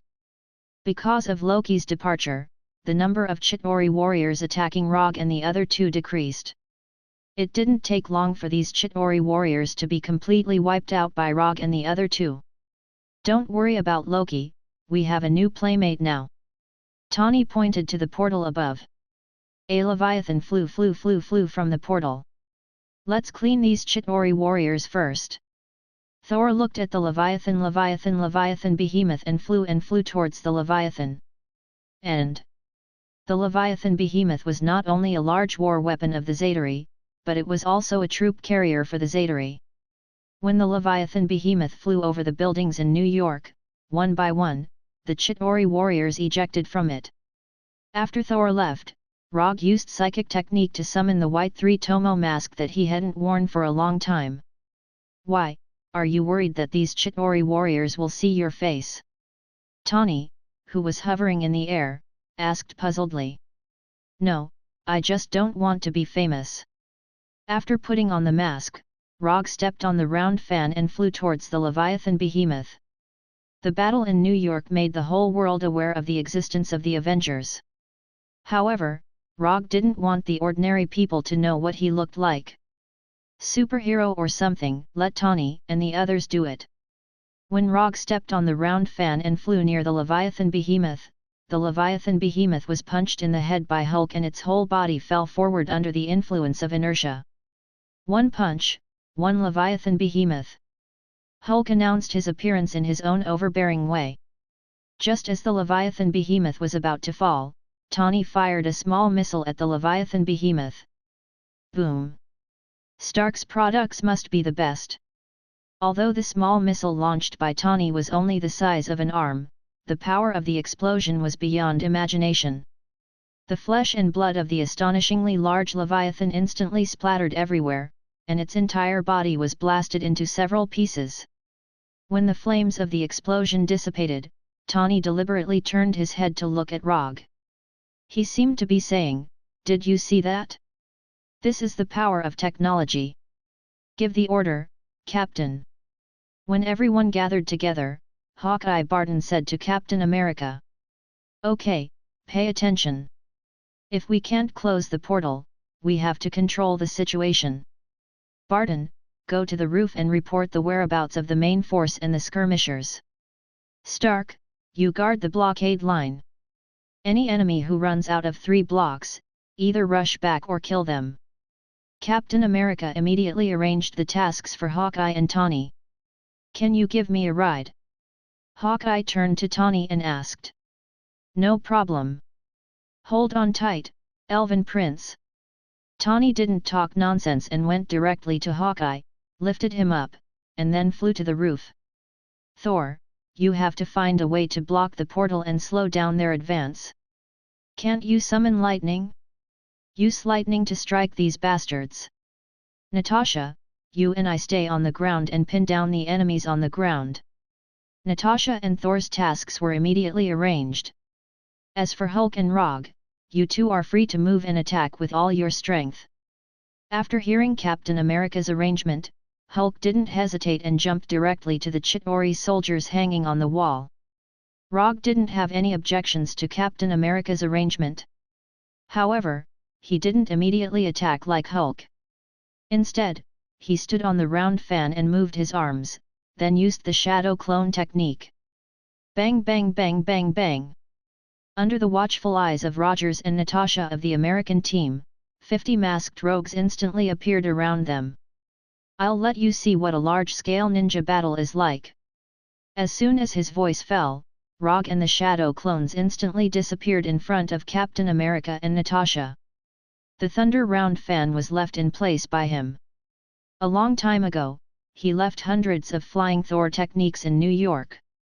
Although some of the techniques were far away from the battlefield, the rest were enough for him to perform a Flying Thor's killing show. And in addition to these Flying Thor techniques, each of the Shadow clones also has a Flying Thor technique. 50 active Flying Thor techniques, plus hundreds of fixed Flying Thor techniques. New York is his home ground of Flying Thor. Chapter 134. The killing has begun. No one could see clearly how Rogge did it. When he disappeared with the shadow clone, the Chitauri warriors lost their lives one by one as if they had ushered in an invisible death. Whether it was on the ground or in the sky, as long as the Chitauri warriors appeared in people's sight, they were all greeted by their elusive and extremely efficient attacks. Flash, attack, death, disappearance. Throat, heart, head, chest. Every time Rogge and the shadow clone appeared, they would take the life of at least one Chitauri warrior. Every time they appeared, they would only appear for less than a second. To ordinary people, the Chitauri warriors were difficult to deal with, but in front of them, they were like insignificant ants that could be easily squashed to death. Ninja is a profession born to kill. And Rogge has taken the characteristics of the ninja profession to the extreme. Now the Chitauri warriors are not so much invaders as they are more like victims with no resistance. Watching the Chitauri warriors fall from the air one by one, or die on the spot, Captain Rogge felt the horror of Rogge for the first time. Fortunately, he is on our side. This thought involuntarily emerged in Roger's mind. Where did you find him? After dealing with a few blind Chitauri warriors, Rogers asked Natasha who was next to him. We didn't find him, but he suddenly appeared in New York a few years ago, and then did something that ordinary people couldn't do at all, so we noticed his existence. While answering Roger's question, Natasha did not stop her attack and kept pulling the trigger of the pistol. Haven't you investigated his origin? People with this ability can't appear out of thin air for no reason.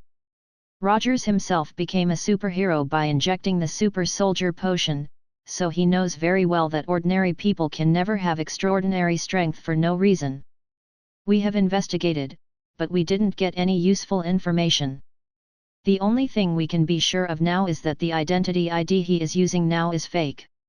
Even S.H.I.E.L.D. couldn't find any useful information, and Rogge dispelled his plans to investigate Rogge's origins afterwards. Rogge has many unknown secrets, but as long as he doesn't become a dangerous person like Red Skull, he won't care too much about his past. Rogge's efficient killing not only attracted the attention of the American captain, but also of Loki. At this moment, Loki was standing on a Chitauri aircraft, looking down at the entire New York. Although Loki was not sad about the death of these Chitauri warriors, Rogge's efficient killing seriously hindered his conquest plan. Everyone, attack! Without any hesitation, Rogge decisively gave the order for the entire army to attack. With Loki's order, more Chitauri warriors flew out of the portal. Even 5 or 6 Leviathan beasts appeared. However, not long after these enormous war behemoths appeared, dark thunderclouds quickly appeared in the sky. Then, a huge lightning bolt struck directly at the Leviathan behemoth at the front. With its armor and huge body, the Leviathan behemoth withstood the attack of the giant lightning bolt. However, this persistence only lasted for a few short seconds. The part of the Leviathan behemoth that was struck by lightning began to turn red quickly, and then its entire body burst apart. Boom! The strong explosion not only took away the life of the Leviathan behemoth, but also the lives of the Chitauri warriors around the portal. The wreckage of the Leviathan behemoth and the corpses of the Chitauri warriors fell from the sky like meteorites, creating an alternative fireworks show. Thor's lightning attack this time was not as simple and crude as Hulk's punch, but the visual effect was more shocking than Hulk's punch. When the lightning disappeared, Thor, who was standing at the top of the Empire State Building, couldn't help but gasp for breath. This lightning bolt was not only the strongest lightning he had summoned so far, but it was also the most energy-consuming lightning bolt. Although a Leviathan behemoth was quickly dealt with, the attack of the Chitauri army was not greatly affected. Leviathan behemoths continued to fly out of the portal. When Thor used the powerful lightning to deal with a Leviathan behemoth, Rogge also teleported to the top of a building and temporarily stopped his harvesting of the Chitauri soldiers. Of course, only his original body stopped. His shadow clone was still efficiently carrying out the harvesting of the Chitauri soldiers' lives. Hulk used a punch to deal with a Leviathan behemoth, Thor used a lightning bolt to deal with a Leviathan behemoth, and Rogge certainly couldn't fall behind. After observing the flight trajectory of the Leviathan behemoths, a raised nan wrapped in lightning appeared in his right hand. Thor was not the only one who could play with lightning. Raiden Spiral Electromagnetic Gun.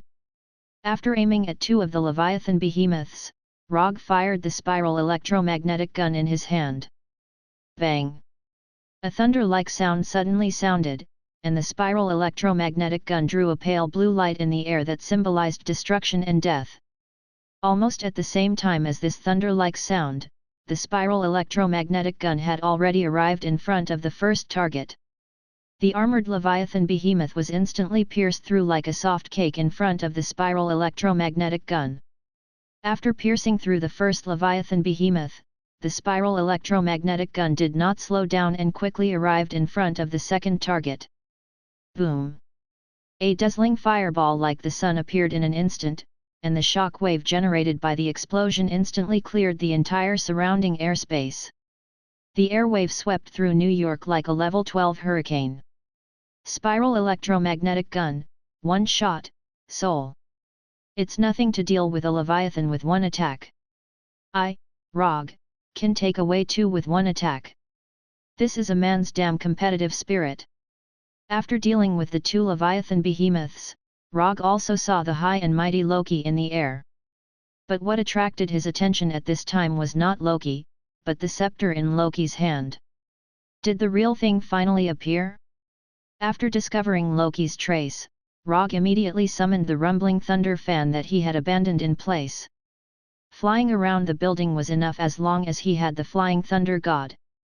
But if it's a high-altitude battle, the rumbling fan is still necessary. After receiving Rogge's summoning command, the rumbling thunder fan, which was floating silently in the air, flew towards him like a missile. Loki, I'm going to eat you. Chapter 135. Whether it's for the 200 ninja coins or for the scepter in Loki's hand, Rogge needs to settle things with Loki. After seeing Rogge flying towards him, Loki didn't hesitate and turned away. When it's time to play with your life, play with your life, and when it's time to admit defeat, admit defeat. This is Loki's philosophy of survival. As he turned away, Loki didn't forget to arrange a large number of Chitauri warriors to stop Rogge. Although these Chitauri warriors can't defeat Rogge, it's not a problem to stop him. Raiden Chidori Sharp Spear. The 5-meter-long Chidori Sharp Spear instantly appeared in Rogge's right hand, and then cut the Chidori warriors in front of him into two pieces like cutting vegetables and melons. With just a few casual slashes, the Chidori warriors who were responsible for stopping Rogge turned into pieces of corpses and fell from the sky. After dealing with these Chidori warriors, Rogge once again flew towards Loki. Although the Thunder Round Fan is not a special flying tool, the flying speed of the Round Fan is not slower than the Chidori's aircraft. It didn't take long for Rogge to catch up with Loki. Seemingly realizing that he can't get rid of Rogge, Loki also began his counterattack. Magic was released one after another, various fireballs, ice, and lightning were constantly smashing towards Rogge. At the same time, more and more Chidori warriors joined the team attacking Rogge. With the advantage of distance, Loki didn't hesitate to cast all kinds of magic, and the scepter in his hand was constantly emitting energy beams. It has to be said that Loki's kiting tactic is the most suitable way for a mage to fight. If Rogge is only good at close combat, then he really can't do anything to Loki now. But fortunately, he is not the kind of ninja who can only fight in close combat. After cleaning up the Chidori warriors again, Rogge put away the Kusanagi sword and took out 3 flying Thor kunai. In addition to the round fan under his feet, there was also the flying thunder god kunai that was enchanted by Odin himself. Without any hesitation, Rogge directly threw out the 3 flying Thor kunai in his hand. Clang! Clang! Clang! 3 flying Thor kunai flew towards Loki like bullets, but they were blocked one by the scepter in Loki's hand. That's it. After easily resolving Rogge's kunai attack, a look of disdain appeared on Loki's face. However, at this moment, Rogge, who was originally stepping on the round fan, suddenly disappeared. Not good. Although Loki didn't know what Rogge was going to do, the moment Rogge disappeared, he immediately became alert. Just as he was looking around for Rogge, he once again saw the 3 Thor kunai. The flying Thor kunai that was blocked by him not only did not fall as he expected, but also attacked him again. Thor's hammer could automatically attack the enemy under the control of Thor. Of course, Rogge's flying Thor kunai could do the same. 3 flying Thor kunai, 3 different angles of attack. Although the flying Thor kunai's attack was very fast, Loki's reaction was not slow either. Just as the flying Thor kunai was about to hit Loki's body, a layer of barrier invisible to the naked eye appeared on his body, like a small defensive barrier, completely protecting him. Magic barrier. Once again, the flying thunder god kunai returned without success. The flying thunder god kunai that struck the mana barrier bounced back as if it had struck a steel plate. Flying Thor second dan. At the moment when the flying Thor kunai bounced back, Rogge, who had disappeared, suddenly appeared behind Loki, holding one of the flying Thor kunai in his left hand. Odamara's Nan. Loki noticed the appearance of Rogge and instantly added several defensive magic to himself. But all of this was meaningless. The Odamara's Nan hit his back in an instant, and an irresistible force enveloped his whole body in an instant, blasting him out. After Loki smashed through several buildings in an irregular rotating posture, he finally resolved the terrible impact of the Odamara's Nan. Although Loki was knocked out, Rogge welcomed another enemy. A leviathan rushed toward him like an angry bull, and at the same time, it opened its car-sized mouth. Although the leviathan's attack speed was not slow, it was still a bit whimsical to bite Rogge. As long as Rogge wanted, he could even leave the moment the leviathan bit him. But at this time, not only did he have no intention of leaving, but he stepped on the round fan and jumped directly in front of the leviathan. Wood release cutting technique. A wooden thorn more than 1 meter long gushed out of his right hand, and then, it fiercely pierced into the leviathan's huge right eye. Ouch! The leviathan let out a bestial howl of pain. The moment the howl sounded, thick wooden thorns sprang out of the leviathan's body. The leviathan's howl came to an abrupt end, and at the same time, its life ended. After the death of the leviathan, it fell from the sky like a meteorite and hit the ground heavily, setting off a huge cloud of dust. This was the 3rd leviathan that had died at his hands. After dealing with the Leviathan, Rogge stepped on the round fan and flew to the place where Loki fell.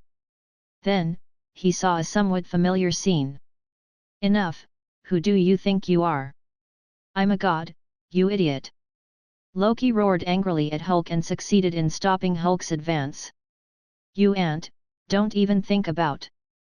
Loki wanted to say something more, but he was only halfway through when Hulk grabbed his right leg. In the next few seconds, Rogge witnessed an inhumane scene. Asgard's god of trickery, the commander of the Chitauri army, the frost giant Loki, was thrown by Hulk like trash on the ground. Bang bang bang bang bang. Every time Hulk swung, he would leave an obvious pit on the ground, and at the same time, he would bury a psychological shadow in Loki's heart that would never heal. The dull sound of the impact made Rogge, who was in the audience, feel a little reluctant. At the same time, he couldn't help but think about a question. If Loki was killed by Hulk like this, would the system admit that the commission was completed? Just as Rogge was considering whether to stop Hulk so that he wouldn't accidentally smash Loki to death, Hulk finally stopped this action that would cause great harm to Loki's body and mind.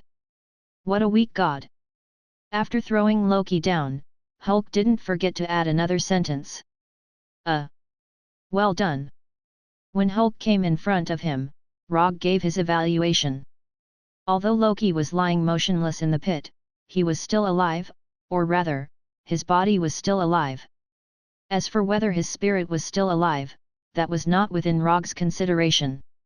Chapter 136.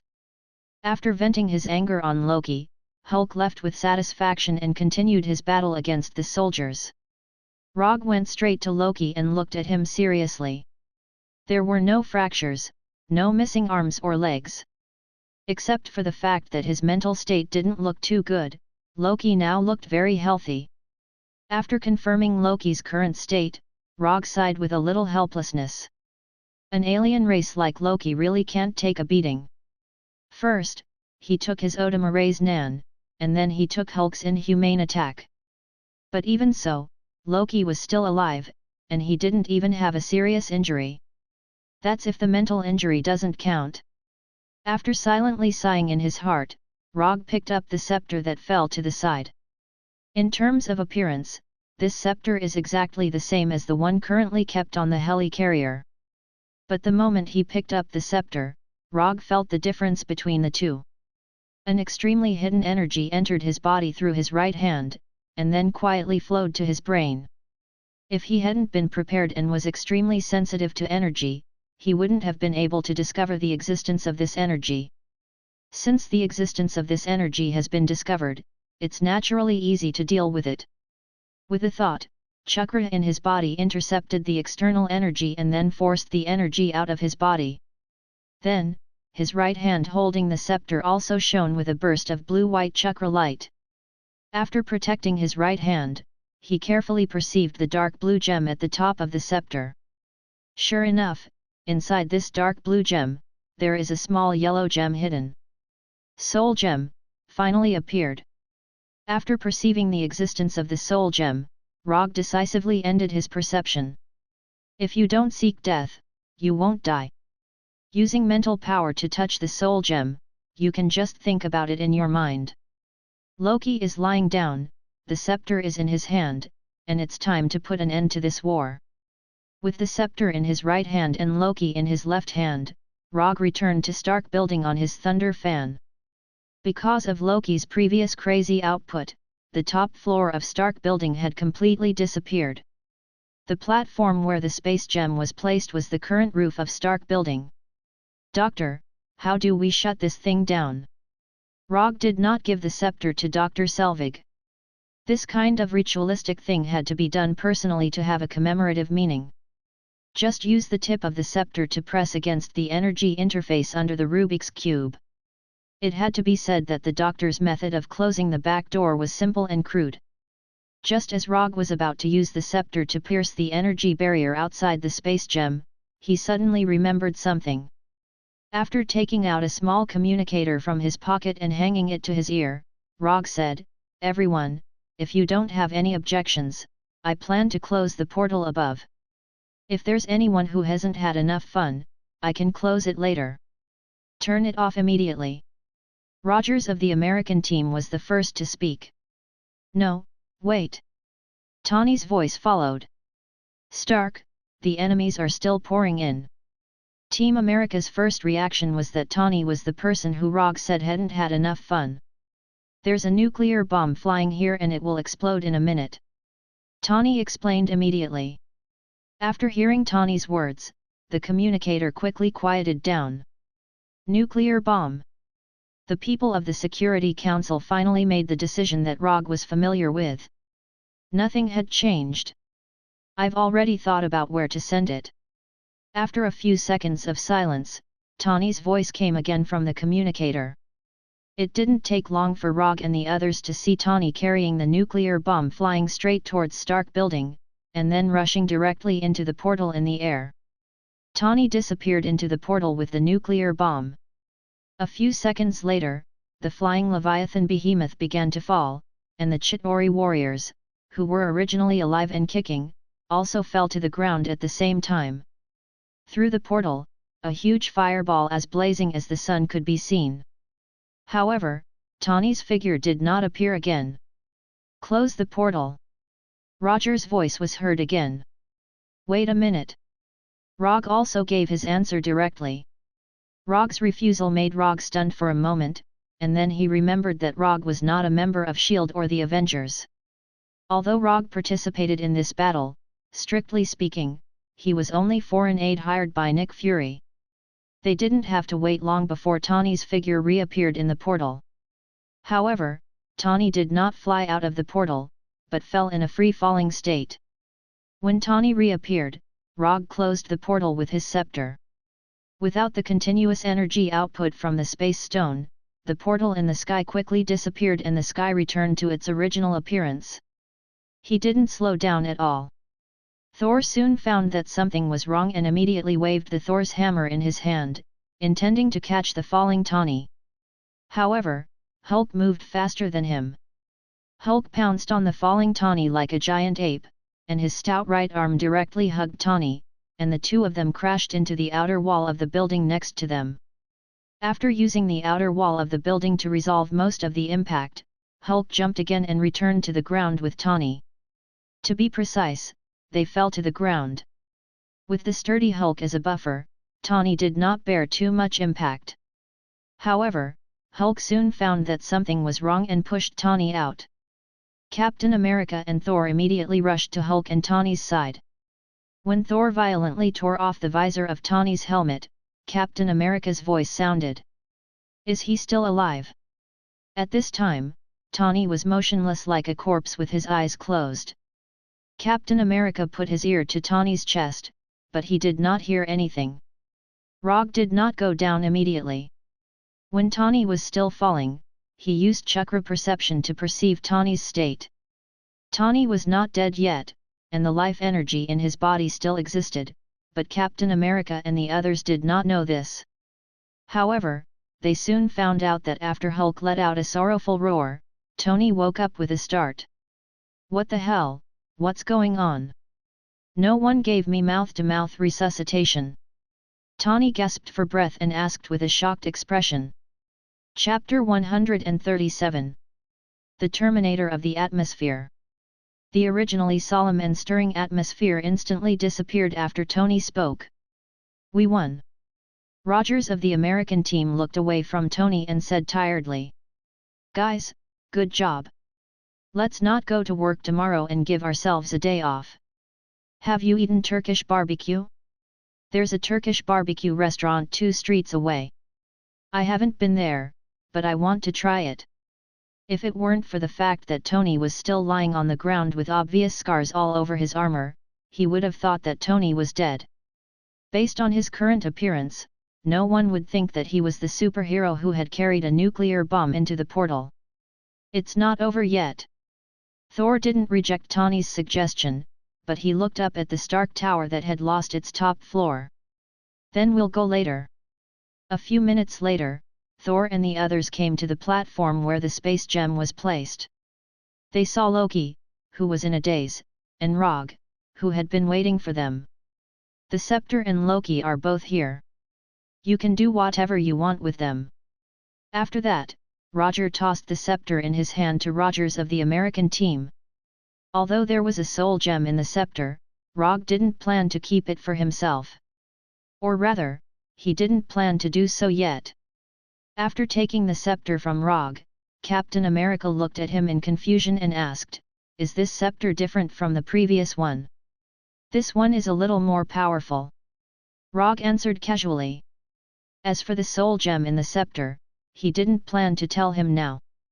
If possible, he hoped that the future would develop in the direction he was familiar with as much as possible. Whether or not Ultron and Illusion would be born wasn't his main concern. What he really cared about was Scarlet Witch Walter. "I definitely don't want Walter's body. I just care about Walter's superpower." "Yes, only her superpower." "Absolutely." According to his plan, Walter's superpower was the key to activating the Mangekyo. Although he could also directly exchange for the Mangekyo in the system, considering that this evolution required 300 ninja coins, he decisively gave up on this plan. That was 300 ninja coins. As for the most orthodox way of upgrading, experiencing great negative emotions, such as witnessing the death of a loved one, this was not in his consideration from the beginning. After completing the final handover, they finally went to the Turkish barbecue restaurant that Tawny had mentioned and had a depressing lunch. Time passed in a flash. Unknowingly, a week had passed since the Battle of New York. In the past week, S.H.I.E.L.D. showed its existence in a high-profile manner, dealing with the various problems left over from the Battle of New York. The corpses of the Chitauri warriors, various alien weapons and technology, collateral damage caused by the war, and the guidance and control of public opinion. Although S.H.I.E.L.D. started various post-war treatment measures in the first place, the existence of the Avengers still spread throughout the world. Iron Man Tony Stark, Captain America Steve Rogers, Hulk Banner, Thor, Black Widow Natasha, Hawkeye Barton and the mysterious Masked Man. Although Rogge was not a member of the Avengers from the beginning to the end, people tacitly agreed that he was one of them. It couldn't be helped. After all, he acted like he was on steroids during the battle. Fortunately, Rogge had considered this problem from the beginning and had always been wearing his three-tomo mask. Therefore, probably, perhaps, not many people knew his true identity. S.H.I.E.L.D. took Loki's scepter, and Thor took the Tesseract and Loki. Tony and Banner, two people with high IQs, hooked up together and carried out some research that ordinary people can't understand. Rogers, Natasha, and Barton began their respective vacations and were currently in a state of disconnection. After handing over Loki to the replicator, the Systems Commission finally changed to a completed state and sent 200 ninja coins to Rogge. In addition to the 40 ninja coins he originally had, the number of unconsumed ninja coins reached 240, which was a small savings. In general, everything was similar to what he expected, except for one thing that he didn't expect at all. His law firm had been destroyed. Before leaving the firm, he also specifically told Erica and others to be ready to fight and protect the firm. But he never thought that the invasion of the Chitauri army would still destroy his firm. To be precise, the person who destroyed his firm was not the Chitauri warriors, but the abomination, Brinsky. He didn't know if this guy was angry or he couldn't control his destructive power for a while. When killing those Chitauri warriors, the abomination successfully destroyed the firm. It was so damaged that there was no need to repair it, because the entire office building had collapsed. After saving all the things in the firm that were still worth saving, Rogge said goodbye to the firm that had accompanied him for several years and then chose a new office location. This time, he didn't choose those remote streets. Instead, he directly moved his office to the famous Empire State Building.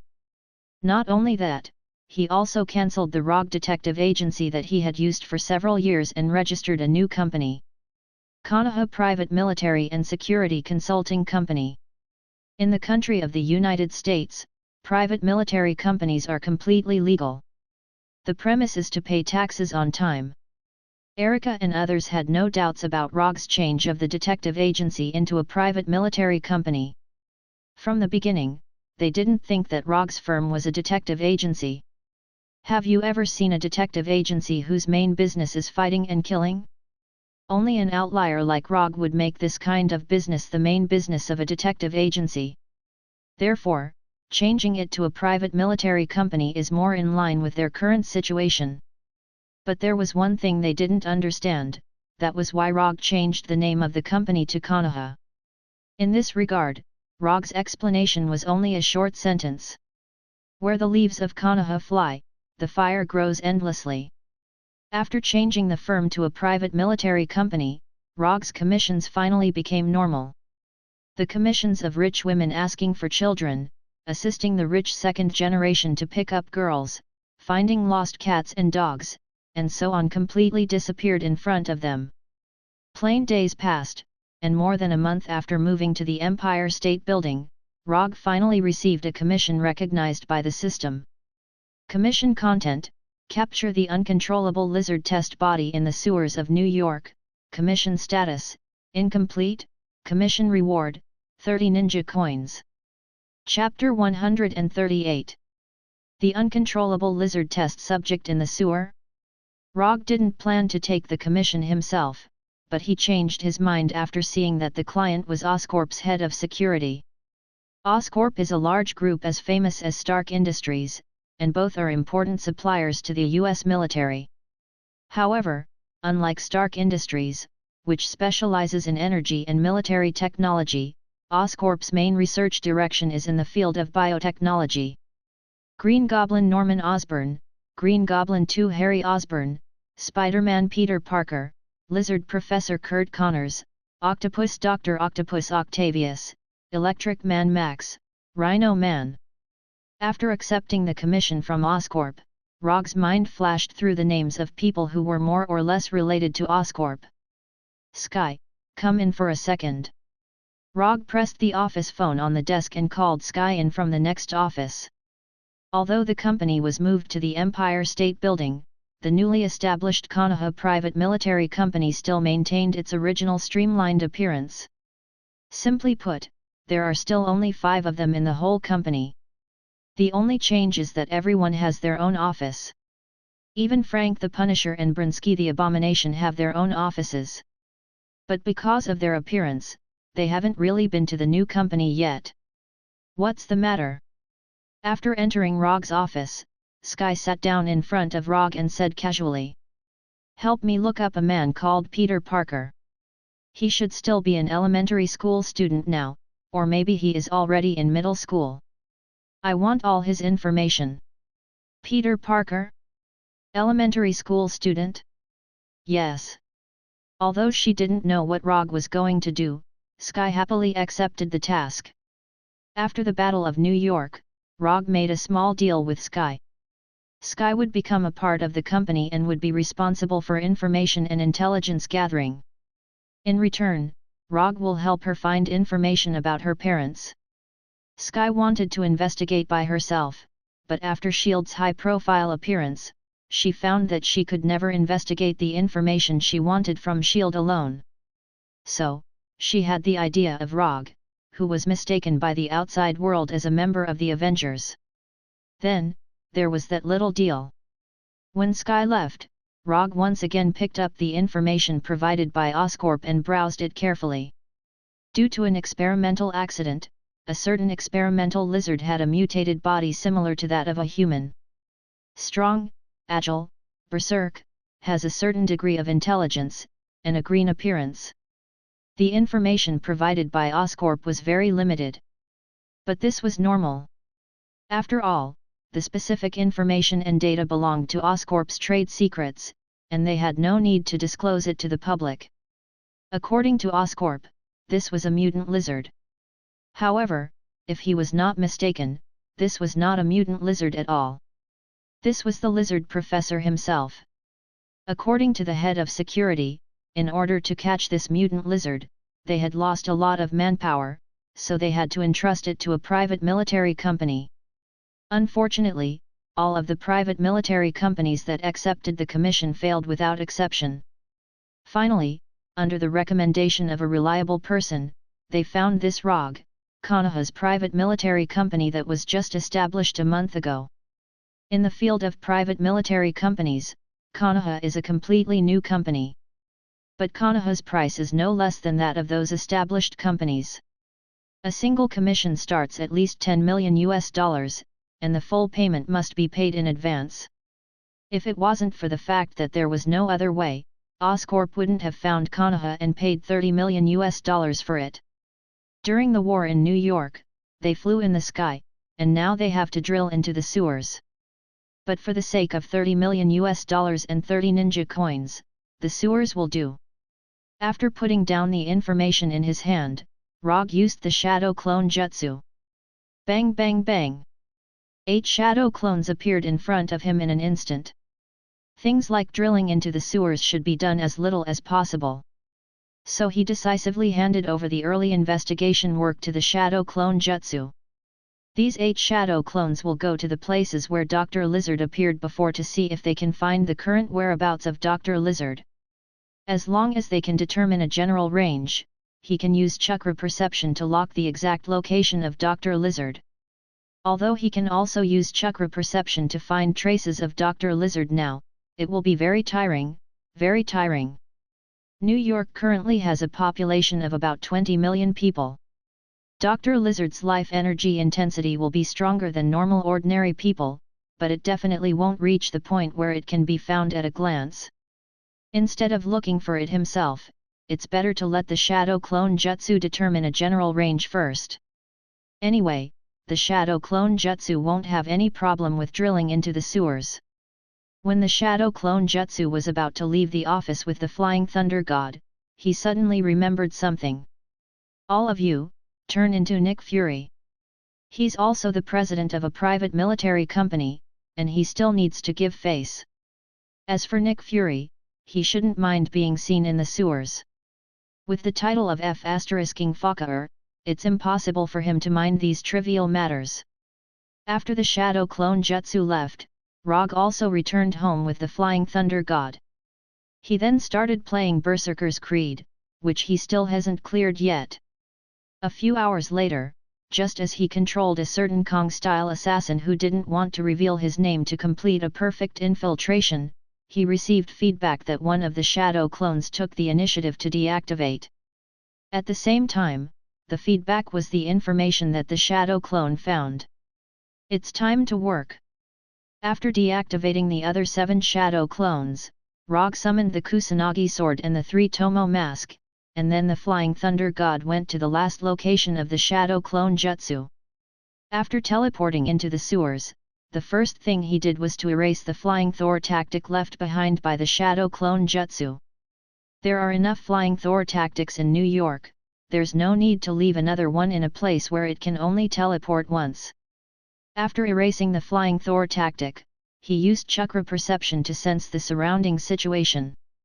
It's really here. Putting on the 3 Tomo mask, he moved quickly on the walls of the sewers in a way that didn't conform to the law of gravity. Spider-Man wasn't the only one who could walk on the walls. As he continued to move forward, he encountered more and more lizards. There were all kinds of lizards, big and small. These lizards seemed to be summoned from the depths of their souls as they crawled forward one by one. Chapter 139. What is charm? That's it. Dr. Lizard probably didn't expect that he would have such great charm after transforming. The only pity was that his damned charm was only effective on lizards. If his attractiveness could work on humans, then he could become the superstar of this era. But now, he could only become a superstar in the eyes of lizards. You are electricity, you are light, you are the only legend. In the hearts of these lizards, Dr. Lizard was their god. He was their everything, their entire world. After following these brainless lizards for a while, Rogge finally saw the goal of his trip. A lizard man with a height of 2 to 3 meters. When he saw the lizard doctor also saw him. However, Dr. Lizard didn't attack him immediately, but curiously looked at the uninvited guest wearing a mask. Dr. Lizard was no stranger to the three-tomo mask on Rogge's face.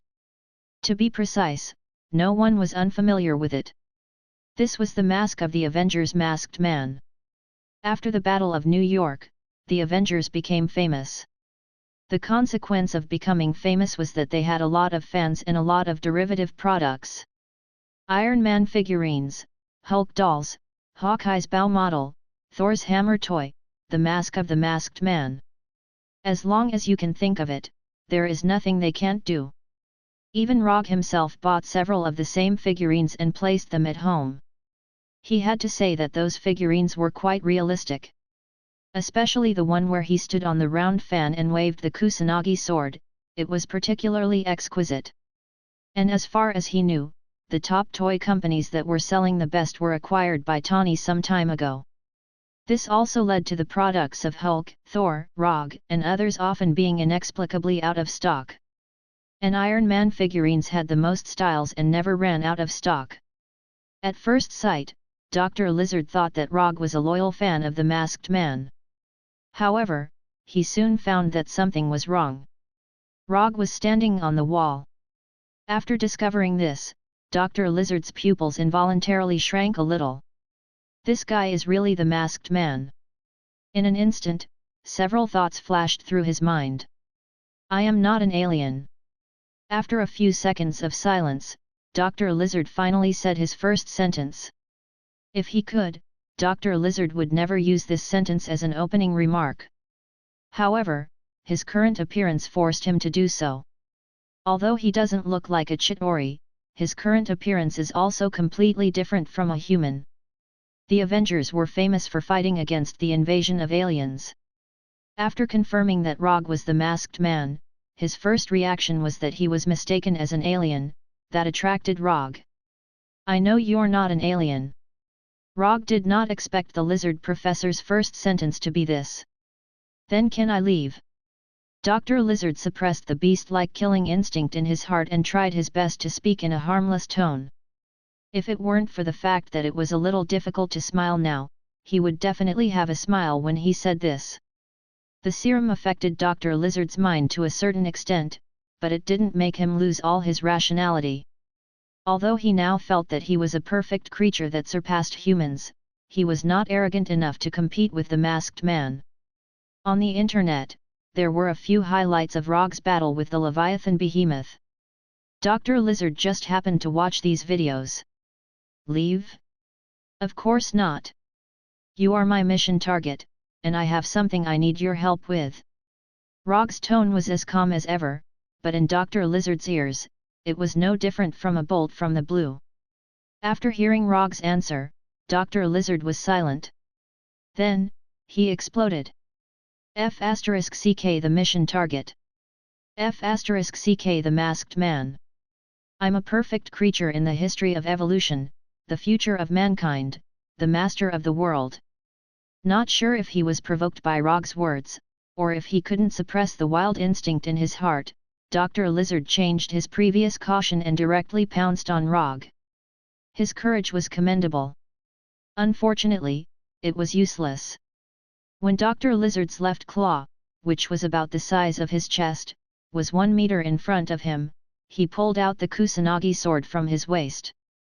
Lightning released Chidori blade. The Kusanagi sword wrapped in electricity drew a beautiful arc.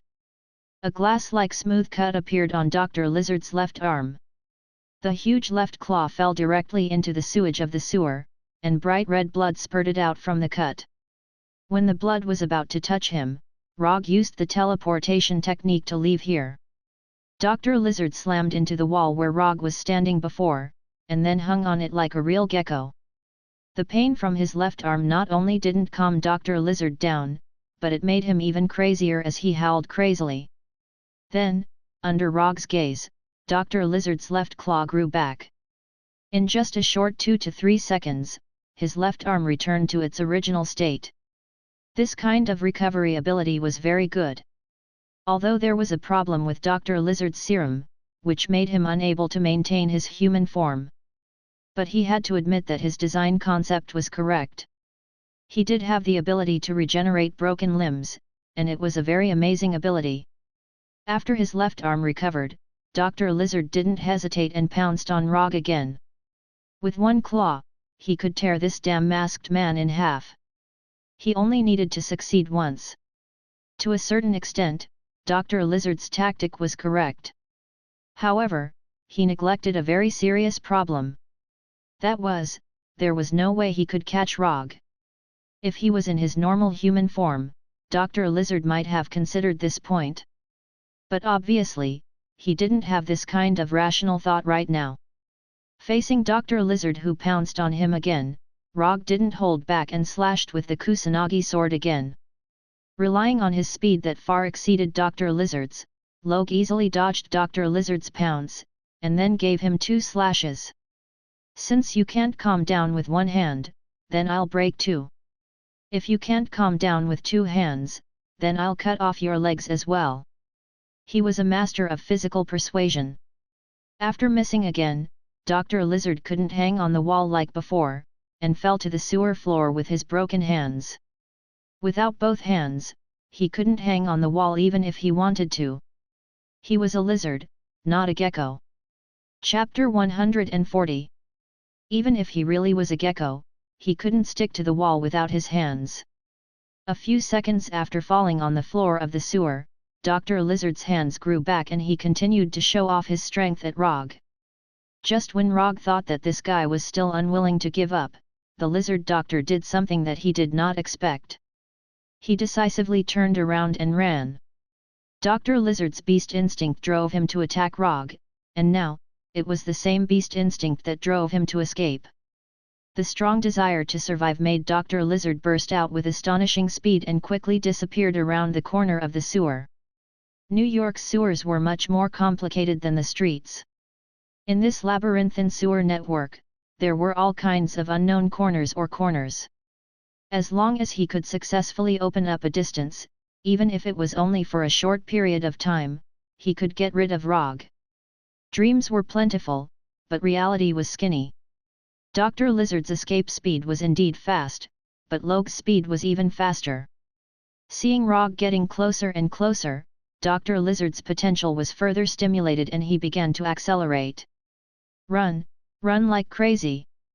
It was not fast enough, he had to be faster. Dr. Lizard displayed a speed that was completely out of line with his current size. He ran like a mad bull. However, he would never have thought that Rogge was purposely suppressing his speed at this moment. He didn't want to catch up to Dr. Lizard. If he remembered correctly, Dr. Lizard's state was not stable. As long as the effect of the serum was completely consumed, Dr. Lizard would return to his human form. Dr. Lizard, whose mind was affected by the serum, was not a qualified person to talk to. He was waiting for Dr. Lizard to turn back into Cotter Connors. Under his deliberate expulsion, the serum in Dr. Lizard's body was quickly consumed.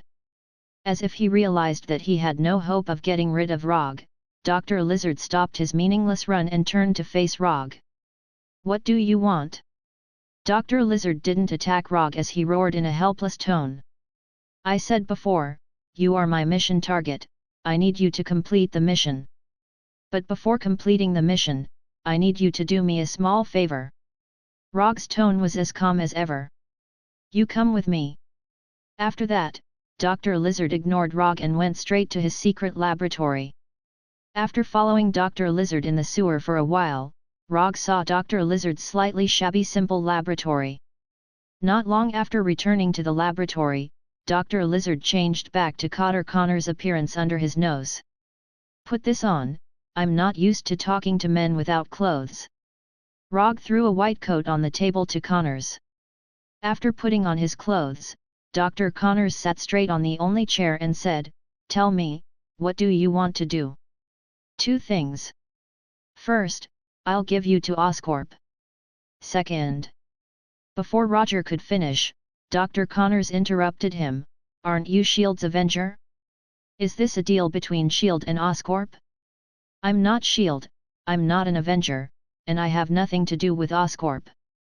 As for whether S.H.I.E.L.D. has any deal with Oscorp, I don't know, and I don't want to know.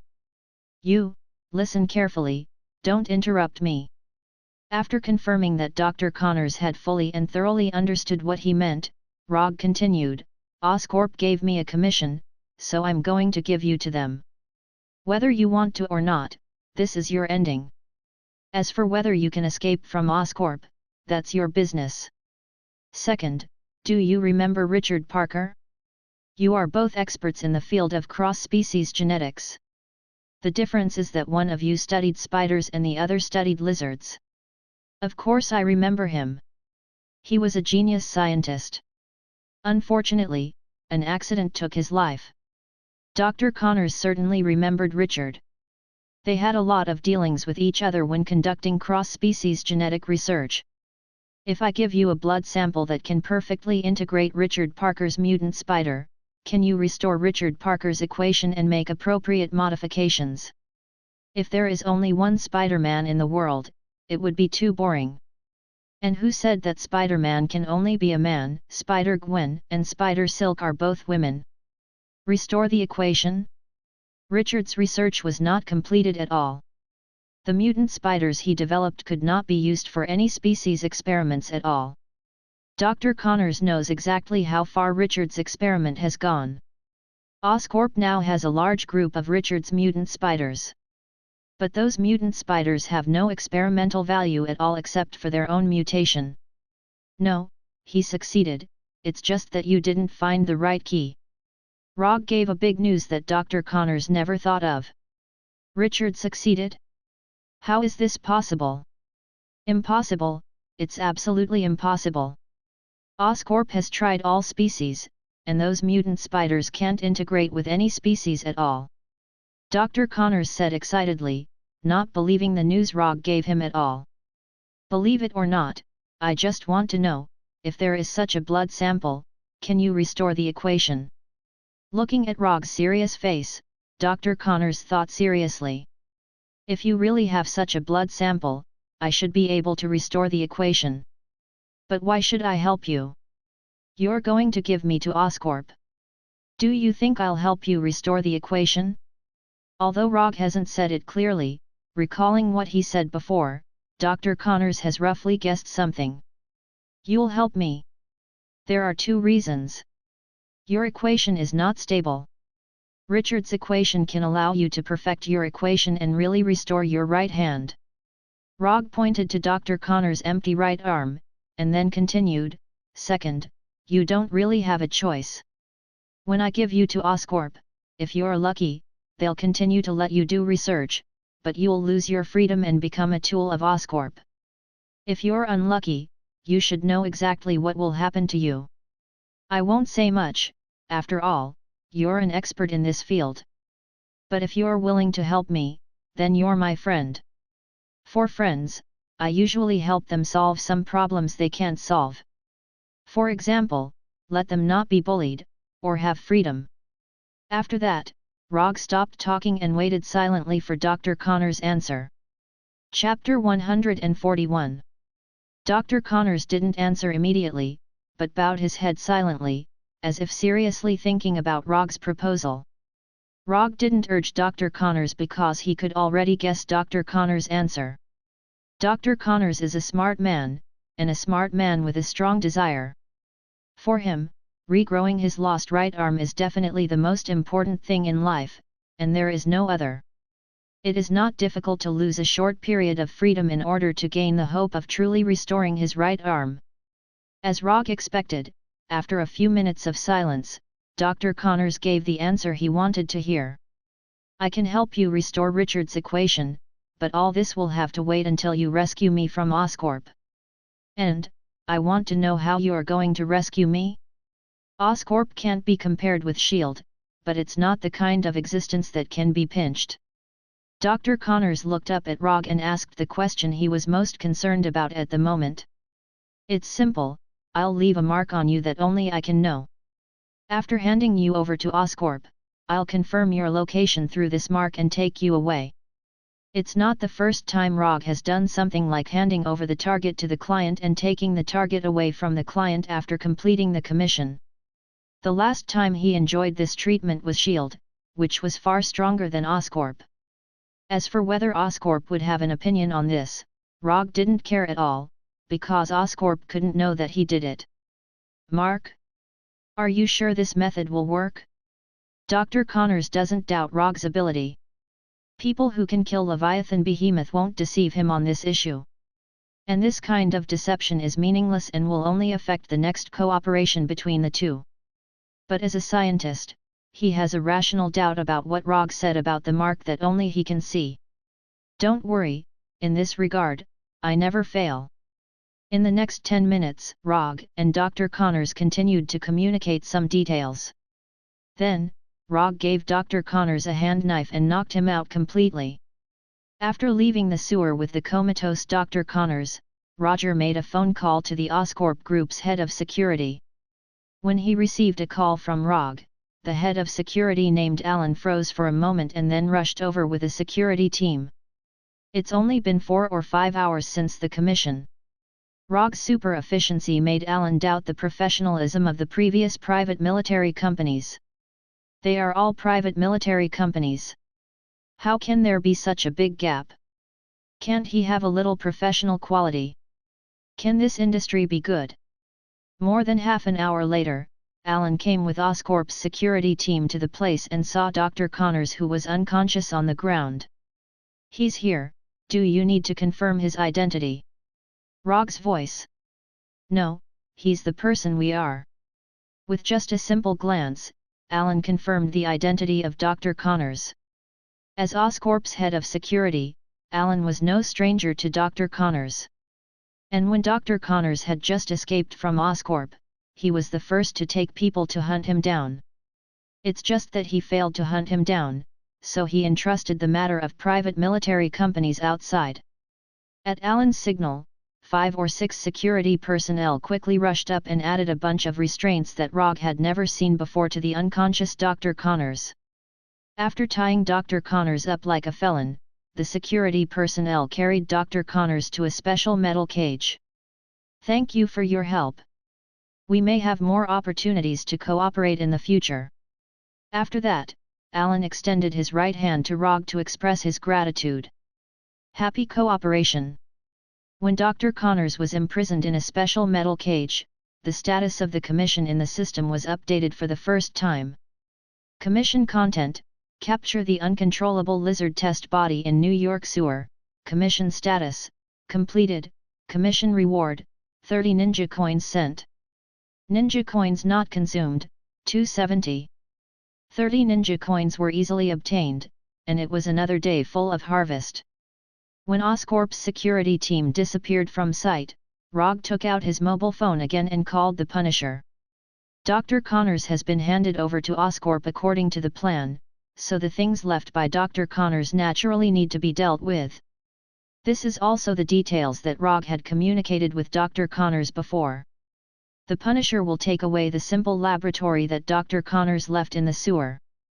Rogge also needs to get the mutant spider cultivated by Richard and Peter Parker's blood samples before rescuing Dr. Connors. According to Dr. Connors, there is a laboratory dedicated to cultivating Richard's mutant spider next to the interspecies laboratory of Oscorp building. In that laboratory, there are thousands of mutant spiders. As long as you can enter the laboratory, you can easily get Richard's mutant spider.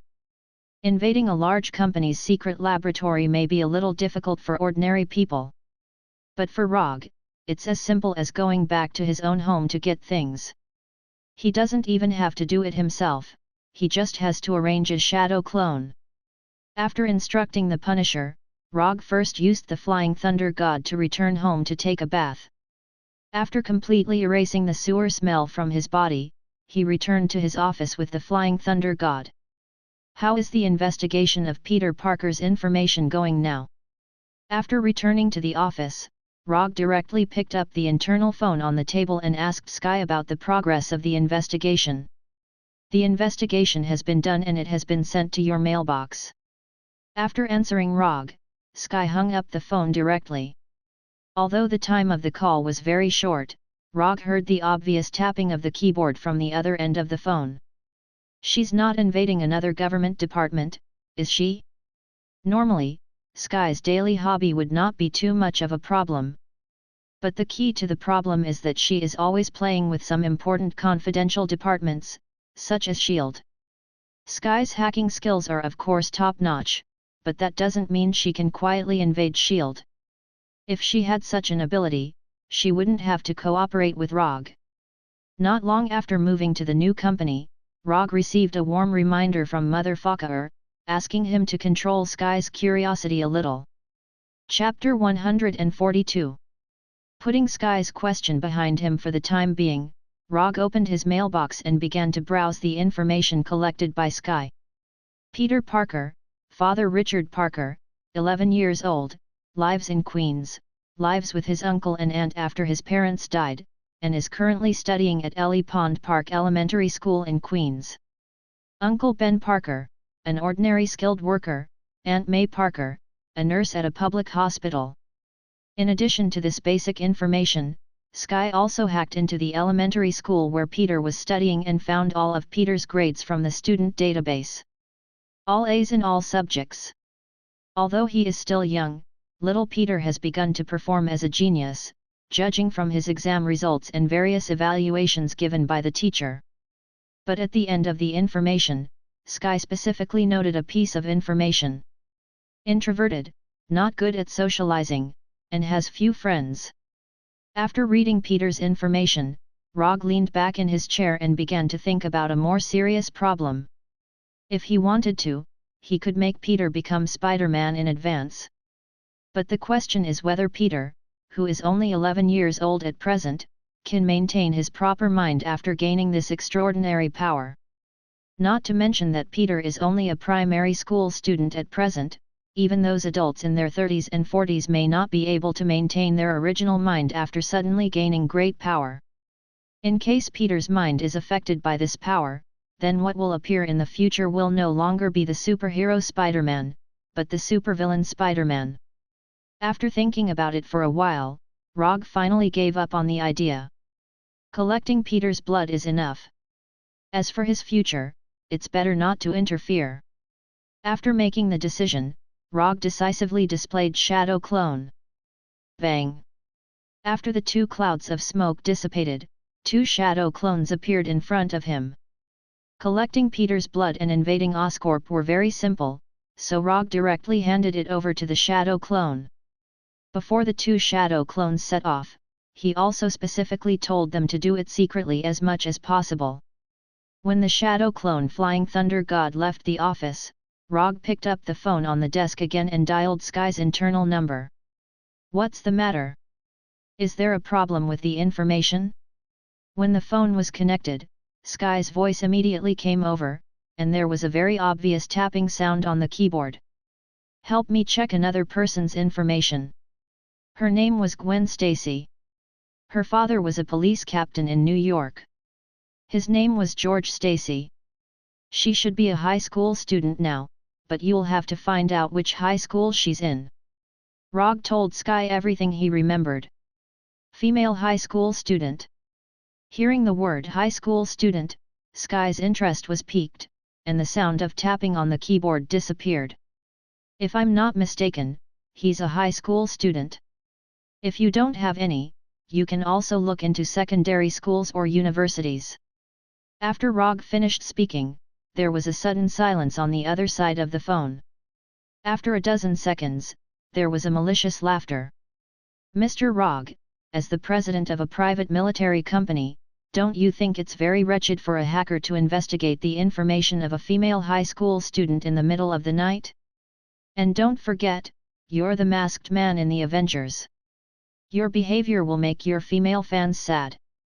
Rogge didn't speak, because he was sure that no matter how he answered, he would be ridiculed by Sky. But at your current age, it's normal to be interested in the young opposite sex. After all, which man can refuse a youthful body full of vitality? Sky, like discovering a new continent, opened the ridicule mode to his heart's content. Your imagination is too rich. Start the investigation now. I hope to see Gwen's information as soon as possible. After that, Rogge hung up the phone directly. Speaking of which, Sky's age should be about the same as Gwen's. It's just that one lives according to the normal trajectory of life, while the other deals with the dark side of the world all day long. If Sky's parents were normal, she should now be thinking about which university to apply to. Sigh, this is the damned fate. After instructing Sky, Rogge also returned home with the Flying Thunder God. Before going to sleep, he deliberately used chakra perception to perceive Dr. Connor's Flying Thor technique and Dr. Connor's current strength of life energy.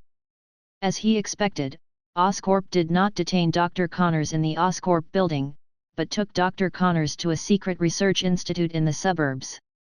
And judging from Dr. Connor's current strength of life energy, he has not suffered any inhuman abuse, and his vital signs are stable and healthy.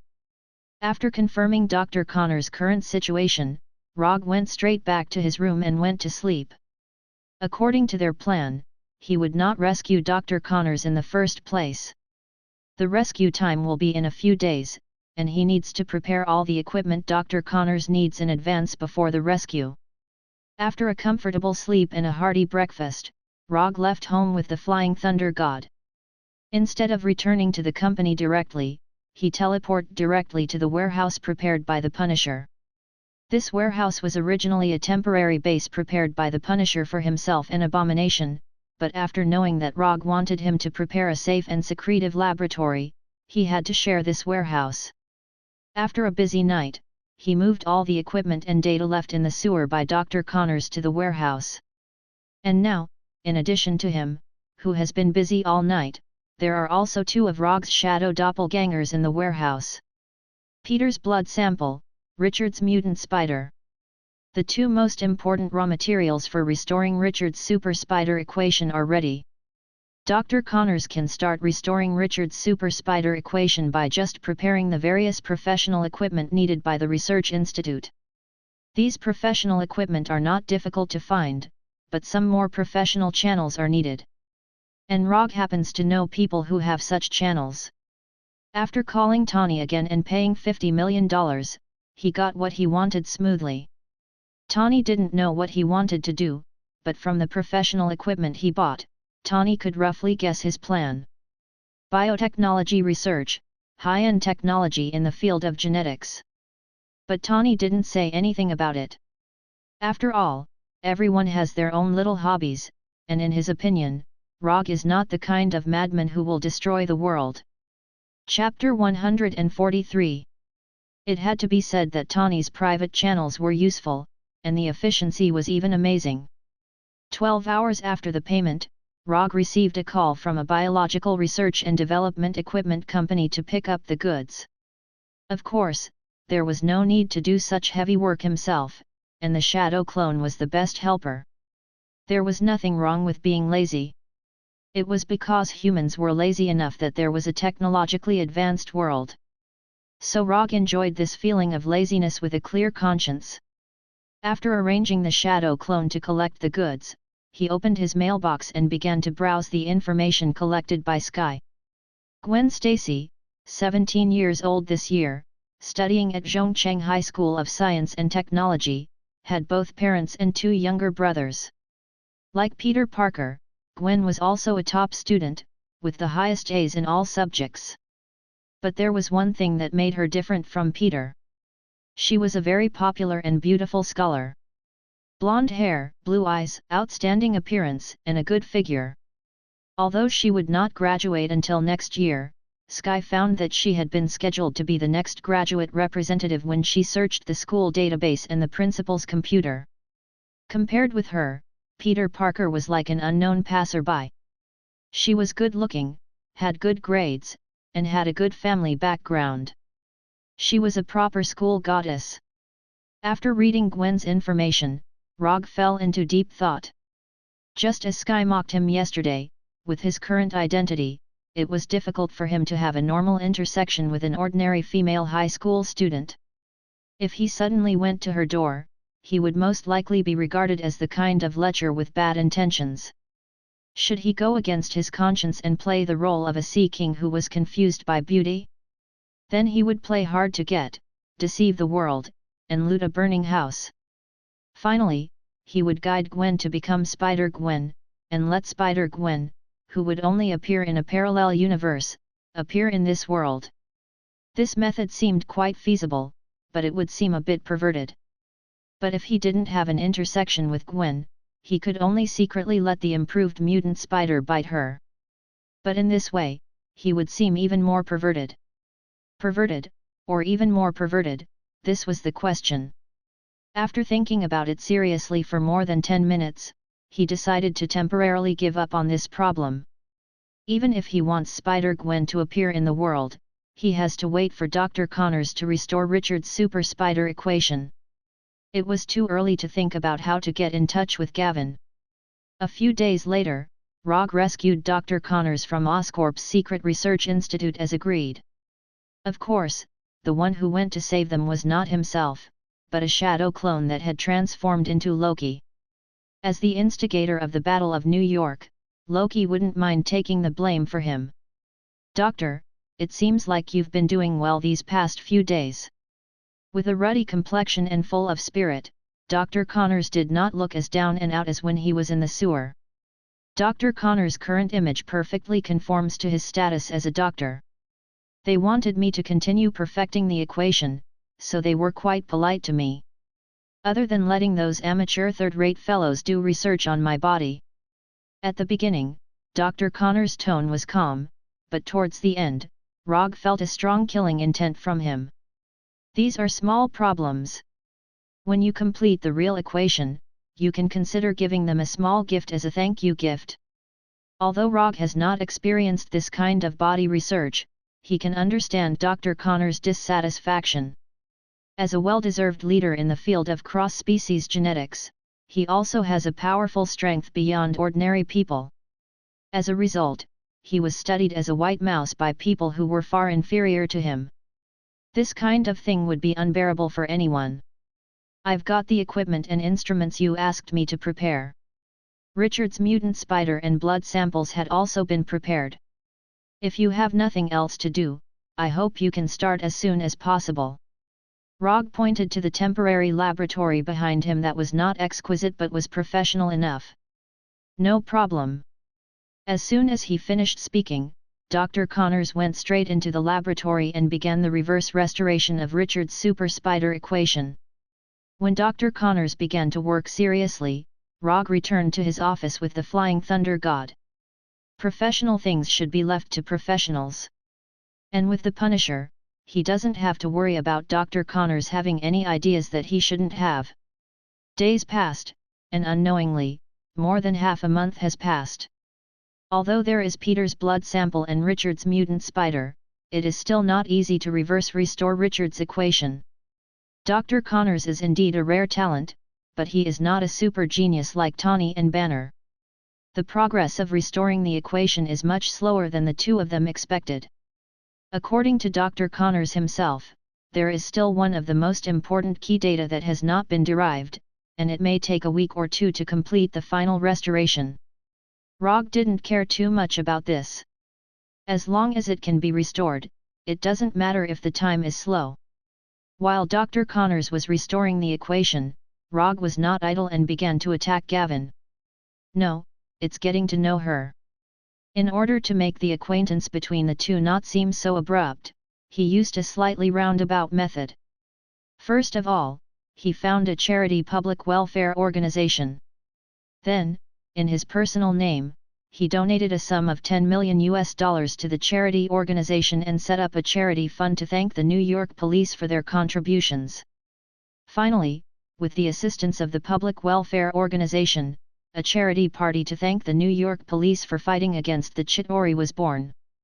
When drawing up the invitation list, he included several police stations on the list of key thanks, including the police station where Gavin's father, Sheriff George, was located. Although the process was a little complicated, he finally achieved his goal and successfully got to know Sergeant George and his family. When Sheriff George shook his hand to express his gratitude, a trace of guilt emerged in his heart. "If you know that I'm thinking about your baby girl, you certainly won't have any idea of thanking me, maybe you'll have the idea of shooting me directly in the head." With such a foreshadowing, the subsequent things were much simpler. Although Rogge is now a typical single dog, he was an out-and-out VIP player before crossing over. The former little white dragon in the waves is now going to start galloping again. Chapter 144. What is the saying? If she is not deeply involved in the world, take her to see the prosperity of the world. If her heart has been vicissitudes, take her to ride the merry-go-round. This used to be Rogge's tactical plan to gallop on the battlefield. But he later found out that this was not his real trump card. What really made him a little white dragon in the waves was not these seemingly reasonable methods, but a simple and crude fact that couldn't be any more simple and crude. Handsome.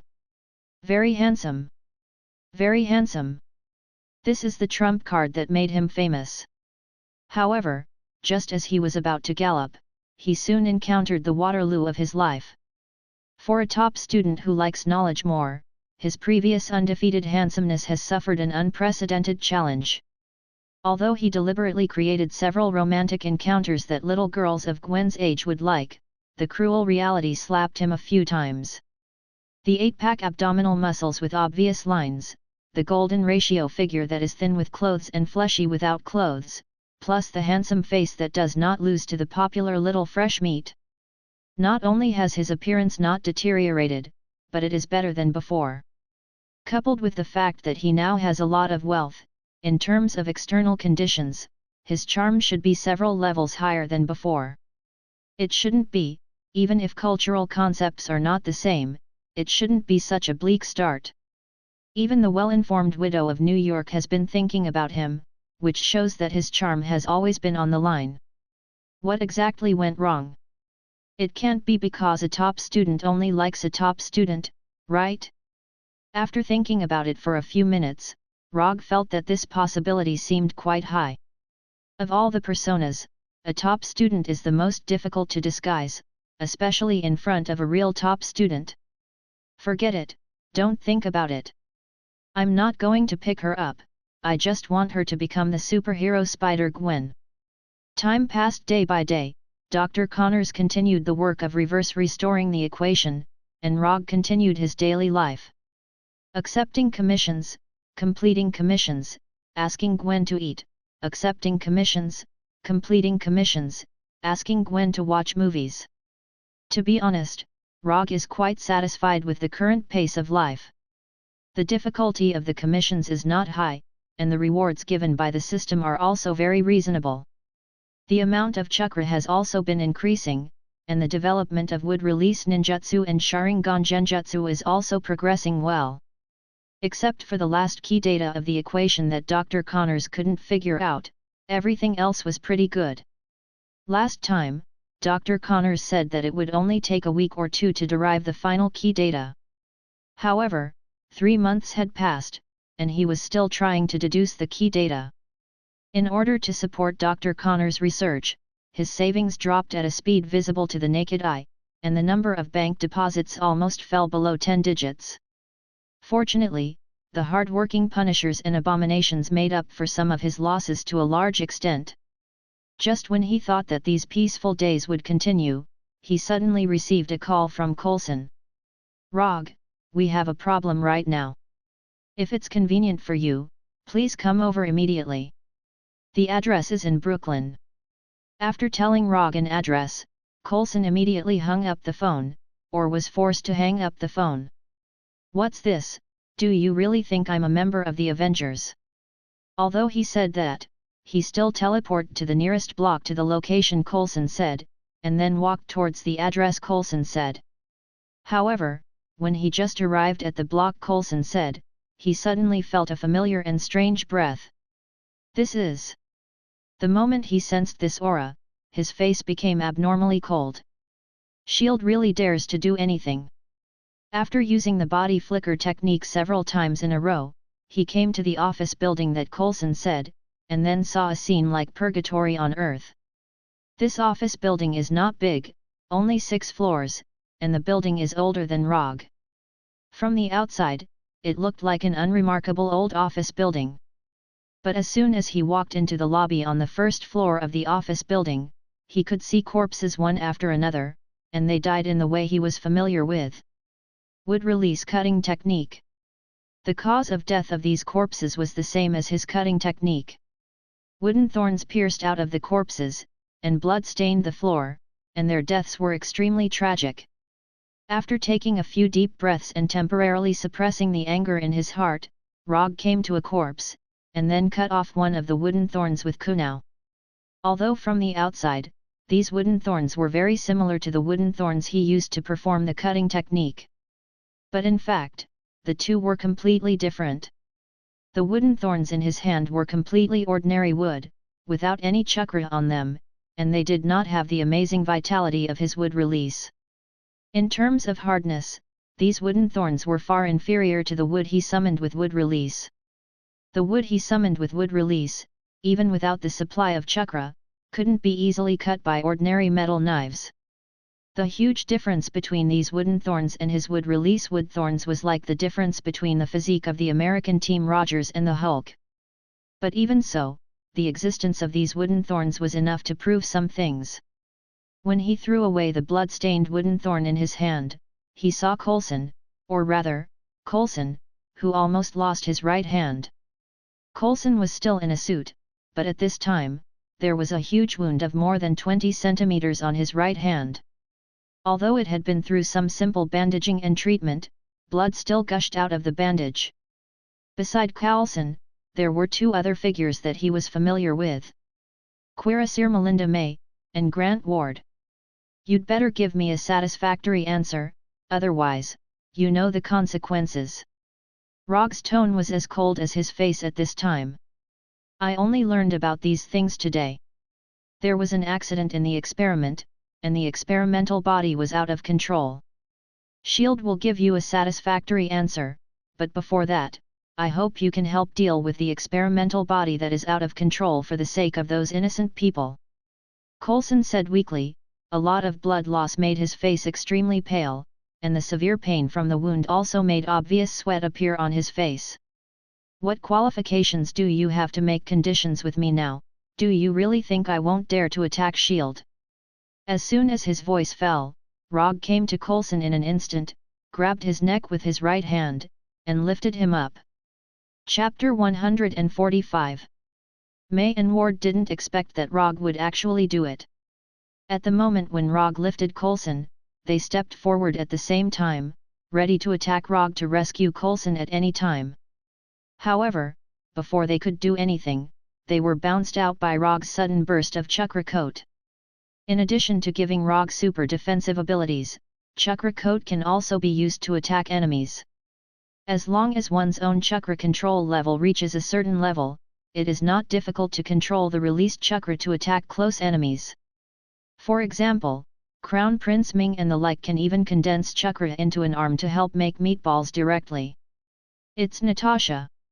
Coulson grabbed Rogge's right arm with his intact left hand and struggled to speak. Before Coulson finished speaking, Rogge increased the strength of his right hand, turning his face into the color of a pig's liver. "If you lie one more time, I'll break your neck right now." Rogge can't read minds, but he can be 100% sure that Coulson is lying. Natasha did have some close contact with him, but it is absolutely impossible for Natasha to give his cells or other genetic samples to S.H.I.E.L.D. Natasha doesn't have such courage, and Natasha knows very well what can be done and what can't be done. In S.H.I.E.L.D., Natasha is definitely the one who knows Rogge's bottom line best. She doesn't have the courage to do something that will directly cause Rogge to go berserk, and she won't do it. And if it was provided by Natasha, then S.H.I.E.L.D. would have gotten his cells a few years ago, and they wouldn't have waited until today to start the research. It's the body of the intruder on the helicarrier, and the body of the Leviathan. Coulson has dealt with Rogge many times, so he knows that Rogge is really angry. If he doesn't tell the truth, Rogge will definitely not hesitate to break his neck. S.H.I.E.L.D. does have a confidentiality agreement, but it also depends on what the confidentiality is. When Coulson finished speaking, Rogge released his right hand. Coulson once again enjoyed the beauty of breathing freely. Then in the next second, he fell directly to the floor under the influence of gravity. "I will deal with the thing outside. When I come back, you and Nick Fury better give me a satisfactory answer." After that, Rogge left the office building without looking back. Shield is the typical representative of courting death. After the New York battle, Rogge thought that S.H.I.E.L.D. would be a little more restrained. As a result, in just a few months, these guys made a new move. Last time, it was because of the unlimited energy in the Tesseract. This time, it was because of his wood release. In S.H.I.E.L.D.'s view, Rogge's wood release is easier to control than the magic cube. After all, Rogge is a living example. Moreover, the attack and defense abilities displayed by wood release are more in line with S.H.I.E.L.D.'s needs.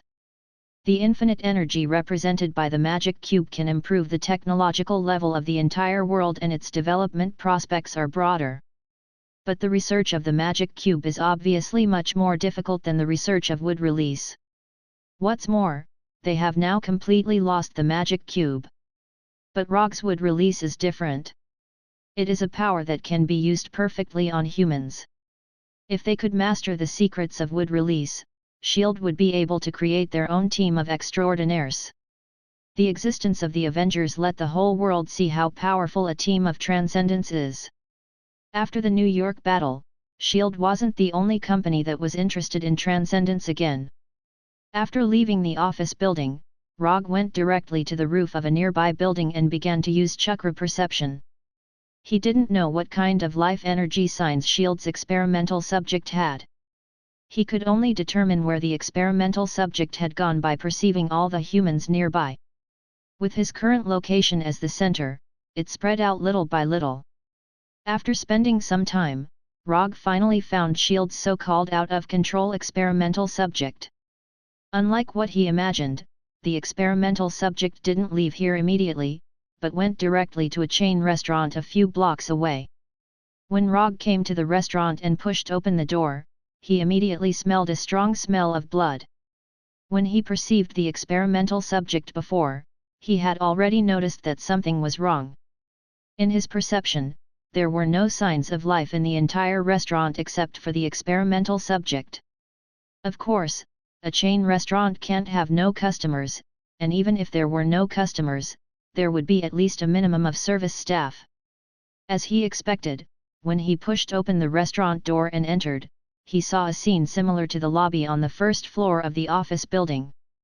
More than a dozen corpses were scattered around the restaurant, and the wooden thorns on the corpses clearly showed the cause of their death. Next to a table near the restaurant bar, there was a middle-aged man in white clothes with wooden thorns all over his body. The middle-aged man looked up at Rogge and then put his eyes on the food in front of him. Like a beggar who had been hungry for days, he crazily stuffed the hamburger in his hand into his mouth. In just a few seconds, the man finished the hamburger in his hand and then picked up a steak that had not been cut at all. The man ate frantically, and the food that filled the whole table disappeared at a terrifying speed. Rogge didn't disturb the man's eating. He just silently came to the opposite side of the man and sat down directly. A few minutes later, when the man finished eating all the food on the table, he raised his head again and looked at Rogge in front of him with a strange look. Rogge and the man didn't speak, just looked at each other silently. "Are you the masked man? I've seen the video of your battle with those aliens, and it was wonderful. But I'm stronger than you." As soon as his voice fell, the man's right hand suddenly attacked Rogge. From Rogge's point of view, he could clearly see a wooden thorn gushing out of the man's palm, stabbing towards him like a sharp blade. However, just as the sharp wooden thorn was about to pierce his neck, an arm made entirely of wood emerged from his left shoulder. In just a moment, the wooden arm grabbed the man's right hand, and the two palms clenched together like fists. When his right hand was grabbed by the wooden arm, the man didn't hesitate and immediately stretched out his left hand. As soon as he raised his left hand, a piece of wood as thick as an arm also gushed out of Rogge's right shoulder. When the wood that gushed out of Rogge's right shoulder reached the man, the wood suddenly split into two, turning into two arms. One of the wooden arms pressed the man's left hand, and the other directly pinched his neck. "No, you're not strong at all." Chapter 146. I'm better than you. He didn't know if this guy with wooden thorns all over his body had eaten too much and lost his mind. How could he say something like that? To Rogge, it sounded like Yamato saying to Hashirama, "My Mokuton is better than yours." No, this guy was far from even Yamato's level. For better or for worse, Yamato is an elite Anbu ninja from his roots, and the wood release he uses is a proper wood release, not some fancy tricks. Tell me, what's with these pieces of wood? At first, he thought that S.H.I.E.L.D. had gotten his cells or other biological samples from somewhere and then made a copy of him. But when Coulson talked about the helicarrier and the dead Leviathan, he was already sure that S.H.I.E.L.D. didn't make a copy of him. The wooden thorns that killed the helicarrier and the Leviathan were indeed grown from his body when he performed the cutting technique. But there was absolutely no way that those wooden thorns had his cells or biological samples on them. After removing the ninjutsu, these wooden thorns wouldn't even have chakra on them. Say you're a... The man was just about to say something uncivilized when he felt a sharp pain in his hands, the pain of being pierced directly by wooden thorns. Answer whatever I ask. If you can't do it, I'll let you experience what they've experienced. Under Rogge's control, wooden thorns more than 10 centimeters long grew from the palms of the two wooden arms and directly pierced the man's hands. The best way to deal with uncivilized people is to let them immediately experience the consequences of being uncivilized. Cultural education wasn't something that Rogge liked. What he liked was to educate others through physical means. It only took a few times to make it unforgettable. It's S.H.I.E.L.D.'s experiment, they made me like this. After being taught a lesson, the man decisively chose to cooperate. Be more specific. However, Rogge wasn't very satisfied with his answer. Therefore, he made the wooden arm grow a wooden spike that was more than 10 centimeters long. I have had superpowers since I was a child. I can control the growth of plants. Later, I used vines to kill a few people, and I was caught by S.H.I.E.L.D. I was locked up in a special prison until a few months ago when they took me out and injected me with a special drug called seed. In the beginning, I could only grow plants like grass and vines on my body. They injected me with several different seed potions, and then I was able to grow wood from my body. However, this ability is sometimes very unstable, so sometimes these wooden thorns will come out of my body on their own. The man quickly explained. After he finished speaking, he looked at the small wooden thorns on his hand. Your superpower is to control the growth of plants, but the energy required for the growth of plants cannot be produced out of thin air. How did you do it? Even when he used wood release, he had to consume a large amount of chakra to achieve the effect of controlling the wood or making it grow. The man in front of him didn't have any special energy in his body. Just eat. After they injected me with the so-called seed potion, my appetite became better and better, and my stamina became a lot better. Every time I let the wood grow out of my body, it will consume a part of my stamina. As long as I have stamina, I can continue to let my body grow wood. Growing wood from the palm, then inserting the wood into other people's bodies, and finally letting these wooden thorns grow out of other people's bodies, they also taught me. But later, I watched your video and realized that they also learned from you. Let me tell you, those people from S.H.I.E.L.D. are really not good people. I think you should be like me and kill them until they bleed all over the ground. That way, they will be afraid of you and won't have any ideas about you. He didn't know if this guy was a chatterbox or if he felt that Rogge would no longer hurt him. He began to chatter and even began to give Rogge advice. I'm so cooperative, it's not right for you to kill me.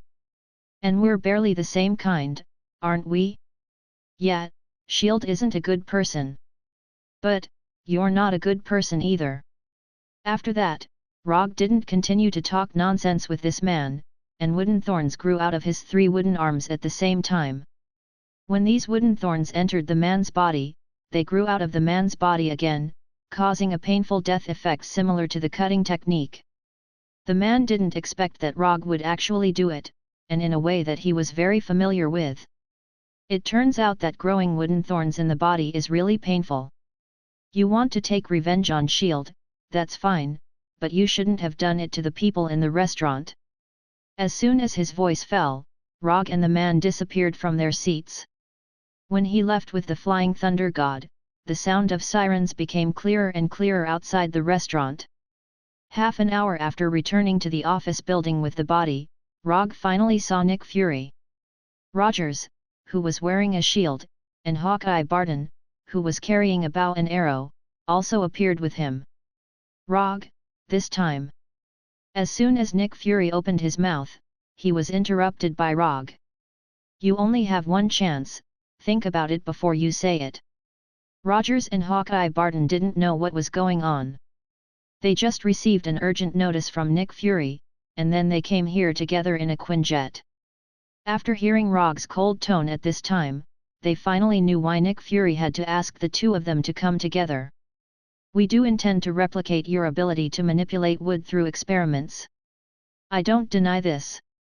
The experimental order to conduct the research was given by me, and I know that this violates our original agreement. So if you want to do it, I can understand. However, I don't think there's anything wrong with my order. We won the Battle of New York, but that was a victory for the Avengers, not for S.H.I.E.L.D. S.H.I.E.L.D. needs power, and only with power can S.H.I.E.L.D. better protect the world. Nick Fury said with a righteous face, and he didn't think there was anything wrong with S.H.I.E.L.D.'s approach. Ha ha ha ha ha. As expected of S.H.I.E.L.D., who is responsible for protecting the world, you are always so righteous. You never feel that there is anything wrong with your approach. You always feel that the world needs your protection to be safe. Who do you think you are? You really think you are the messenger of justice who maintains peace?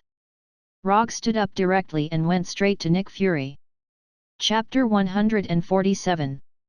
As long as one wasn't a fool, they could easily see that the current atmosphere was very wrong. When Roger came in front of Nick Fury, Rogers of the American team also stepped forward and said to Roger, if you have something to say, we can talk slowly. There's no need to fight. Rogers didn't know Rogge very well, but he had seen how Rogge fought before. Therefore, he was certain that once Rogge made his move, no one here could stop him. Unlike Captain America who took the initiative to step forward, Hawkeye Barton took a step back silently, then clenched the recurve bow in his hand. Hawkeye was a very pure agent, so in his opinion, Rogge was obviously making a big deal out of nothing. Although Nick Fury wasn't a good person, in general, what he did was to protect the world. This was what Hawkeye Barton was thinking at this time. The thoughts of a senior S.H.I.E.L.D. agent. Rogge didn't speak, just looked at Nick Fury with cold eyes. And Nick Fury didn't show the slightest sign of giving in, so he stood upright in front of Rogge. We didn't copy your cells, nor did we make a clone of you. We just used the wood you left behind to develop a new type of medicine. If you feel that our behavior offended you, we can make appropriate compensation. At this moment, Coulson's voice suddenly sounded. Coulson, who had finished dealing with the injury on his arm, walked in. May and Ward were still with him. Behind him was a 20-person S.H.I.E.L.D. Special Forces team. A fully armed S.H.I.E.L.D. Special Forces team. Rogge ignored Coulson, and he would never accept S.H.I.E.L.D.'s so-called compensation. If he accepted S.H.I.E.L.D.'s compensation, then S.H.I.E.L.D. would only become more and more excessive in the future. This time, they dared to have ideas about his wood release, then next time, they would dare to have ideas about his chakra. In the end, they would even dare to have ideas about him. Some things, once you give in, can no longer be reversed. In order to prevent this from happening, the best way is to cut off their hands as soon as they have the intention to reach out. If you dare to reach out with your left hand, I'll cut off your left hand. If you dare to reach out with both hands, I'll cut off both. You can't touch what you shouldn't touch, you'd better not have any ideas about what you shouldn't have. Don't you want my power? No problem, I'll satisfy you. Rogge finally spoke, his tone was calm, but anyone could tell that he definitely didn't mean to share his power with S.H.I.E.L.D. As soon as Rogge finished speaking, Nick Fury's right hand grabbed the pistol at his waist. However, before he could pull the pistol out of the holster, he felt an intense pain that penetrated his heart. Chi chi chi chi. In the blink of an eye, dozens of 10-centimeter-long wooden thorns grew out of his right arm, piercing his skin, destroying his muscles, and breaking the bones in his hand. When Nick Fury's right hand became unrecognizable, people realized that Roger's left hand was pressing down on his shoulder. "This is the power you want." As soon as Rogge's voice fell, the wooden thorns on Nick Fury's right arm grew crazily again. Bang! The crazily growing wooden thorns instantly broke Nick Fury's entire right arm.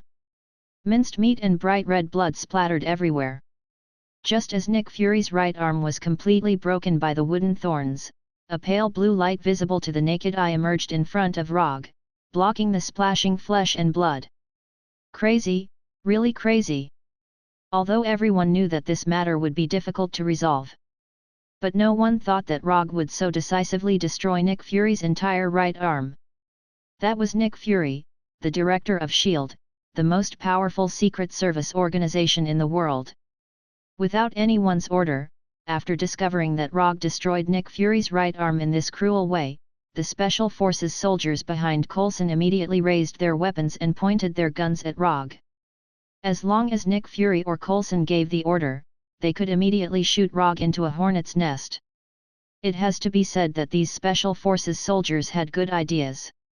But they didn't realize what kind of existence they were facing now. When they raised their weapons, Rogge glanced at them casually. Then, these Special Forces soldiers fell to the ground as if they had lost their souls. Sharingan Genjutsu. A group of ordinary people can't resist the Genjutsu of Sharingan. In just a moment, these Special Forces soldiers fell into the Genjutsu world constructed by Rogge and lost consciousness. From now on, the agreement is invalid.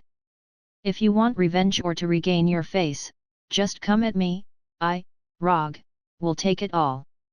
After that, Rogge ignored Nick Fury, and even ignored Team America, who was ready for battle, and Hawkeye, who aimed their bows at him, and directly left with the Flying Thunder God. The good relationship with S.H.I.E.L.D., from this moment on, was completely over. But Rogge didn't have any regrets. S.H.I.E.L.D. is indeed very strong, and it can even be said that it is the strongest secret service organization at present. But so what? If it really comes to the point of no return, he can guarantee that the one who dies must be S.H.I.E.L.D. When it comes to fighting, he is really not afraid of anyone. Although Nick Fury's right arm was destroyed by him, in the next few days, Rogge did not suffer any attacks from S.H.I.E.L.D., not even those deliberate difficulties on the surface. Days passed, and everything seemed to have returned to its original state. But a month later, he suddenly received a black business card with an octopus-like logo. He was no stranger to the octopus-like logo on the business card. This is the symbol of Hydra. The business card suddenly appeared in his office, and neither Sky nor Erica knew who sent it. Even the closed-circuit television happened to have some small accidents at that time and did not capture any useful pictures. Boring desire to show off. Rogge certainly knows why Hydra's people sent business cards in this way. They just want to tell him that they are strong and can enter and leave his office at will. In this regard, his answer was to throw the business card directly into the trash can. It was up to them whether they wanted to appear or not. They were just an organization without much strength. What was the point of pretending to be a wolf? After dealing with this trivial episode, Rogge left the office with the Flying Thunder God and came to Dr. Connor's experiment. After postponing the planned date again and again, Dr. Connors finally derived the last key data and successfully restored Richard's super spider equation. Chapter 148. After transmitting to the laboratory, Rogge did not go directly to Dr. Connors, but came to Punisher Frank. Go and prepare a set of professional anti-eavesdropping devices and a new hidden monitoring system. The equipment the company is running now is not good. Some cockroaches have mixed in. Professional matters should be left to the professionals. And Frank the Punisher was such a professional. In terms of fighting power, Punisher may not be as good as Abomination Brinsky.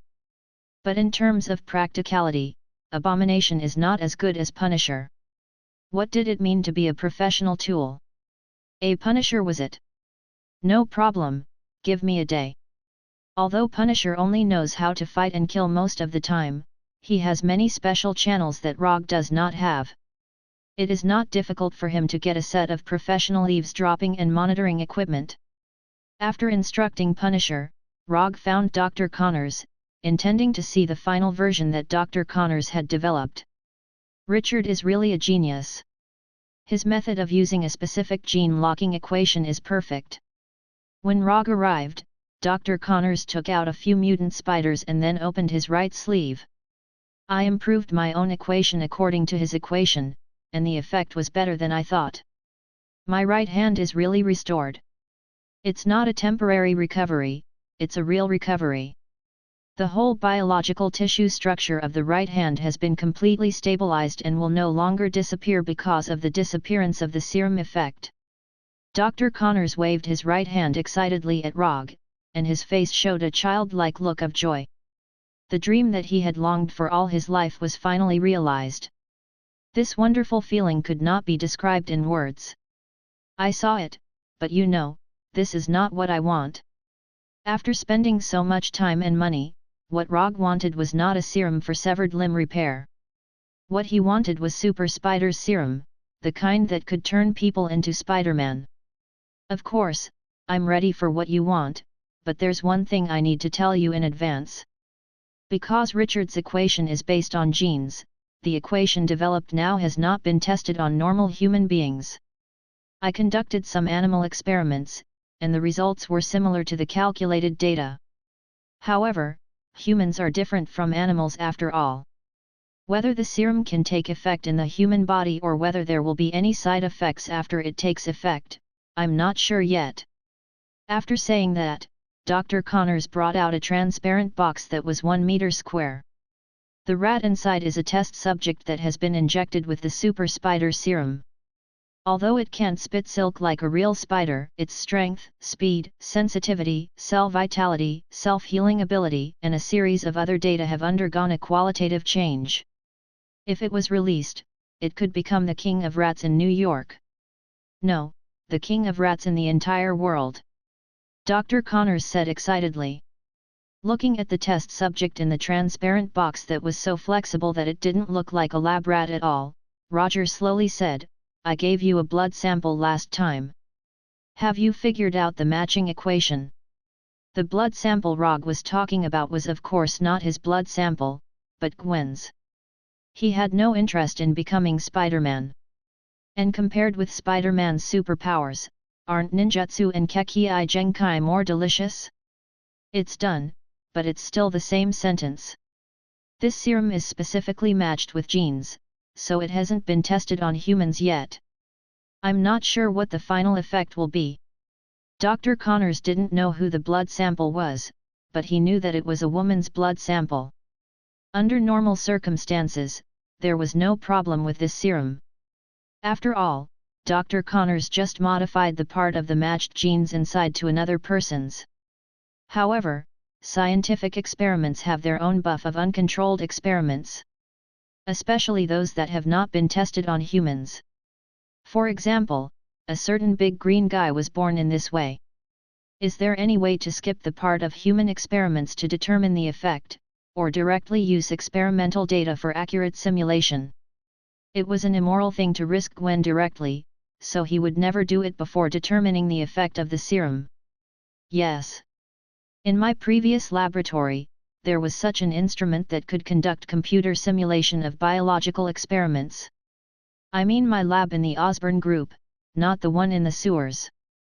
But even if I use that instrument for simulation, I need detailed data of the experimental target, the more detailed the better, and the simulation is always only an experimental data, which does not represent the results of the real human experiment. The simulated experimental data is always just the simulation effect. No one can guarantee whether the real experimental results will be the same as the simulated results.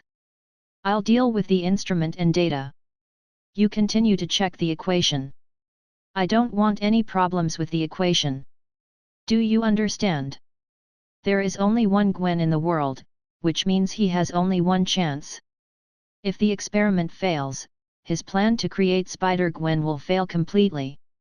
After continuing to communicate with Dr. Connors for a few minutes, Rogge returned to the office with the Flying Thunder God. He didn't need to do it himself to get the experimental simulation instrument out of Oscorp. This kind of heavy work, there is Abomination.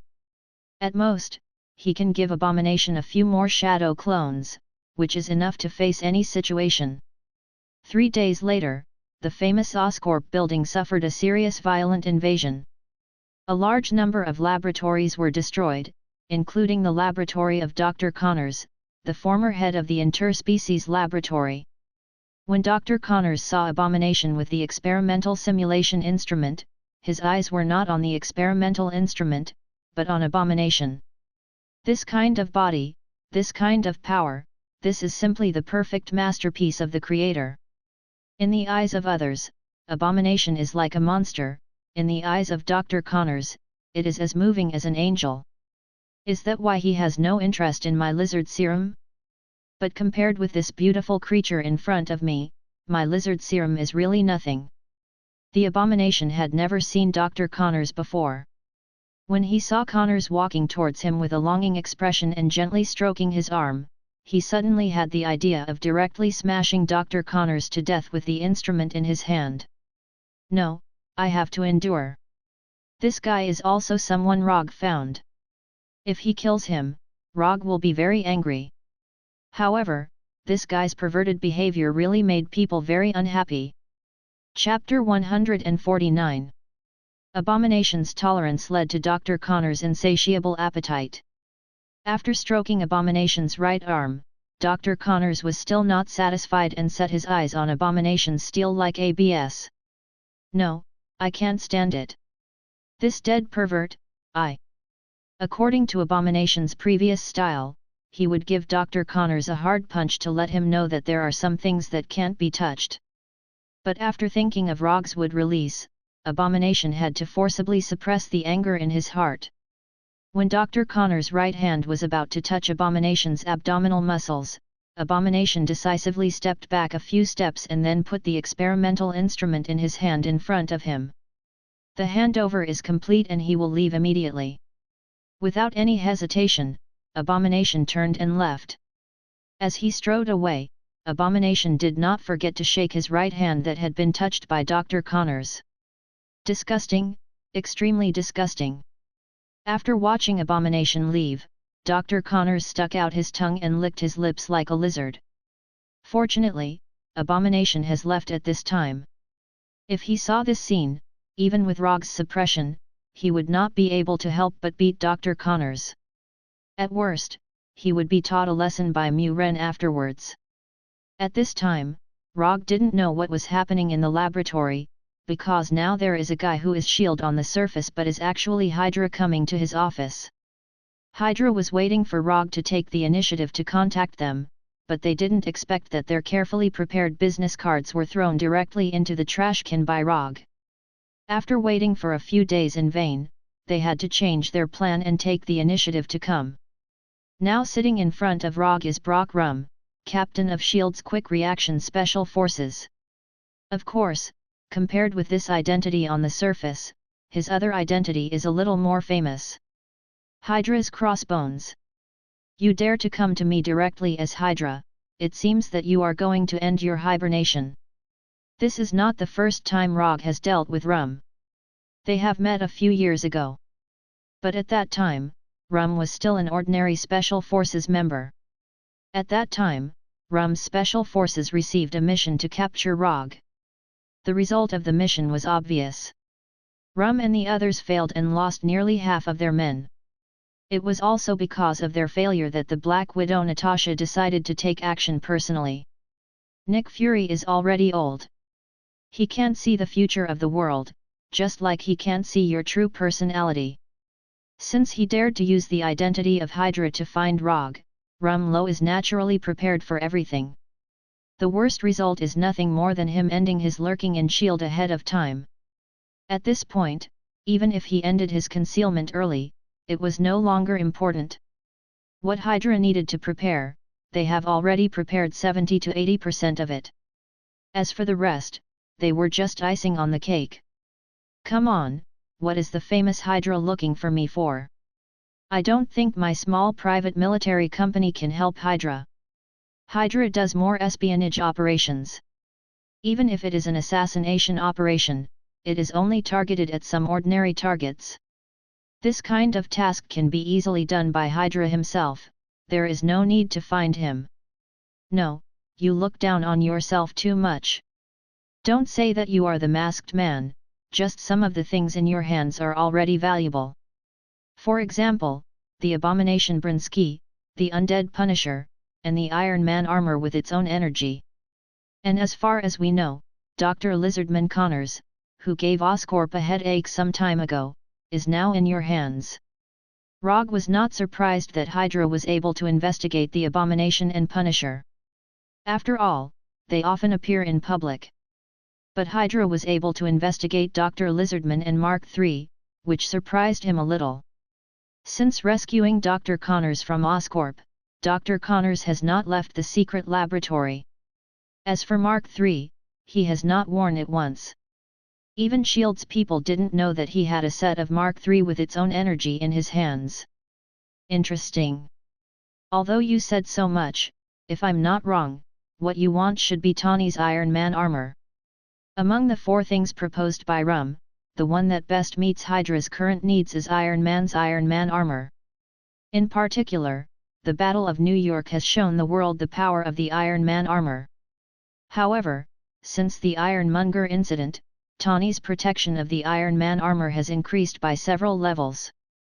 In addition to Colonel Rhodes wearing a set of Mark II and transforming it into the Iron Patriot, only Rogge has a set of Mark III in his hands. But only he and Tawny know about this. What we want most now is the Iron Man armor, but we are also interested in the Abomination, Punisher, and Lizardman's biotechnology. If you are willing to give us the Iron Man armor for a few days to study, or provide these 3 biotechnology, we will give you an unimaginable return. Although Hydra has never officially contacted Rogge before, this does not mean that they know nothing about Rogge. Since Rogge's sudden appearance in New York a few years ago, especially after he defeated S.H.I.E.L.D's several arrests, Hydra began to secretly investigate his information. On the surface, Rogge seems to be a person who doesn't have much pursuit of money, power, and beauty. But after careful analysis by the psychologists inside Hydra, they can basically determine that Rogge is just relatively well controlled. Simply put, he is not pure and simple, he is just a little bit boring. Hydra is not worried about Rogge's greed and lust because they have enough strength to satisfy Rogge, which is one of the reasons why Rum is so straightforward. Just name your price and Hydra will lose if they can't satisfy you. It seems that you are very confident. I can't give you the Iron Man armor. This is a matter of principle. As for the biotechnology you mentioned, it's not impossible to give you one.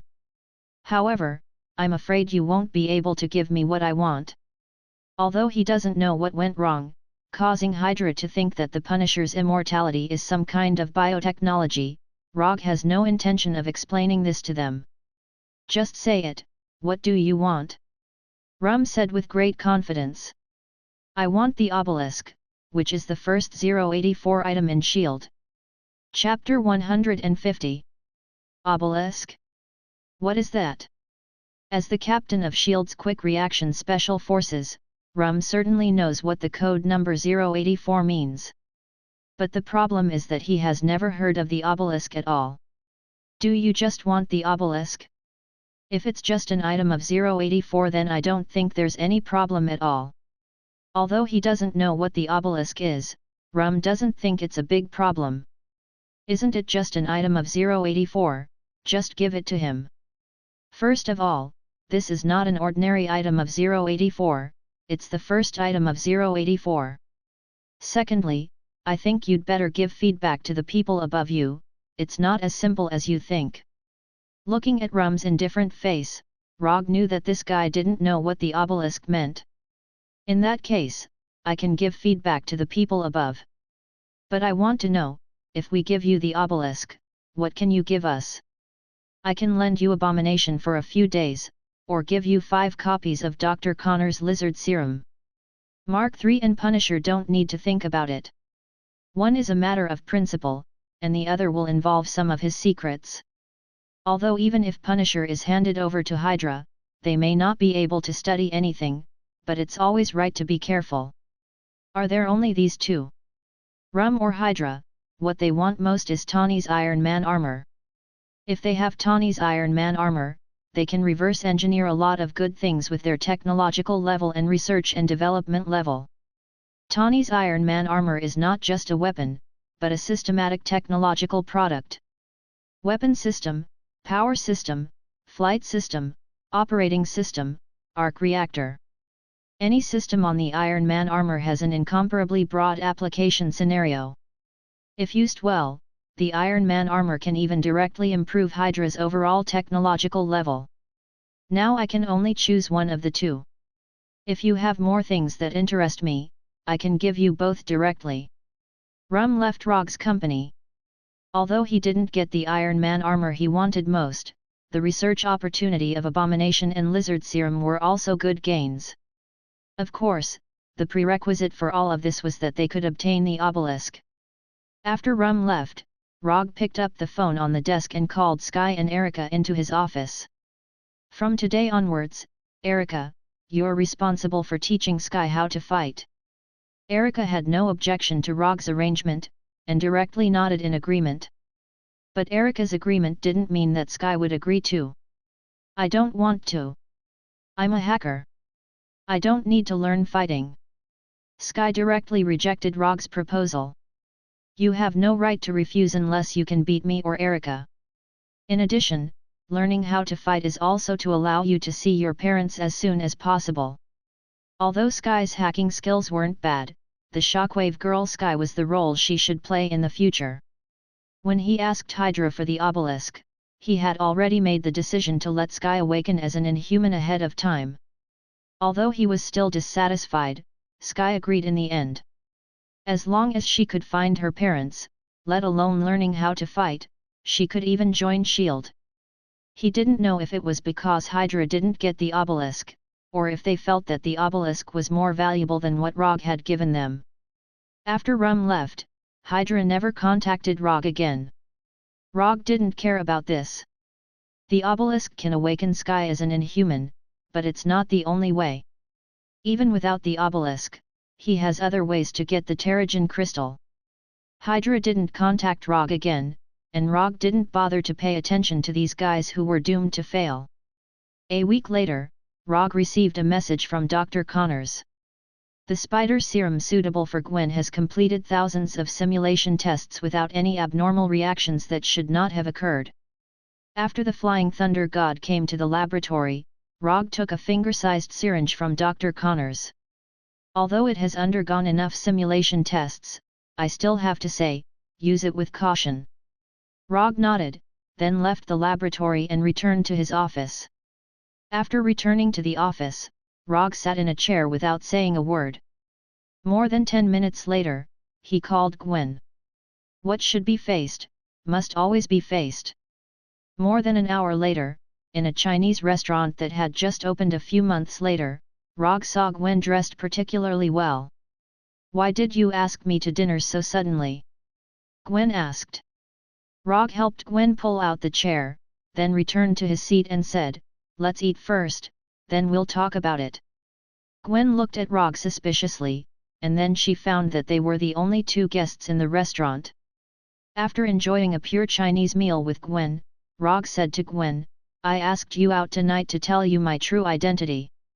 In addition to being the president of an internet company and a logistics company, I have other identities. As soon as Rogge finished speaking, Gwen replied, I know.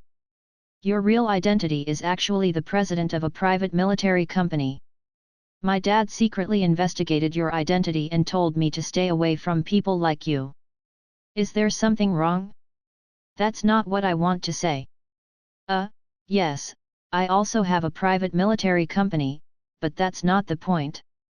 After a pause for a few seconds, Rogge continued, do you remember the Avengers I told you about before, Captain America, Iron Man, Masked Man and so on? Remember, you also asked me what I thought of these superheroes. Gwen's tone became a little excited. For girls of her age, superheroes and so on have their own charm aura. I am the masked man. Rogge said directly. You? Masked man? If it weren't for the serious expression on Rogge's face now, Gwen would definitely think he was joking. Yes, I am the masked man. After that, Rogge directly used the psychic technique to summon the 3 Tomo mask and thunder round fan. These things should be able to prove my identity more or less. After seeing Rogge summon the mask and thunder round fan in a strange way, Gwen was stunned. Although there have been many people imitating the Avengers in the world since they were exposed. More than once, Gavin had seen those imitators with round fans and masks wandering around the streets. But after all, they are just imitators, not the real masked man. Rogge is the real masked man.